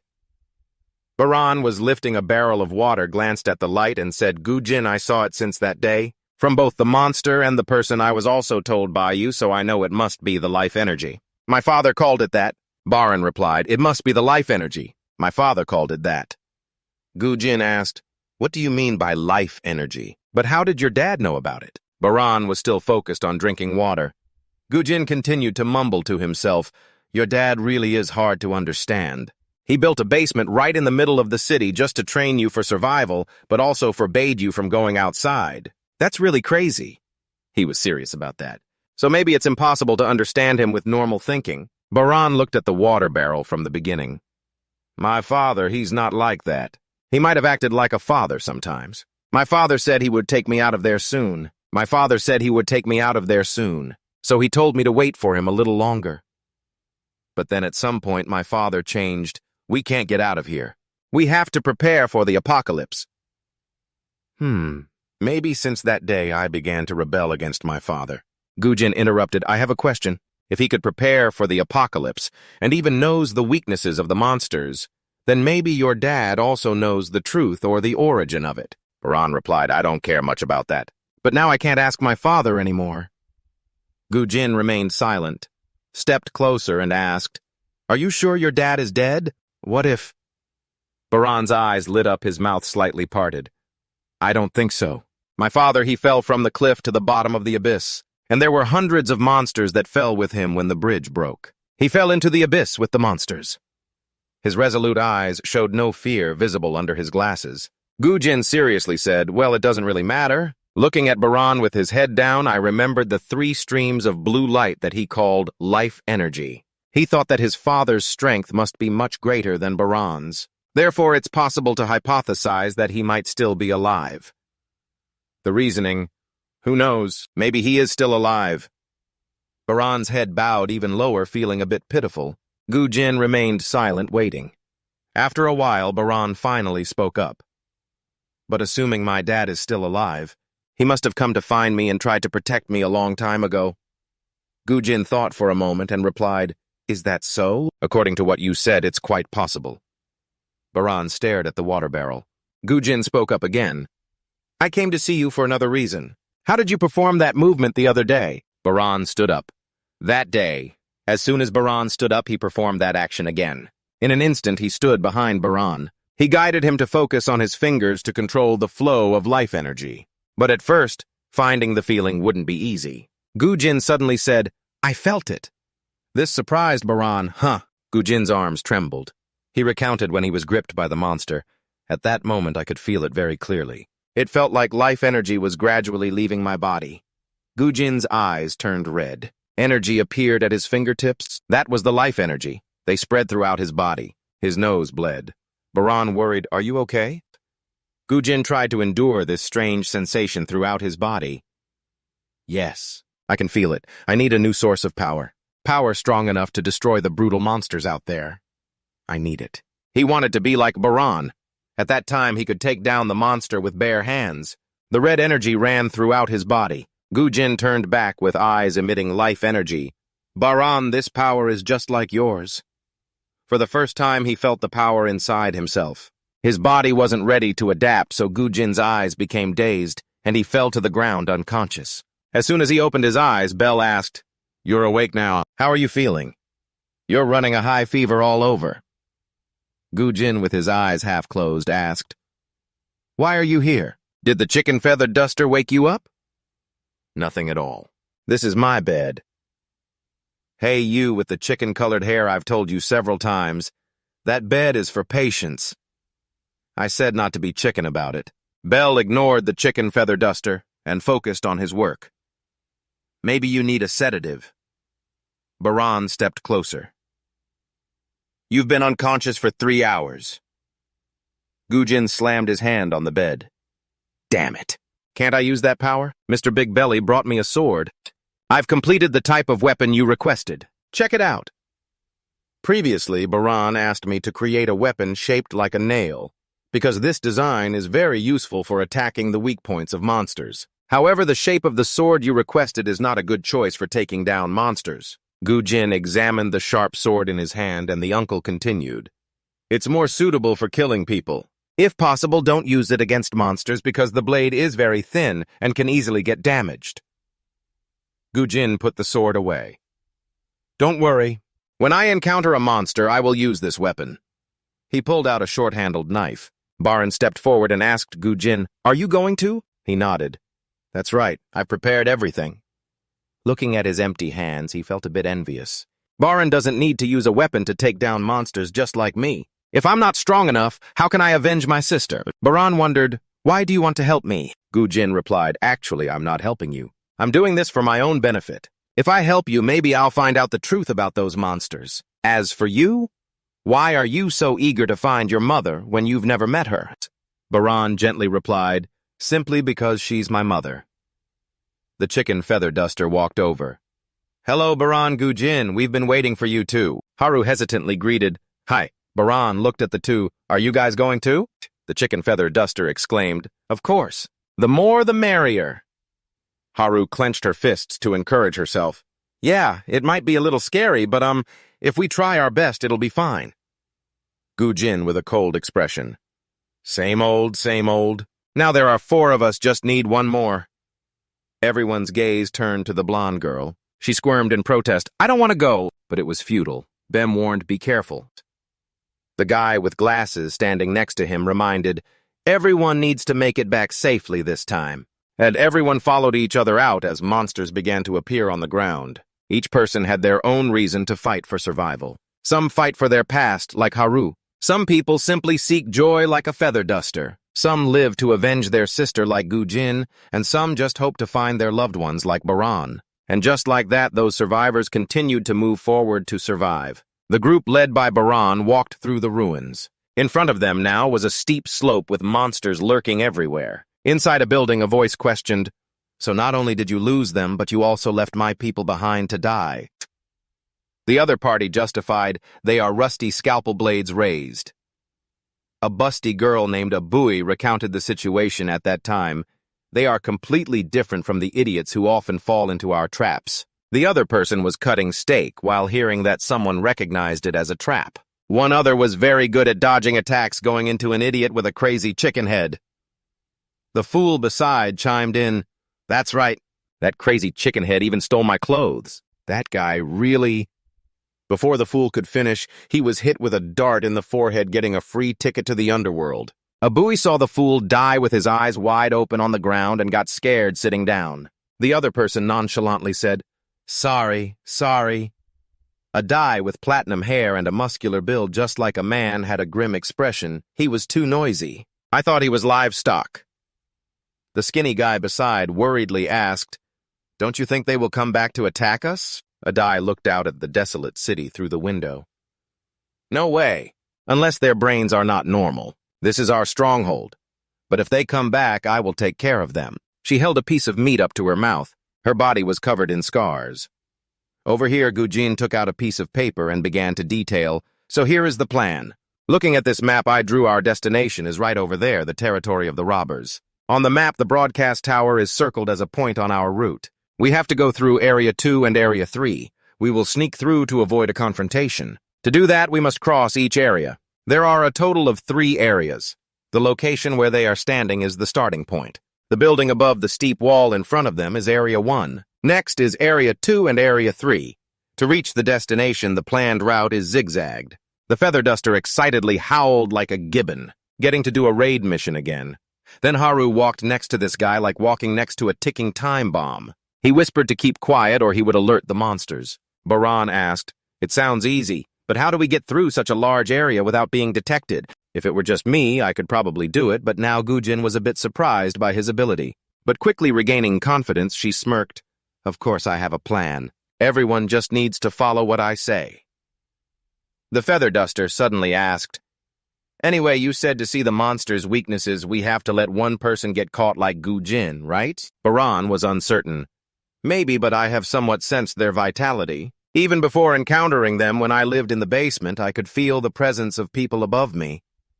The feather duster stroked his chin, then jumped to another frequency. But don't you think we're lacking something? The blonde escaped, but the feather duster was about to sneak back when his backpack got caught. Gujin caught him. Where do you think you're going? The blonde jumped in surprise, shouting, pointing forward, the territory of the robbers starts from here. Gujin explained in detail to the members, I know this place very well, so follow me. We will use signals to communicate because there is a risk of being detected. He raised his hand with 2 thumbs and the index finger out. This is the signal to go. It means if we encounter the enemy, we should hide and keep moving forward. Next, the other fingers clenched the index and middle fingers bent. This is the signal to attack. It means to attack if we cannot avoid a confrontation. The last signal is 4 fingers clenched with the thumb raised horizontally. This is the signal to retreat. It means to retreat if we feel that we could be seriously injured if we fight. Also, when I touch my chin, that is the sign that I'm lying. Baran asked, "When do we use that signal for lying?" Gujin replied, "Oh, just as a precaution, although we probably won't need to." Gujin commanded, "All right, let's go." The feather duster was full of enthusiasm. "I'm sure everything will be fine. Let's go, let's go!" Before anything happened, Haru was already tense and trembling. "Wait, let me breathe for a moment." On the road, the group moved with Gujin to a stretch of road and encountered two guys walking. The bald guy held something in his hand. "I just found a box. Someone hid it behind the small building." The feather duster beside fixated on the box. "That's great. It seems no one has opened this in a long time." Gujin signaled, "Keep going. They are off guard. We can sneak past without any issues." The feather duster leaped out, howling like a gibbon. Gujin frowned at her stupid teammates. The bald guy turned around just in time to get hit in the face by the feather duster. The guy with the ponytail turned to say, "What's going on?" With no choice, Paran had to rush in. She stood in front of him, declaring, "I will kill you." As soon as she finished, she got punched in the face. The two guys were tied up. The blonde angrily scolded, "You idiot! He said that signal means to sneak quietly past. You almost got us into big trouble. Good thing we managed to tie them up." The feather duster, still clueless, scratched his head. "Then, Min, is that so? Because he pointed at them, I thought he wanted us to attack." Gujin felt a headache coming on dealing with someone with an IQ like this. "Oh, gosh. Well, it's not a big deal. Luckily, there are no other enemies around, so we are still fine. But we have to deal with these two." Haru opened her eyes wide. "What? Wait, are you saying you will kill them?" Gujin took out a knife and replied, "That's right." The blade was lowered halfway before it was stopped. Gujin called out, "Ru, what are you doing?" Baran said, "We don't need to kill them." Gujin glanced and said, "That's strange. I thought you and I were alike. Do you feel guilty about killing them or something?" "They are thieves. They won't hesitate to kill to rob." Baran gritted his teeth. "It's not like that. Like you said, we will avoid trouble in the future. If we kill them right here, they won't wake up and tell everyone that we have invaded their territory. But I don't want to kill them. Every time I sense death around me, a terrible feeling that I can't describe wells up in my chest." Gujin was unyielding. "Blue, do you want to ruin our mission over something trivial like this? If they inform the whole group that we have invaded their territory, finding your mother could become even more difficult." Baran also stood his ground. "There's still a way without killing them. We just need to leave quickly before they wake up." Haru agreed with this plan. "Yes, that way we won't have to kill them." The henpecker also expressed his opinion. "I don't want to kill them either. We have already won, there's no reason to do that."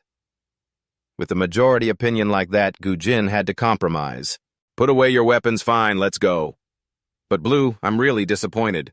I didn't expect you to lack the determination to achieve your goals like this." Ahead was a group of people, some standing, others sitting and talking. Haru was right. Hiding behind a wall, the deeper we go, the more people there are. We could be discovered. At this speed, someone naturally asked, "Who are you making the whole group freeze?" Gujin was worried.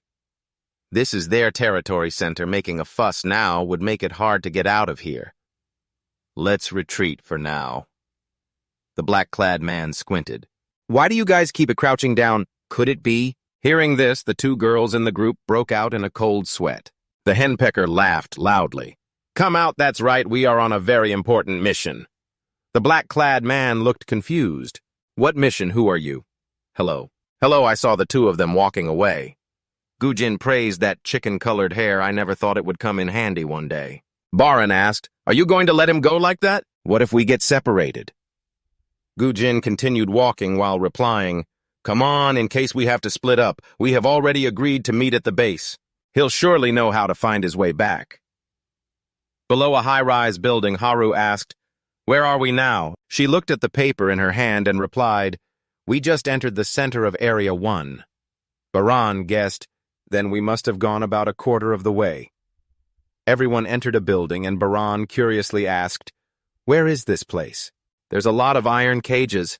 I think I've seen them somewhere in a book before." Gujin looked at the cages. "It must be a prison. It seems like it was used until the apocalypse happened." Baran looked toward the sound. Help me, Dong is locked in the cage. Please, I'll do anything you want, just let me out of here. Haru asked, What are you all doing in this place? The blonde next to them kept signaling, Shh, we've been discovered. Jong suddenly pointed at her. Huh, so you guys are not their accomplices. The other locked-up people heard this and sat up. Really? Thank goodness I thought we wouldn't get out anymore. Jong looked at them earnestly. Please help us. We have to get out of here or we'll be eaten. Gaogo asked back, Eaten. Dong, confused, recounted, We have to escape. Otherwise, we'll be eaten. There's a crazy girl here. She suddenly acts like a predator. As they went outside, the group quietly discussed, How can we help those people? There are many guards around, so helping won't be easy. Gujin stopped. What about you? What are you saying? Haru reminded, You clearly said you would help them. Gujin clarified, No, of course I was lying. Try saying you won't help, then see how loud they'll be. Haru hung his head sadly. If that's the case, those people will still hope and wait for us to come back. Honestly, I also feel that helping them would be very dangerous. But the blonde suggested I also oppose saving them. I haven't even saved myself yet. How can I have time to worry about others? Gujin continued walking. What do you think, Baran? He replied, I also oppose it. The risk is too high. Gujin glanced back. Well, interesting. Didn't you just oppose killing? Baran defended, This is different. Baran explained, This is different. At that time, I was only opposed to killing. Because when I think about it, I feel like I'm no longer myself. A fly buzzed by, and as Haru was scared, she suddenly saw him swat the fly and stick his tongue out to eat it. She hurriedly asked Baran, What are you doing? That's gross. Why would you do that? Baran honestly replied, I'm not sure. It's been my habit for a long time. It looks really weird. Haru frowned. Yeah, it's really weird. Isn't there anything to eat in the basement? Baran replied lightly, No, not for that reason. It's just instinct. Just as he finished speaking, quick as a flash, he brought a mosquito to Haru's mouth. She mumbled, That's disgusting. Your hand just swatted it. While they were bickering, they saw Gujin raise her hand and everyone focused on that hand. She signaled retreat. The two girls quickly covered their mouths. The leader, Adai, along with her subordinates, walked around. It seems like there's something really delicious nearby. The Paran group hid next to a rock. Just as she was about to step toward where they were hiding, a subordinate rushed over to report, The breeding pens in Area B have been destroyed. Adai sighed. What do you mean? The subordinate explained, It's because the monsters attacked unexpectedly. During the fight, the cages of the breeding pens were damaged, so the livestock is escaping. Adai's face darkened, and the subordinate broke out in a cold sweat. She smiled, revealing her fangs.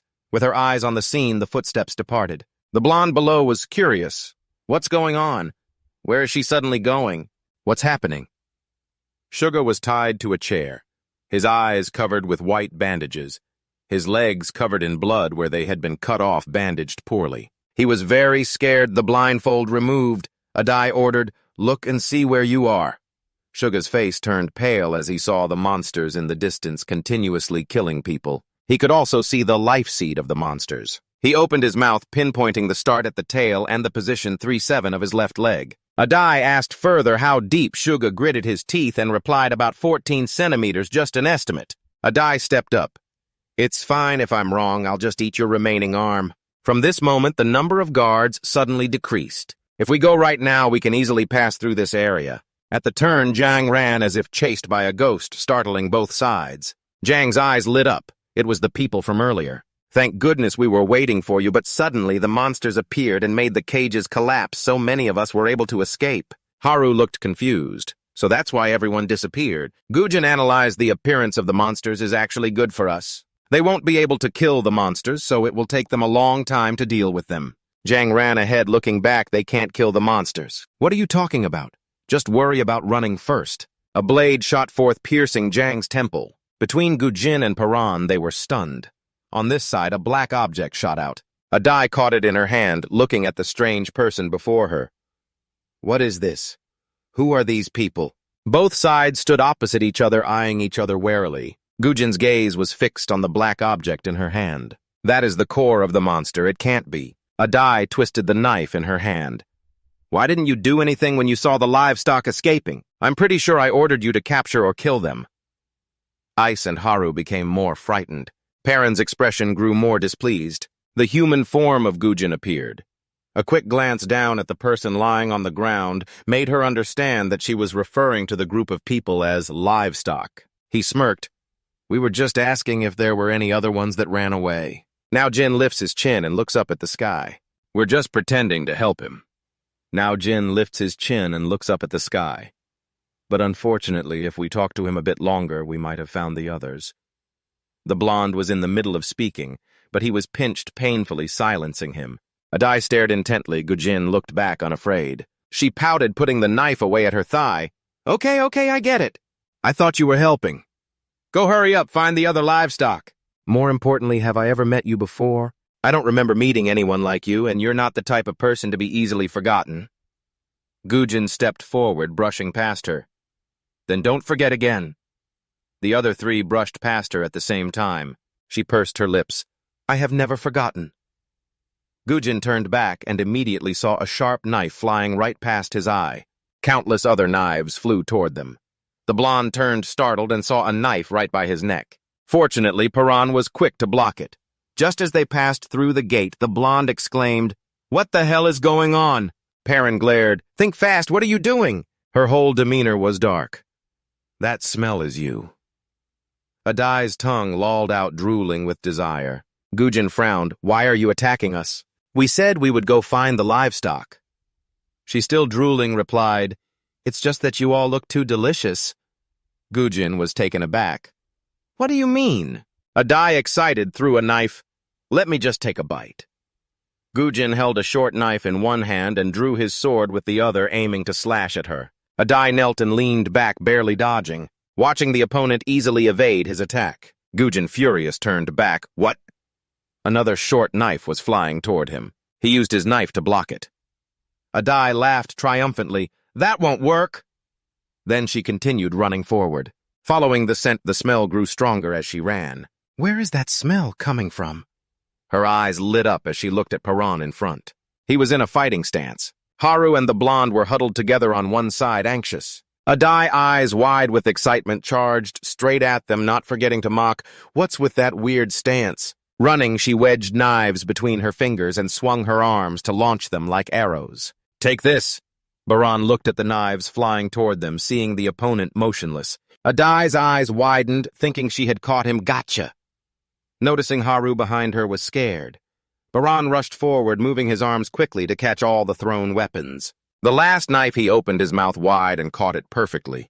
Adai stared at this scene, dumbfounded. Perrin pinched the knives between his fingers, mirroring her crossed arms, his eyes full of murderous intent, sending all the knives flying back at the attackers. Adai, alarmed, wielded two knives in her hands, flailing wildly to block them. Perrin's face was exaggeratedly close, surprising her and causing her to forget to move. Her arms were grabbed, both hands crossed behind her, and pressed to the ground. Adai still grinned as if bitten by something, realizing it's you. You are the tastiest shrimp. Haru scratched her face, remembering something delicious. Wait, I smell something burning. White smoke is rising. Perrin looked down, shocked to see the hand he was holding tightly. Not knowing how, he took out a lighter, igniting a match. He flicked it out, immediately being stomped on. Gujin frowned. It was too late. Adai opened her mouth full of sharp teeth. The monsters were struggling, their footsteps approaching. The monsters were attacking from all directions. Everyone's face showed terror. After all, the creatures in this world are divided into two types, the hunted and the hunters. For a long time, humans dominated the top of the food chain. That was until one day the monsters fell from the sky. They became the apex predators of the ecosystem, disrupting the food chain structure in an instant. Adai was pinned to the ground, showing no fear. But you are different from those I've encountered in this game. Your eyes are filled with the desire to survive. So show me what you will do to survive. The monsters rushed in from behind. Perrin and Gujin turned around, both ready to fight. Their gazes locked onto the vital spots of the monsters. With one move, they easily took down the monster, causing Adai to be horrified, her eyes wide as she watched the black core fall to the ground. Two henchmen heard the noise and rushed over. I think I heard something over here. Oh, boss, why are you lying on the ground? The guy who had jumped onto the ground was nowhere to be seen. A sharp knife pressed against Haru's neck. Adai threatened, "Who are you? How do you know?" BA and Gu Jin glanced back. She frowned, spoke harshly, put down her weapon, and surrendered immediately. "If not, I'll kill your friend." The blonde knelt down and begged. "Yes, my lord, please spare us." Gu Jin whispered, urging to attack. "Go blue! Baran, I can't approach from this distance." Seeing Haru trembling in fear, he clenched his teeth. Adai taunted. "I thought you were their friend, turns out not." As Baran moved, she noticed immediately. "Stop there. I don't know what kind of power you have, but don't use it." Each cut on Haru's cheek drew blood. "If you try to move like before, I'll take her life." Gu Jin urged from the side. "No, Blue, you must not surrender. Right now, you can't stop. You need to attack her before she can react, just like you did with me." Adai was also sweating in fear, but remained composed. "Calm down. If you're not on the ground when I count down, I will kill her." Baran looked worried. "If I fail, the henchmen will suddenly appear surrounding the two," one Gu Jin whispered in his ear. "A small sacrifice is inevitable. We still have a bigger goal to aim for." Baran was confused. Adai started to count down. The henchmen with fierce expressions aimed to attack. Two arms hung limply by his side. Paran's eyes showed pain as she looked at the terrified Haru with disappointment. On the other side, she closed her eyes, waiting for death. "I don't understand being this useless, not at home with my mom, insisting on going out anyway." Along the way, not helping at all, just wasting time and causing two guys to have to fight the big boss already. Paran gritted her teeth, about to charge forward, but when she saw the fresh blood from the knife drip to the ground, Gu Jin beside her angrily called out, "Blue, you see Paran," raising both hands to the sky. Adai's eyes lit up. Order to catch him. Seeing Paran raising her hands, surrendering. Haru opened her eyes wide, looking at this useless fool. Looking around, there was only a face of disdain, not caring. "I always went along 5 times affecting others, but just insisted on going." The shackles hit the ground. Varan was locked in a cell by himself. The hand gripping the shackles was bleeding profusely. "My hands can't move. I can't move my hands. I wonder if the others are locked in separate rooms." Glancing at a Daidu NG at the cell door, she suddenly said, "Survive, Be Baran." Giving a questioning look. "What?" Adai glared and sighed in frustration. "Damn, just as I thought. You don't understand what they say, but you will understand." Baran didn't care what she meant, only concerned about the others. Adai asked back, "Are you talking about the ones with you?" "Seize 42! Baran opened her mouth, her eyes filled with horror. "What?" Adai laughed.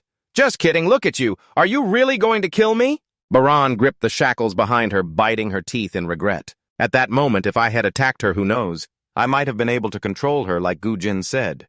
Because the success rate was almost 55-10. That's right, the odds weren't low. When fighting with Gu Jin in a similar situation, I managed to do it. But if I fail this time, someone will have to die. It's just like a gun lying in my hand. Before I couldn't protect anyone because I had no power. But what if having power makes you complacent and causes people to die? Damn, I don't know. Back in the day, my dad told me not to get close to humans. Now I understand that advice even more. If I hadn't gotten close to humans, maybe I wouldn't have been caught so foolishly. When Adai approached, to be honest, it was quite scary. "I've never seen it before. What is that power? How can you do that? And how do you know the weaknesses of those monsters? Did you hear it from somewhere? Or are you just like those people?" "What the hell are you talking about, you fool?" "That fool. What are you talking about?" Adai, disappointed, turned away. "Indeed, it seems like you don't know anything." Just as she turned, Adai turned back. "What about you? How do you know the weaknesses of those monsters?" The fool shouted. "At this moment, you're asking if I also got that information right. Surely someone must have revealed that to you, right? If that's the case, it could be people like my dad." A kick landed squarely on your cheek like blood. Adai glared. "I'm the one asking first. Answer me, how do you know?" And the fool looked and shouted, "Get lost! I'm not telling you anything." Adai, showing interest, slowly replied, "All right, we still have plenty of time. By the way, I'm also curious, where do you come from?" The fool didn't respond. Adai guessed, "Your clothes look good, you seem well fed, so your skin is nice too. Where is your base?" The fool opened her mouth to say something. Adai couldn't hear clearly, so she leaned in. "Huh!" The fool opened her mouth to bite, but stepped back. "You rushed forward. Adai grabbed your hair. Do you want to kill me that badly?" The fool glared at her. "Do you think I would say it that easily?" Adai laughed. "It seems you still don't know your place. You're just a beast." Her gaze landed on the healed wound on your cheek, and she kicked you a few more times. Adai looked at you as if seeing something strange. "Are you even human? Those wounds have healed completely." Suga's eyes widened. Adai, standing behind, asked, "What, you said that, and you can see the light coming from a human?" Suga obediently replied, "That's right, everyone has a glow on their body." "Monsters, too, and I can see it from you, leader." Adai asked, "And this guy?" Not understanding why she was looking at the person sitting with his head down in the distance. Suga's eyes widened, mumbling, "It's too blinding." Adai was stunned to hear that. From Suga's gaze, it shone so brightly that I could see it from afar. Under Suga's gaze, Paran looked like a blue forge radiating a brilliant blue light. Adai listened silently. "Is it life force, what people often call life force?" Adai excitedly said, "Indeed, you are quite interesting. No wonder I keep smelling something delicious." A subordinate behind reported, "Chief, the food is running low. People might start to get dissatisfied. Because of the previous chaos, many people were harmed, and many are unhappy that those who caused the incident were not executed. We need to find a new base." Adai stepped closer to Paran, lowering his voice. "I know, stop repeating yourself. You heard that right? Just hurry up and tell us where you're from. Still keeping quiet, huh?" Adai showed his teeth. "I just thought of a good idea. You don't need to answer. Just playing with me is enough." Baran looked up. Playing with the daggers thrown at Baran, Adai held the bloody dagger in his hand, eyes wide. "I'm really curious. I wonder how far your healing ability goes. Try to hold on as long as you can. That way I can play with you for a long time, from dawn until the lights come on and the moon rises." Baran didn't know how many torturous blows he had to endure, until he finally collapsed to the ground. She finally let him go. Someone outside called softly, "Hey, you there?" Baran glanced. Suga leaned against Dung outside. "Almost got caught. I sneaked here." Baran's voice was weak. "You're the one from earlier. Aren't you her subordinate?" Suga was peeling the skin off his knees, explaining, "No, I was also captured by that crazy girl. Originally, I was just one of the livestock they imprisoned. But one day I was chosen as the eyes and became their test subject. Since that day, I've started seeing strange streams of light." Baran replied, "Maybe you can see that life energy." Suga looked surprised. "What life energy? Whatever, that's not important anymore. I'll help you escape from here. I have someone assisting me. I'm planning to get everyone out of here. The time is almost right. I'll retreat first. If I stay longer, we'll get caught." Baran called back, "Wait a minute.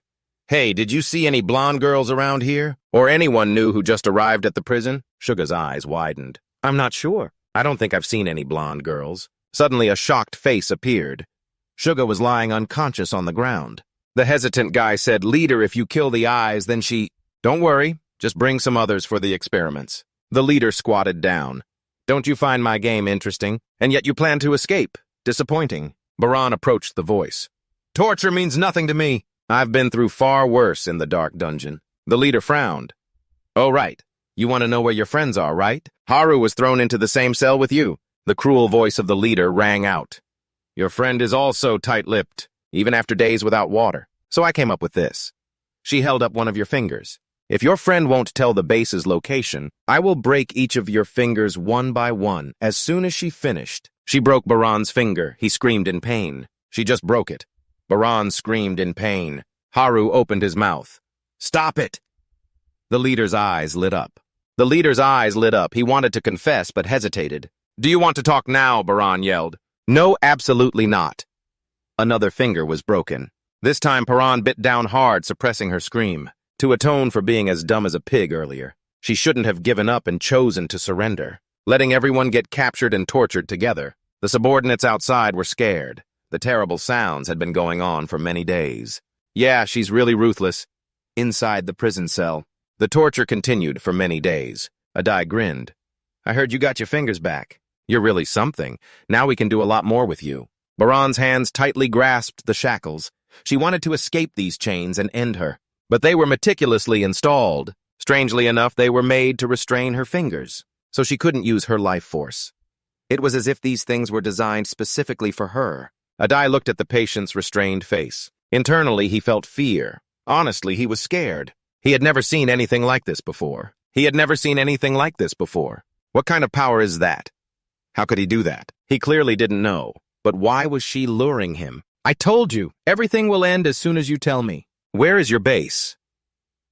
Looking at her ruthless expression, Baran thinks, "Maybe I will be freed from this pain if I tell her the location of the base like she wants." But now I understand. Their expressions when they are sad. Their smiles when they are happy.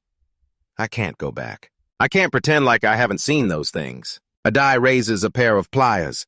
This time I want to see how you will grow your nails back. A desperate scream echoes. Haru loudly calls out to Blue. I wonder if after this little girl will realize she's useless and keep her head down to help in the shelter, instead of following out and harming her teammates. Torture is exhausting. Adai cheerfully says goodbye. See you tomorrow. Baran is in so much pain that his face turns pale, unable to show his expression. Haru looks at Blue. Are you okay? Can you think Paran is dazed, feeling like his father is sneering at him in his ear? You really are an idiot. I told you the more you trust and get close to people, the more you'll get hurt. That was the moment I started to understand more about people. You are going back to who you used to be, seeing people as enemies. Baran opens his mouth. If I had never met you. Your body is covered in fresh wounds. Baran opens his mouth. If I had never met you, this wouldn't have happened. Haru hears these words and is stunned. Adai steps forward. All right, let's begin. Last time I pulled out your fingernails, so how about this time I pull out your toenails? Wait a minute. Adai is surprised to hear this sound. Haru, sitting in the corner, speaks up. I will do it. Adai, not fully grasping the idea of this useless girl, asks again what? Baran looks up at her. Haru, don't. Her voice trembles. I don't want to see you in pain anymore. Dai notices something interesting, smirking. What's this? Don't tell me her eyes are shining like headlights. Do you really like it or what? Haru lowers her head, silent, lost in thought, pretending to be chivalrous, feeling regret.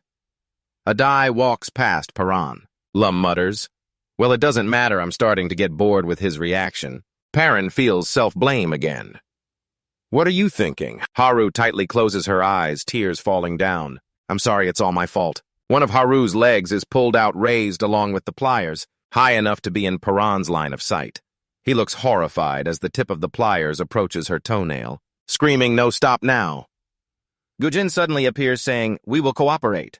Adai and Baran look out in astonishment, seeing the person standing at the door. Gujin, where have you been? He answers. I will tell you where the base is. Baran couldn't believe his ears. What? Drop your foot that's holding on to the ground. Adai stood up. Changed your mind, huh? Baran shouted. Are you out of your mind? Are you planning to betray everyone at the base? As Baran lifted his foot, he got kicked. Gujin's eyes showed cruelty. Blue, you're no longer valuable. I thought you must have some clue about the monster's secrets. What a disappointment. Remember the one with the gas-colored strength and the ability to fight bare-handed against monsters? Gujin lamented. Even with such power, you never utilized it. You're just a pathetic, useless person. The words slipped through Paran's teeth. Call Gujin. Rolling up his sleeves, he admitted, that's right. I will betray you. Baran was furious, opening his mouth to question him. His mouth was covered by a hand. Gujin's cold voice rang out. Be quiet. I have nothing more to say to you. Outside, Adai asked, what made you change your mind? Outside, Adai asked. What made you change your mind? Gujin replied, to cooperate with you. She looked at you. Endured longer than her friend. Then glanced at the blonde. Glancing at the blonde, she agreed to cooperate as soon as she was captured, but she couldn't remember where the base was. I didn't think there would be such a fool. Then realizing I was the same. Adai shyly laughed. I never really looked at the map. I simply followed them. Now Jin, looking far away, reminded, it's best to be as prepared as possible, because there are still people at the base who know how to fight. You can bring everyone. That way we can clean up in one go. Adai's eyes lit up. You're really cold-blooded. All the thugs held sticks gathered around. One thug asked boss, why are we bringing them along like this? It's easier to be detected. Among the 5, there are 2 prisoners, Paran and Haru. Adai looked expectantly, explaining, because it was interesting, I want to see their desperate faces when the base they tried to protect is flattened. Adai turned to see Paran's gloomy expression, but unfortunately he didn't say anything. It was as if he had completely collapsed. Haru whispered, I know maybe you don't want to talk to me. Because of me, you got captured and suffered those terrible things. But Adai remained silent, just quietly moving. Haru looked at you, then lowered his head to look at his tied-up hands trembling.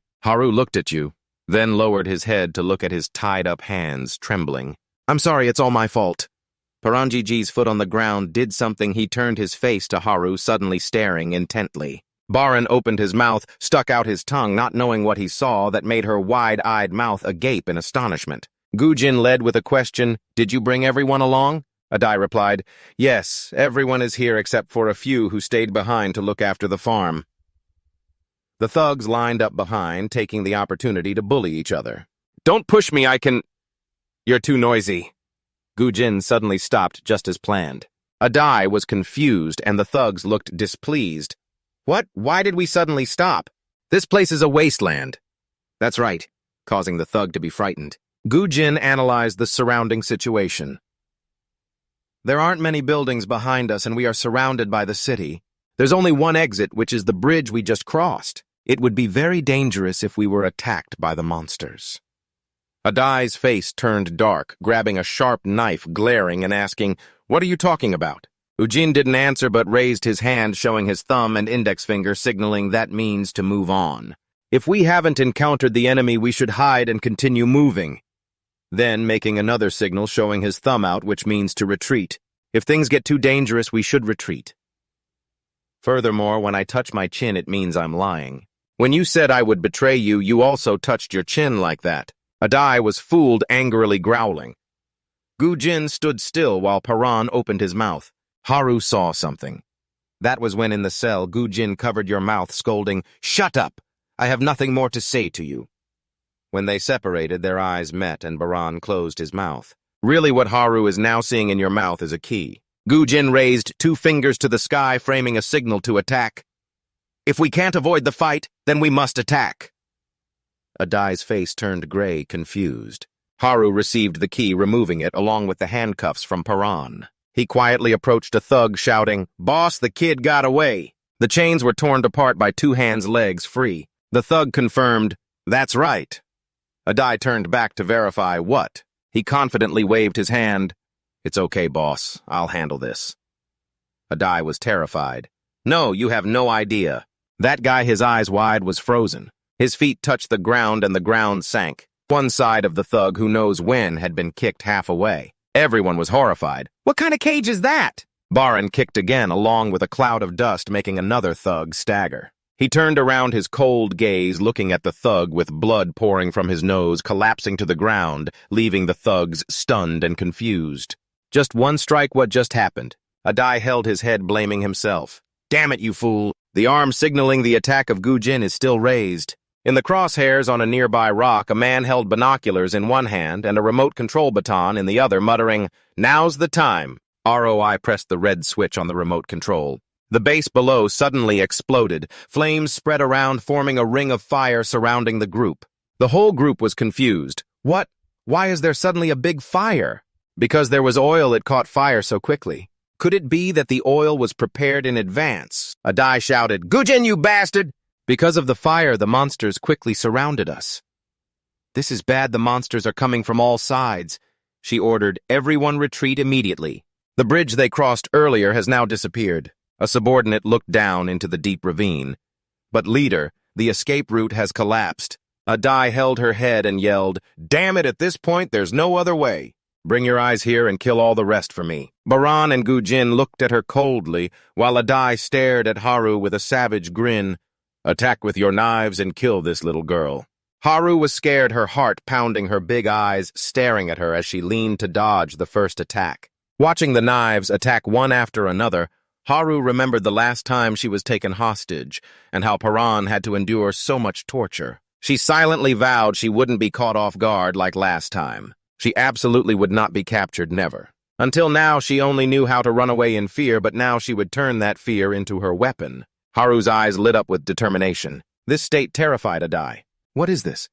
How can she move like that? How can she be this fast? I should have cut all her tendons first. Her eyes widened as she saw someone step in to block the way. Haru softly called, Paran, stand quietly in the middle, using the blue-skinned person as a shield against the opponent. Adai's courage was completely shattered by this gaze. Her terrified eyes looked as if she was facing a fierce monster full of sharp fangs. Her knees nearly buckled to the ground. Paran stepped forward while a few dazed subordinates watched him walk calmly. A knife stabbed forward but was knocked away before it could touch him. They all suffered the same fate as the one before. Another one wielding an axe attacked but met the same fate when Paran countered. El Paran stood right in front of her. Adai seemed to sink into a black hole of fear, her eyes wide open. She had never felt this way before. Just as he was about to deliver the finishing move, Haru tapped his shoulder to remind him, "Paran, why are you still standing there? Why don't you run? Can't you hear all the monsters around us?" Haru and Adai stared wide-eyed, waiting for his reaction. Haru repeated, "We need to run quickly." "Hurry up," Paran replied, "Uh-huh." Adai felt a moment of relief, thinking she had escaped death. Paran swung her foot, marking Adai's face with a kick, causing her to fall backward. Paran smirked, and Haru celebrated behind her. A henchman ran while muttering, "One more, just one more." The monster leader screamed in pain as a monster bit into his shoulder. Haru shouted, "Run, run, fast!" Adai felt as if a horde of monsters was attacking her from behind. She growled, "Bring the eyes here quickly." "Yes, yes." The two ran forward. Gujin called out, "Paran, keep your eyes wide open." "I don't know what you're thinking, just punch the opponent." Haru questioned Paran, "Why did you hit him?" Paran challenged. "It was you, right? You were the one who showed her because clearly she didn't know how to use her energy at first." Gujin admitted, "That's right, I said that. I told her to tie your hands." Paran asked, "Why?" "Because of that, I was tortured for days on end." Gujin looked up. "You chose that yourself." "You chose that yourself in that situation." "In that situation, I could only choose the best move." Remembering the words in the room, John Paran wanted to confirm again, "So were your words back then sincere?" Gujin nodded, "Yes, I hate you for your uselessness, which has caused the plan to fail so many times. If I had that power, I could use it much better because it's too much for you." Paran's gaze was filled with complex emotions. "If you hated me that much, then why didn't you fight back earlier? Just now, you clearly could have dodged the attack." Gujin replied honestly, "Because I need you." Paran was surprised and sighed, "You're really a despicable guy." Gujin shot back, "No, you're much more despicable than I am." Paran reached behind her. "The monsters were slaughtering you, Duke, get up. Are you just going to lie here and wait to die?" Gujin stared in shock at the hand in front of him and grinned. "No way, I have a much better plan." Both hands clenched together. The giant monster was howling, turning the area inside the circle of fire into a disaster. Adai took a weapon from a henchman and ordered, "Everyone get into battle stance now. When are you going to bring me the eyes?" "Here." She looked over and saw two people approaching. A henchman brought a person wrapped in bandages over his eyes. "Report among the slaves of the leader. There's a kid who volunteered to be the eyes." Adai was excited. "That's commendable. I will reward the person handsomely later. Let me see who it is." The bandages were removed. The feather duster joyfully saw a monster tightly bound with ropes. The feather duster stood facing it. "The one behind reminded me to speak first. The survival rate of this experiment is extremely low. The survival rate of this experiment is extremely low. If you can't withstand being pressed tightly by the monster, you will die. So what do you still want to do? For that reason, I usually only let livestock do this." The feather duster urged, "Let's get started quickly." Thinking of Paran and Gujin, he smiled. "I don't want to be left behind by those two at all." The experiment ended. The feather duster didn't lose a single feather, looking through his arms like binoculars at the distant monster's smug. "Finally, I can see it, the weakness of the monsters." Adai commanded, "Quickly tell me the location of its weak point." The feather duster looked startled around and said, "I'm the best at challenging your dad." Adai didn't expect that. The feather duster jumped and howled like a monkey. She was furious. "What is this? I've never met anyone so cheeky." The bald guy behind, upon seeing it, recognized the feather duster. "That guy is the one who attacked us last time." Adai was stunned. "What did you say?" Adai was stunned. "What are you saying?" The bald guy stuttered. "I'm sorry, leader. I thought he was definitely one of us." Adai replied, "So does that mean we no longer have the eyes?"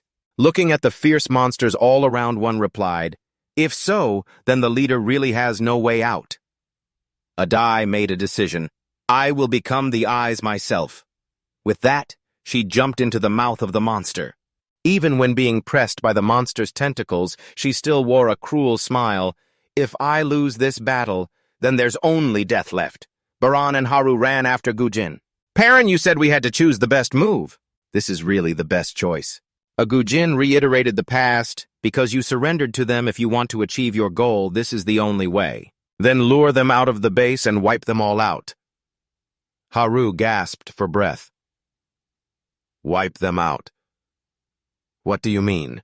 Dad, I'm about to lose it here. You're really taking a big risk." Gu-jin kept moving forward. Taking risks can be like that sometimes, but your eyes are showing red veins. I saw an opportunity. I saw an opportunity for all of you to get out of here. He stopped abruptly because a monster blocked the way.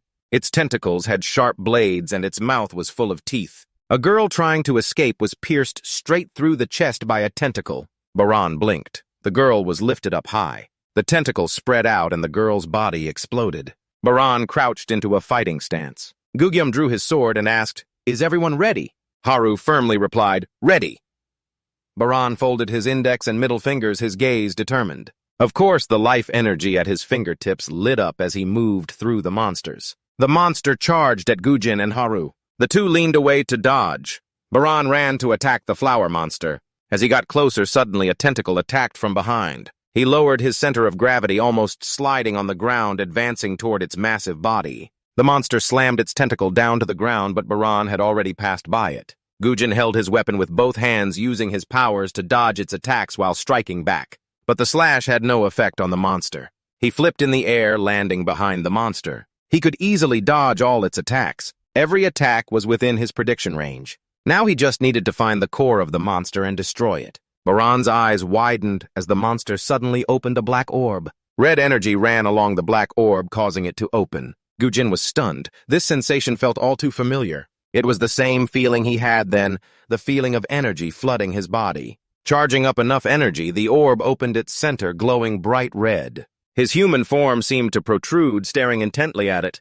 The monster shot out a beam of red energy. Gujin's eyes widened, stunned, as he watched the beam shoot toward him. While Gujin was still dazed, Haru headbutted his side, pushing him aside, just barely escaping that deadly attack. Both landed safely.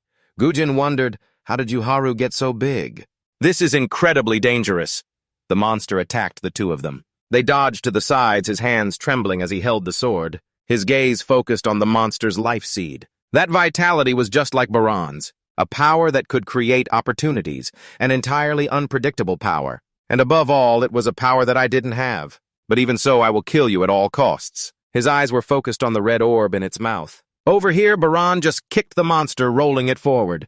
Before it could regain its footing, he charged to attack its tentacle, preparing to open it. Baran accelerated. He didn't know how long he could maintain this power. If he ran out, he might faint like last time. He had to control and use the power wisely. So he had to finish everything as quickly as possible. Aiming straight for the stone in the debris, he reached out, but the monster was faster. It hides the stone. The three wings close together to increase protection. Baran retracts his hands, lands, and charges to attack the monster, transforming into black threads. Benefied Gujin stares at the red mass. With this round of DGN, he actively leans left and right, avoiding all of them. Seeing an opening, preparing to finish this barrage, Gujin uses his sword to gain momentum and lunges straight for its belly. The monster retreats. He moves forward, his gaze locked on the red light, stabbing down with the knife. The blade stabs exactly at the seed of life, but nothing happens. Gujin is confused. Did I not stab hard enough? He releases his hand and looks back at the stab position. Suddenly, a foot crushes down on the knife's handle. Baran uses his strength to push the knife in as deep as possible. At that moment, the monster transforms into black threads. Perrin turns to aim at a new target. Gujin still stands there, staring at Haru. On this side, not knowing how to attack, he can only gather strength to run. Suddenly, the monster screams. She turns back and sees it. Perrin and the minions over here are being attacked by the monster, screaming and crying out. "Hey, you someone come help us." A buoy was pulled up by someone holding her hand. She stammers to thank him. "You are..." She looks up at the other person and opens her mouth. "You promised okay?" The feather duster reminds her of her words. "Tung said if you help her, she has to fulfill my wish." Then leans in to whisper her wish in her ear. After hearing this, a boy screams in protest. "No way are you making me do that." She bites her lip, feeling wronged, and cries softly. She bites her lip, feeling wronged, and cries softly. The feather duster looks up at the sky. "Just kidding, instead help me escape from here."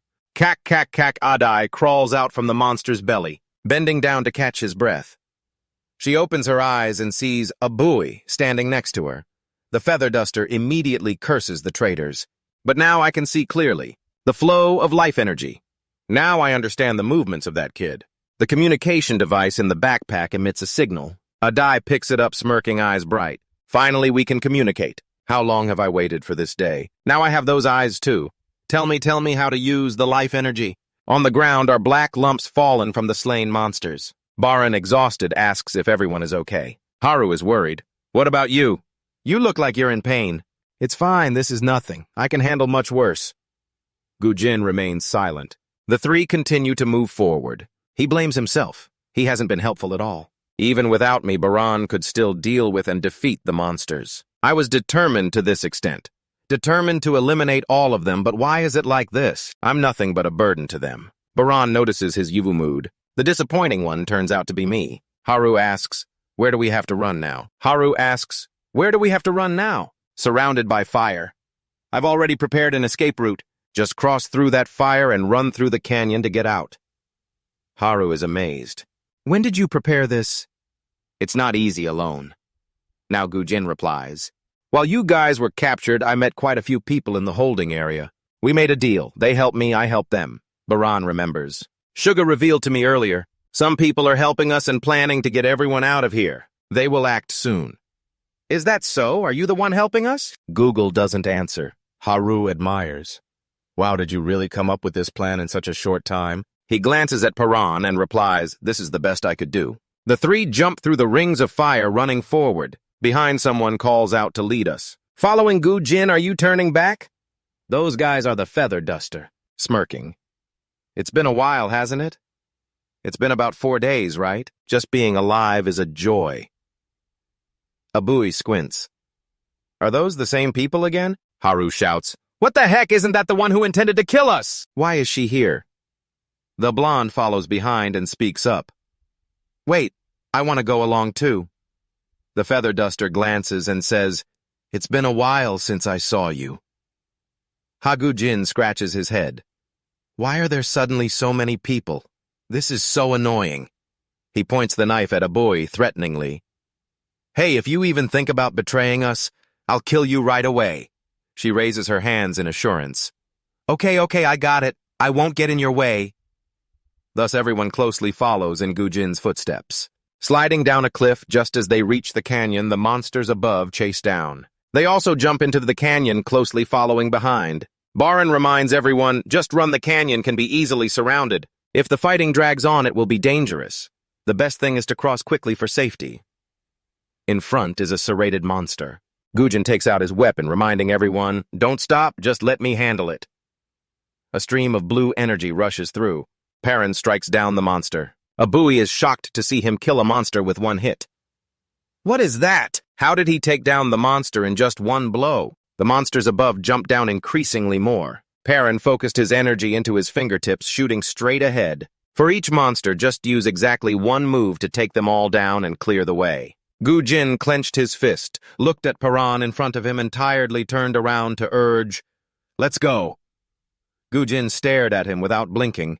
Baran looked at the monsters ahead. The longer I use my life force, the better I understand how to control it. If I use the life force to enhance my body, the strength will last for a while and then gradually weaken. In other words, the strongest moment is right after enhancement. If I charge my life force right before attacking, I can deal more damage. The longer I charge the life force, the stronger I become proportionally. But at the same time, the life force in my body will also drain faster. Last time I managed to maintain it for about 2 minutes, but now it seems I'm controlling it better, still have some energy left. He turned around to ask Gujin, which direction is the base? He replied, over there. The blonde next to him also said, over there. Gujin was surprised. Huh? You know too? The blonde laughed it off. Gujin's expression grew serious. The ground cracked beneath them. A monster in front used the drill on its head to burrow into the ground, causing the earth to tremble. The whole group swayed about to fall. Everything returned to normal. Baran braced himself against the ground, struggling not to collapse. The blonde was panting, I almost got crushed. Haru had her legs pinned under rubble, unable to move. My leg, my leg. Baran ran over to pull her out. Are you okay? Can you walk? Haru gritted through the pain. I'll try. Just above them, a monster was jumping down from the cliff.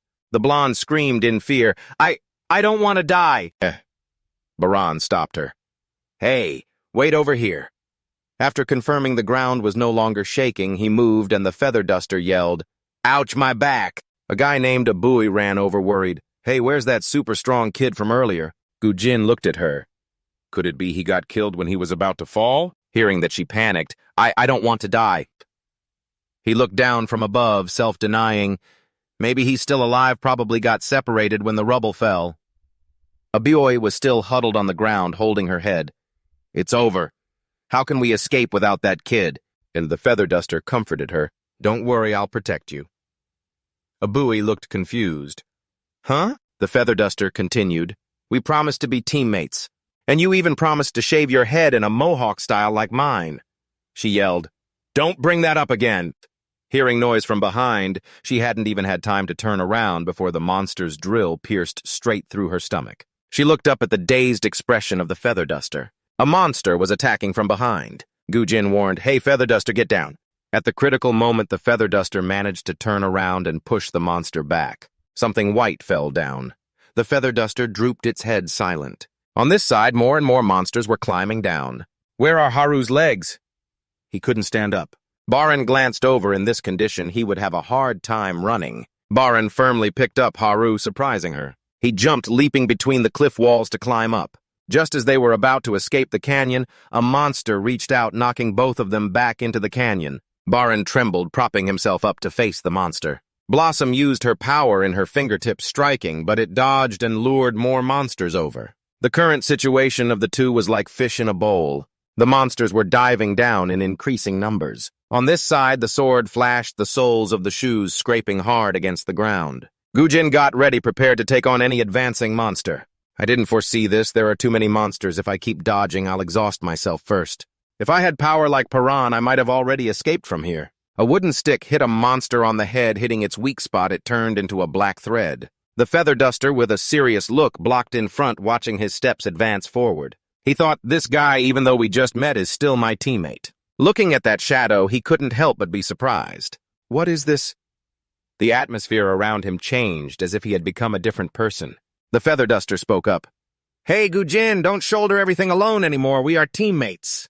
We are teammates. But those words made him ponder as he looked through the broken glass at the monster. The feather duster said sternly, Get ready, a lot of monsters are jumping down. Baran crossed his arms in front of his chest, assuming a defensive stance, being pushed back by them. He gritted his teeth, looking at the flower monster and the toothy monster in front of him. Utilizing the little life force he had left, he punched and kicked, taking down both monsters at once. Baran stood mouth agape, gasping for breath. Once again, he concentrated his strength in his fingertips. He felt that he was about to run out of life force. His shoulder was hit by a claw from a monster. Baran clutched his wound, groaning. Haru behind him urged, You can escape on your own. I'm fine, you hurry and run, otherwise you'll step into danger too. Paran moved, and Haru questioned, Why? Your body is hurt again. Remembering when he was tortured in the basement, combined with the current situation, Haru blamed herself. It's all because of me. As Baran ran toward the monsters, he observed and said, Maybe since that time, that was the moment I began to understand humanity. If I had never met you, it wouldn't have turned out like this. Haru was in tears, lamenting, People are fighting hard against monsters while I just stand here whining when danger comes. It's all my fault. If we hadn't met that day, you wouldn't have to suffer this much pain. Baran paused to catch his breath, straightening up. That's right, if I hadn't met you that day, none of this would have happened. But I have no regrets. Thanks to meeting you, I understand the kindness of humanity. I got to know the feeling of connection when treating each other sincerely. I felt the warmth when someone cares for me. Now I can truly trust humanity. The monster was about to attack Haru. Baran rushed over to block it just in time, fighting back against the monster while urging, Please run now! Haru stubbornly replied, No. Why do you have to risk your life to protect me that much? All the expressions on her face flashed through Baran's mind. He responded, Because you are very important to me. Haru's tears fell like beads, watching the small figure desperately fighting the monsters, even though he said that Baran's inner self was still conflicted. His father's words represented the fearful inner self that kept asking, Do you believe in humanity? If so, you will continue to suffer like this. You will be hurt, betrayed. Then those pains will gradually gnaw away at your soul. Paran's brave inner self rebutted, Even so, it's okay. I will still believe in the goodness of humanity. I believe in the warmth that I have seen and felt. Even if I have to endure a lot of pain later, it's still okay. I will take a different path from you. The swarm of monsters descended darkly. Green energy erupted in his eyes upon seeing Haru surrounded by the monsters. A critical situation. A critical situation. Baran gathered another source of energy and used lightning speed to cut through the monsters. He embraced Haru and jumped up. Once they both escaped the alley, Baran finally had time. "Haru, I will definitely save you." The monsters above surrounded them from all sides. As he concentrated his life force into his hand to strike the monster in front of him, Haru was pulled away by another monster, watching the distance between them grow farther. Baran exploded, using his teeth to tear apart the monster blocking him. The green energy continuously moved through all of them. Baran attacked each one accurately. On the ground were seeds of life from the monsters, big and small, of all sizes. Baran knelt panting among those orbs. "You are exhausted, falling to the ground. Your blue eyes widen when you see an unscathed, giant, three-headed monster. It is signaling all around." Haru stares in shock, mouth agape. Baran with cloudy eyes. Baran with cloudy eyes trembling all over. "No, I have no strength left. Physical exhaustion makes my eyes want to close." Baran collapses to the ground. Memories flood back to when he was very small. Dad sat by the bed and said many things. "You have a kind heart just like your mother. No matter how much I tell you to stay away from humans, that heart of yours will draw you close to them, and then you'll get hurt. That's why I don't want to let you return to the surface. I truly cannot witness that pain again." He is in the present, eyes wide open, but his father's words still echo in his ears like a guiding compass. "But if you still want to chase your ideals despite everything, then be stronger. Stronger than me or anyone else. Stronger than me or anyone else. Be strong enough that nothing can make you fall, so you can maintain your faith." Hitting Baran's eyes is Haru's bewildered face as the monster approaches. He braces his hands on the ground, pushing himself up. The monster slams its hand against the rock. Large stones fall, hitting Baran on the forehead. He stands up with half his face covered in blood, taking steps towards the monster, moving forward, focusing his energy into his fingertips. The energy flows through his entire body. Baran grits his teeth, feeling this unprecedented power. The ground beneath him is like a honeycomb. The blue energy surrounds his body thicker. The soles of his feet sweat. The monster from above targets him, lunging down. Baran stares at it intently. He jumps up, landing a punch that makes the monster's chest cave in, creating a large hole. Baran falls down. In his hand, he holds the seed of life like a crystal. Because in our veins always burns the blue flame of hope and infinite potential. A piece of life clings to the shard of broken pottery in his hand. Gujin, the curious chicken feather duster. How did he know its weak point? The chicken feather duster replies, "I can see it now thanks to the tests they forced me to take. So this is life energy. Just as Baran said, it flows in our bodies too." A monster charges at them. The chicken feather duster swiftly moves, dodging without missing a beat. The chicken feather duster swings the broken bottle, stabbing it repeatedly into the monster. The monster swings its hand to counterattack. Now Gujin is confused. He clearly knows the weak point, but why isn't he targeting it? Thinking of Abui's shocked expression when he died, the feather duster was extremely angry.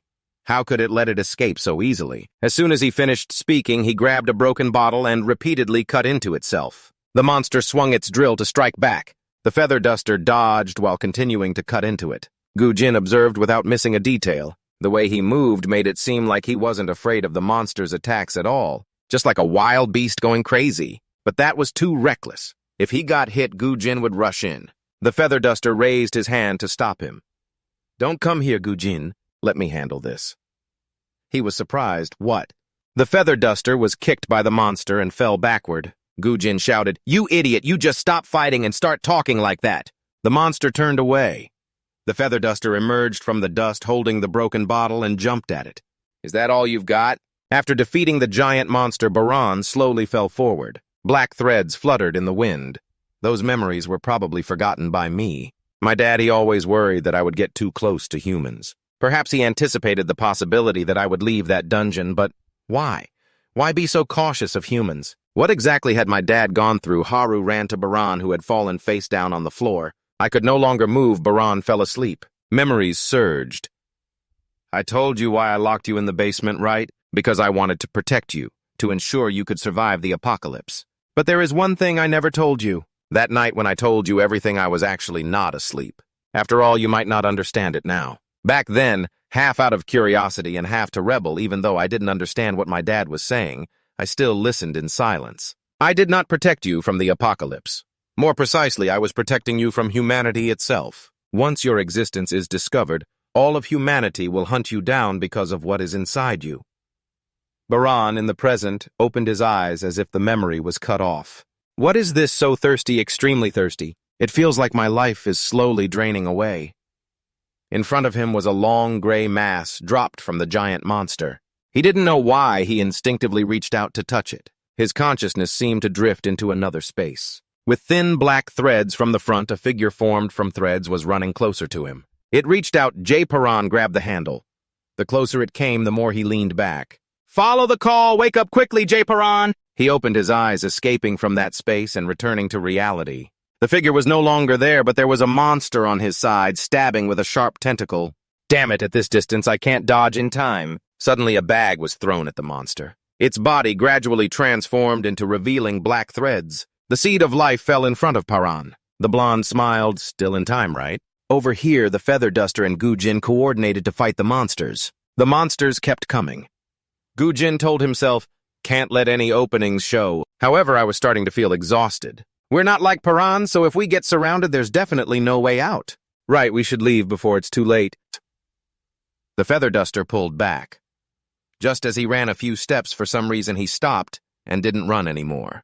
3 monsters charged at him from behind, making grunting noises. At this moment, Gujin turned back. The Feather Duster was held down by 2 monsters from behind. Seeing him turn back, he urged him to run. Seeing him turn back, he urged, "Run!" Gujin couldn't believe his eyes.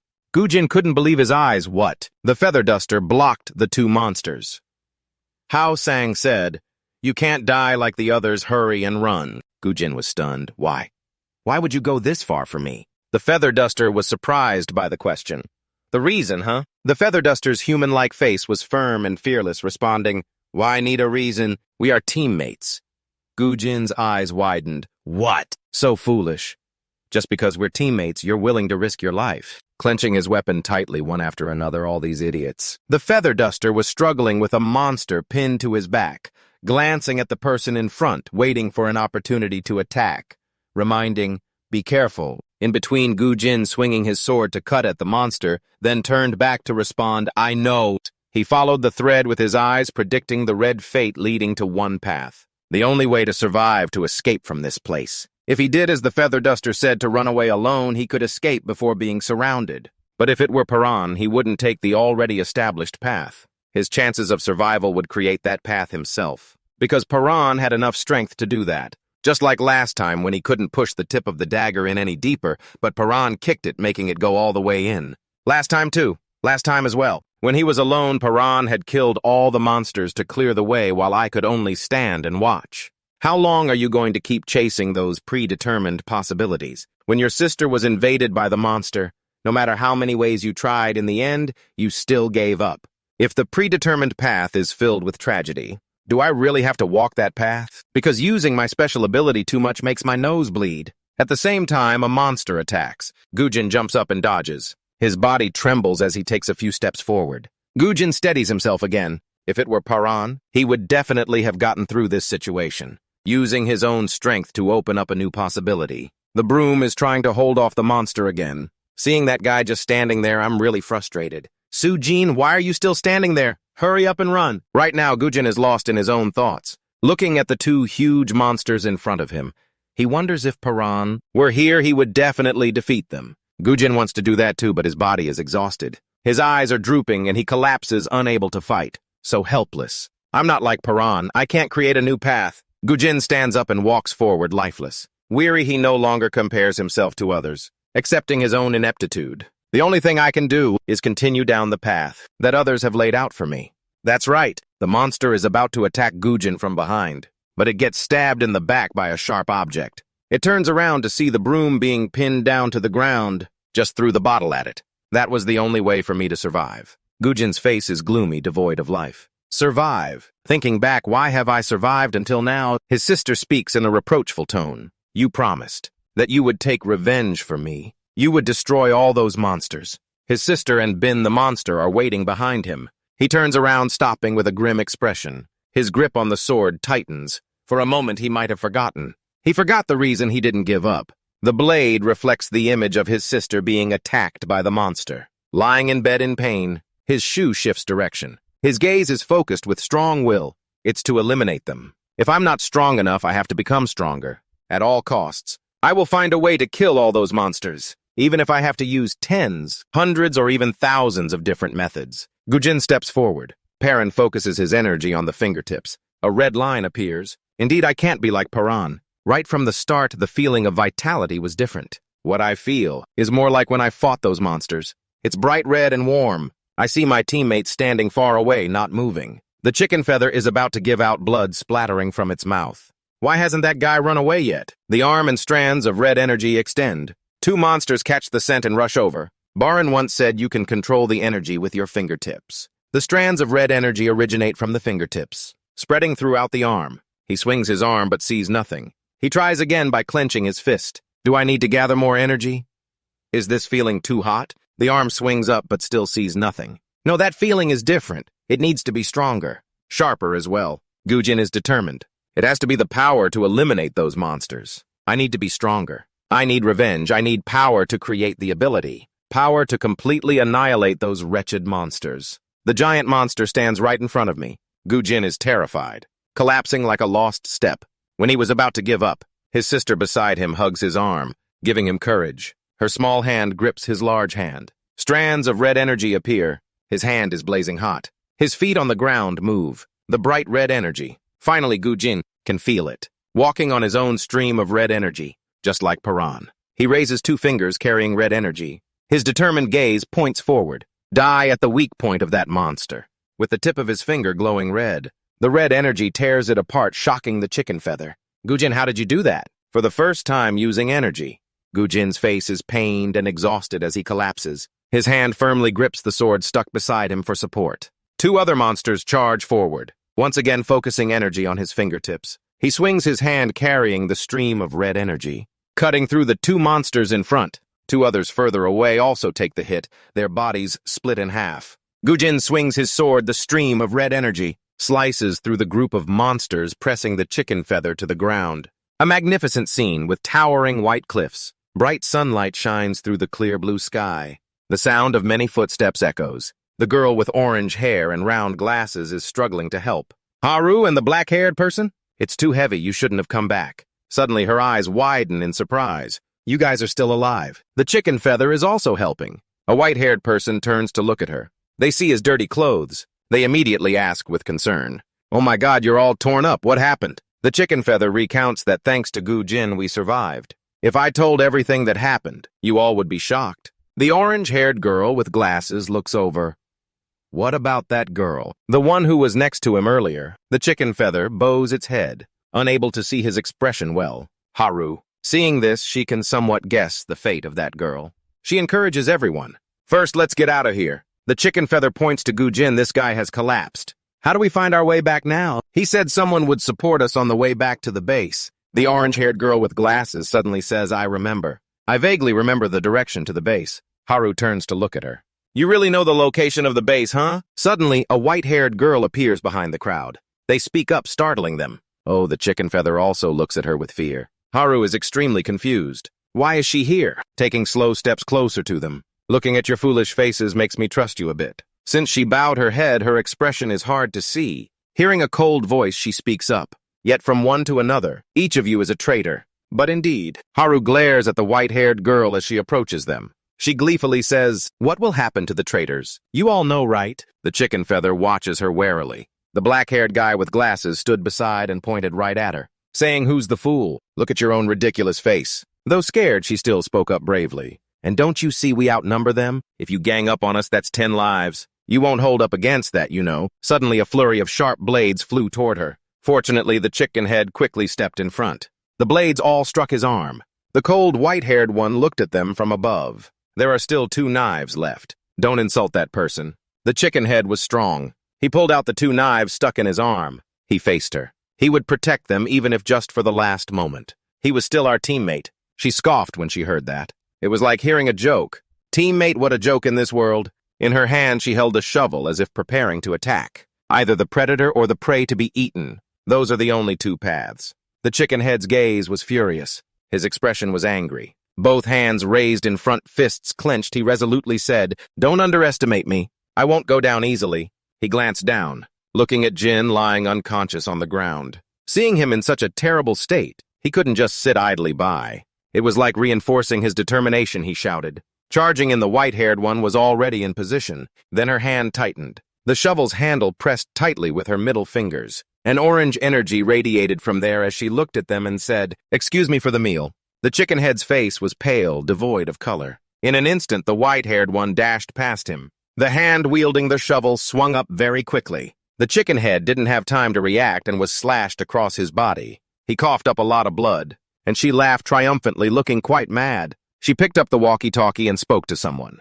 "I understand now what you said about using vitality," the voice on the other end replied. "What you want to know is just the basic enhancement method." She listened to him, but how could she learn it? Did she meet someone using it? Her eyes widened in delight. Yes, a person with movements I had never seen before. She recalled the moment she was pinned down by Paran on the ground. Her eyes stared intently at you, making you uncomfortable. Every time I see him, I become more determined. To hunt stronger prey, then I must become stronger myself. It's on the ground. Just debris and a white-haired person looking around. Where are they, I wonder? How did they get so far now that I think about it? The eyes say they have seen the blue flame from that person. Then just follow its trail. Suddenly someone called her over the intercom. Wait. The blue flame is faint. She pressed the intercom to her ear and stopped immediately. Oh, I can't believe this. That person said it's beyond your control now, huh? The white-haired person was silent, as if deep in thought. Oh, I don't care. I want to turn off the device without worry. The person on the other end hurriedly said, "Hey, don't hang up." Oh, the white-haired person looked at the corpses lying on the ground. Some are dead. Some are unconscious. Why are you panicking so much? I can't do anything at all. The trembling legs belong to Haru. Don't come here. Oh, the white-haired person chuckled.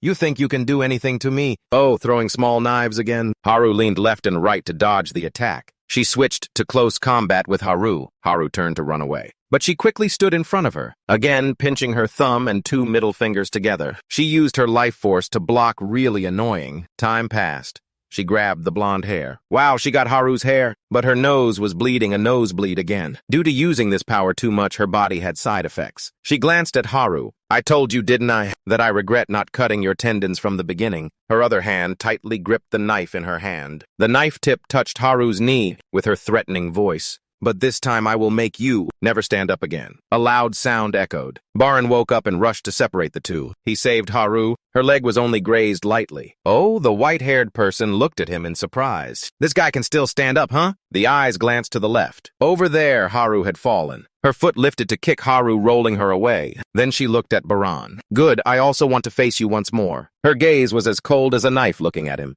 Let's see who the real predator is. Baran was already too much, only knowing how to throw a punch. Without much strength towards her, was easily dodged by her. On the contrary, she was very strong. 3 fingers pinched together, smugly looking at him. 4 positions from head to hand of Baran were attacked by her differently from before, huh? Now I can also use life force like you. Baran was like a wooden puppet, not resisting at all, regardless of her attacks. Come on, attack me, make me even more excited. You are the only one I feel a bit like me. Both his shoulders and back took her attacks. Unable to bear it anymore, he fell bowing on the ground, and she glared at him. Want me to help you get more motivation? If you lose this match, I will spare your friends. Oh, the white-haired person kept rambling. First, I have to cut off your arms and legs, so they can't escape. Then right in front of you, I will eat them, drawing plans for when she defeats Baran, or using them as experiments for the monsters, huh? That sounds good enough. To pay back for the fact that you killed my kids. Baran trembled with rage. Haru had woken up, but couldn't move her body. She looked at Baran, who was blocking in front of her, protecting her.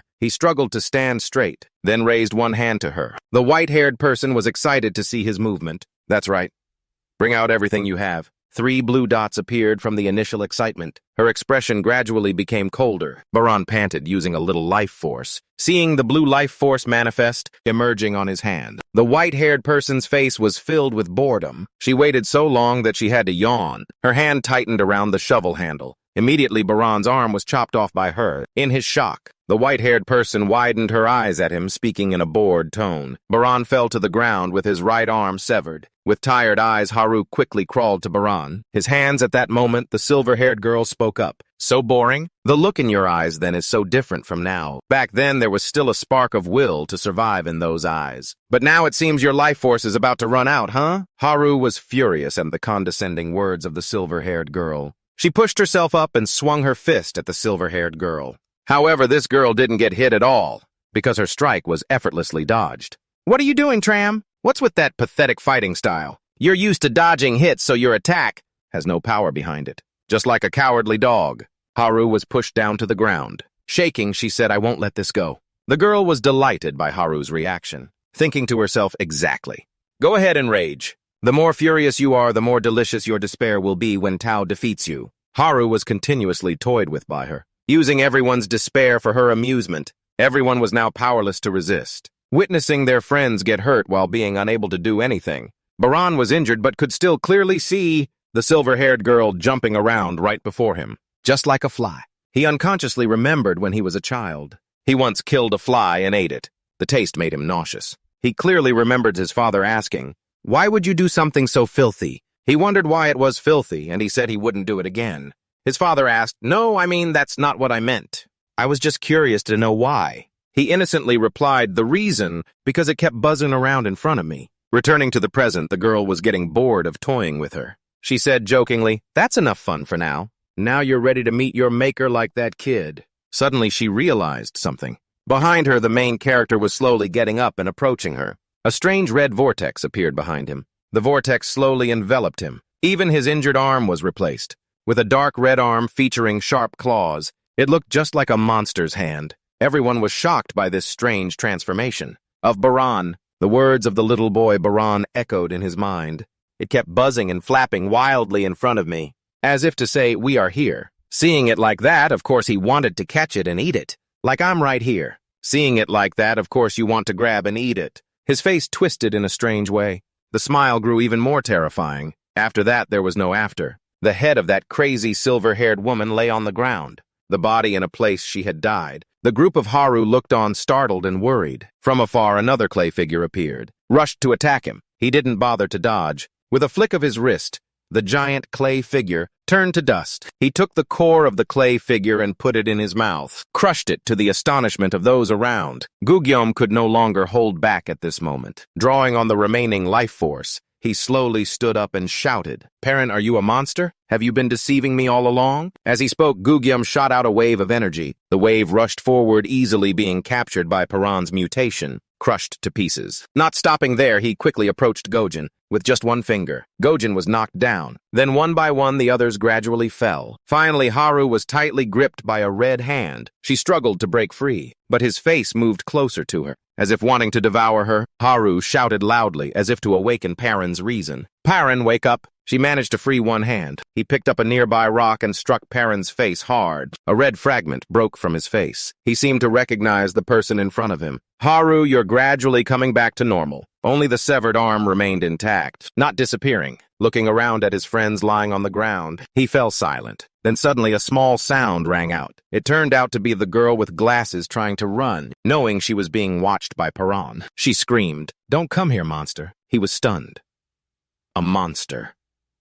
Have I become one? His voice was choppy, his memories chaotic. His emotions also sank. And at the same time, some people were observing the group. Paran all this time, a guy with binoculars angrily turned to the guy next to him. "What's going on here? I said I would help, but nobody said there would be things like this." The other guy said nothing, and slowly walked towards the group of Paran. He quickly called out, "Hey, what are we doing here now?" It turned out to be Dr. Huang Bell.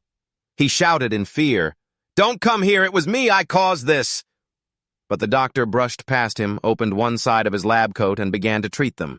Another guy followed him timidly, asking, "Paran, are you a monster?" The guy with the binoculars, who had been sweating while looking at the approaching group, was clearly not normal at all, witnessing the earlier scene and still approaching him. Then he turned to the other guy and said, "You're not planning to go there, are you?" This guy was even more deformed than the one in the full hood. You could only see his mouth forming a strange smile. The guy who asked was also creeped out. Is he smiling? On this side, the kids were being helped. Baran could only silently watch. As the scene shifted to a small room, they gathered together and began to introduce themselves. I should probably introduce myself first. I'm at Gujin, the base of the bandits. We have agreed to cooperate. The agreement is that I will help rescue everyone who is being held and force them to retreat from the base. In return, Gujin will help free our people, those who have been captured and enslaved. The rooster head asked, "Your people?" The guy replied, "That's right. We come from where you're planning to go. Can you all move normally now?" The rooster head took the chance to show off, "Ha ha, this is nothing. I'm as strong as an ox." The doctor saw this and reminded him, "I told you to rest more and not to overexert yourself." The rooster head, seeing this, yelled, "Hey, I'm not a rooster, you're just calling me that on purpose, aren't you?" The old man saw him losing his composure and said, "Calm down, I told you not to overexert yourself." At that moment, Gujin stepped out. Seeing this, the rooster head said, "Gujin, you don't have to try to keep up with me. If you're not feeling well, just go rest." Gujin remained silent and did not respond. The girl next to her also took the opportunity to ask, "If where you all are is the place we plan to go, then does that mean the radio station? The guy replied, "That's right, seems like Gujin hasn't told you yet." The group looked puzzled. The girl with glasses asked, "What is that place like? And the person broadcasting that message, have you ever met him?" The fat old man also wondered, "Is that true? Did they really talk about the apocalypse and being prepared?" A guy with a him-in hairstyle replied, "You two are asking a bit too fast, explaining it might take a while. But one thing is for sure, everyone will be surprised when they get there because even I, when I first arrived, couldn't believe it. Anyway, my teammates and I have a mission to scout the area to find other survivors, but unfortunately encountered the bandits and got captured." "Are our people okay?" Dr. Huang Bom replied. "After being rescued, some people suffered from malnutrition due to prolonged hunger, but it's not life-threatening for now. Don't worry too much." What a relief. He turned to ask Gujin, so Gujin what actually happened.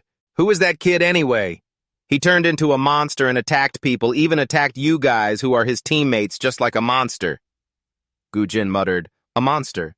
The doctor also said, "Thinking back the unusual recovery ability, the kid really does resemble the characteristics of monsters."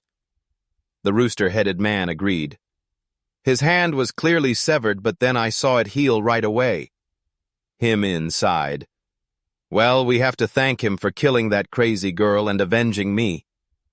Gugyom didn't respond, but thought to himself that Baran didn't even realize he could turn into a monster. At this moment, He-Min's voice continued, "It's not just him, Gujin. What about you?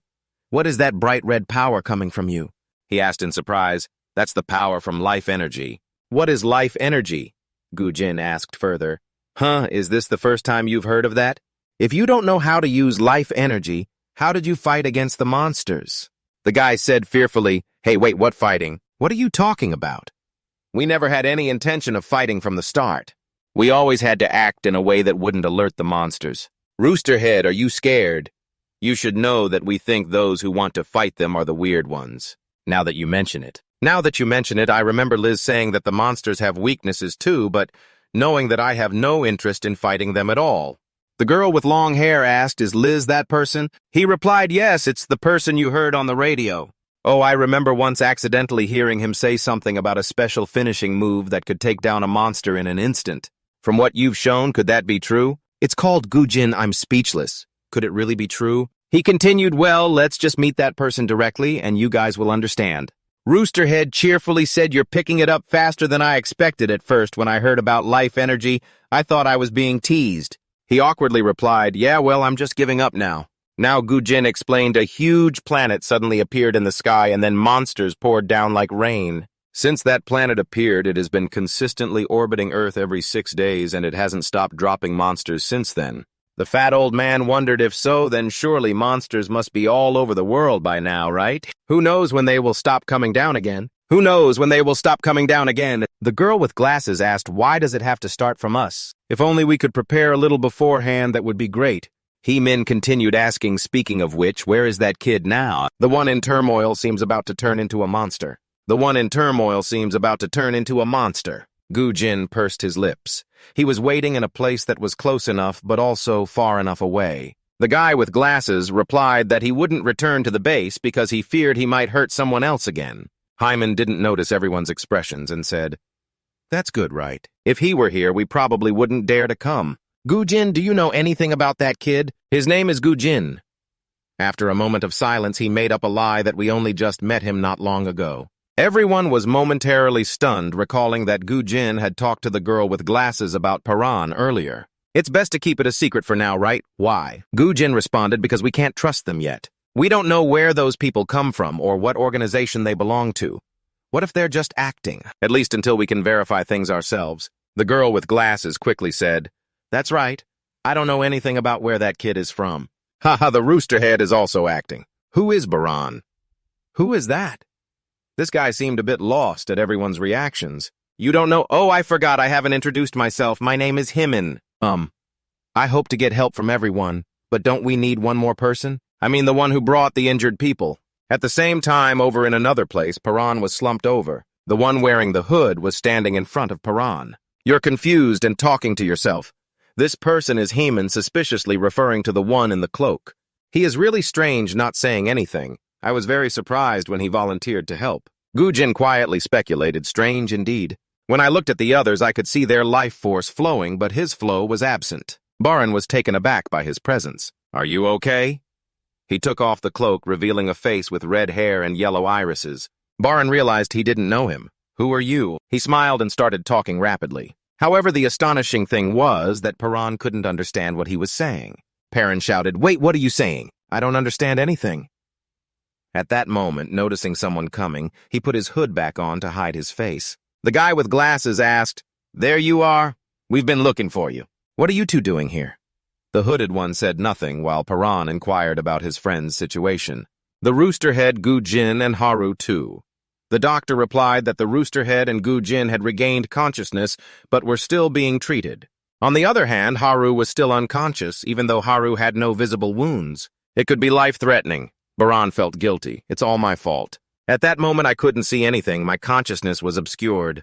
But when I woke up, I saw with my own eyes that I was attacking Haru." That's right. The feeling at that moment, the disgusting feeling when I killed someone, wasn't guilt or anger, but pleasure. You held your head and suddenly shouted, "Back off!" Suddenly a hand grabbed yours. "I trust what you've done for us." So far, Hwangse Om has also said, "I feel the same. I witnessed everything when you revealed your strength, when you overcame your own rage. The kindness that unhesitatingly helps loved ones even when you yourself are injured. A person with such a heart, I don't think you're a monster. You see it too, right? Those who look human but are really no different from the monsters wandering on the ground." His words moved you greatly. But at that moment a voice interrupted the conversation. "No, you are the monster. You are no different from the monsters lurking on the ground. If not, how do you explain it? You attacked and ate people right in front of us. You are no different from that woman, no, even more so, looking like a monster, and truly being a monster." The old doctor was surprised. "Why do you say that?" Gujin fell silent and sighed. "But we need you. Your strength, your knowledge, and your existence help us get closer to the truth about those monsters. I don't believe you, but I believe in the abilities you will create." The roosterhead stepped forward and said, "Don't worry. Baran, don't hold on to it in your heart.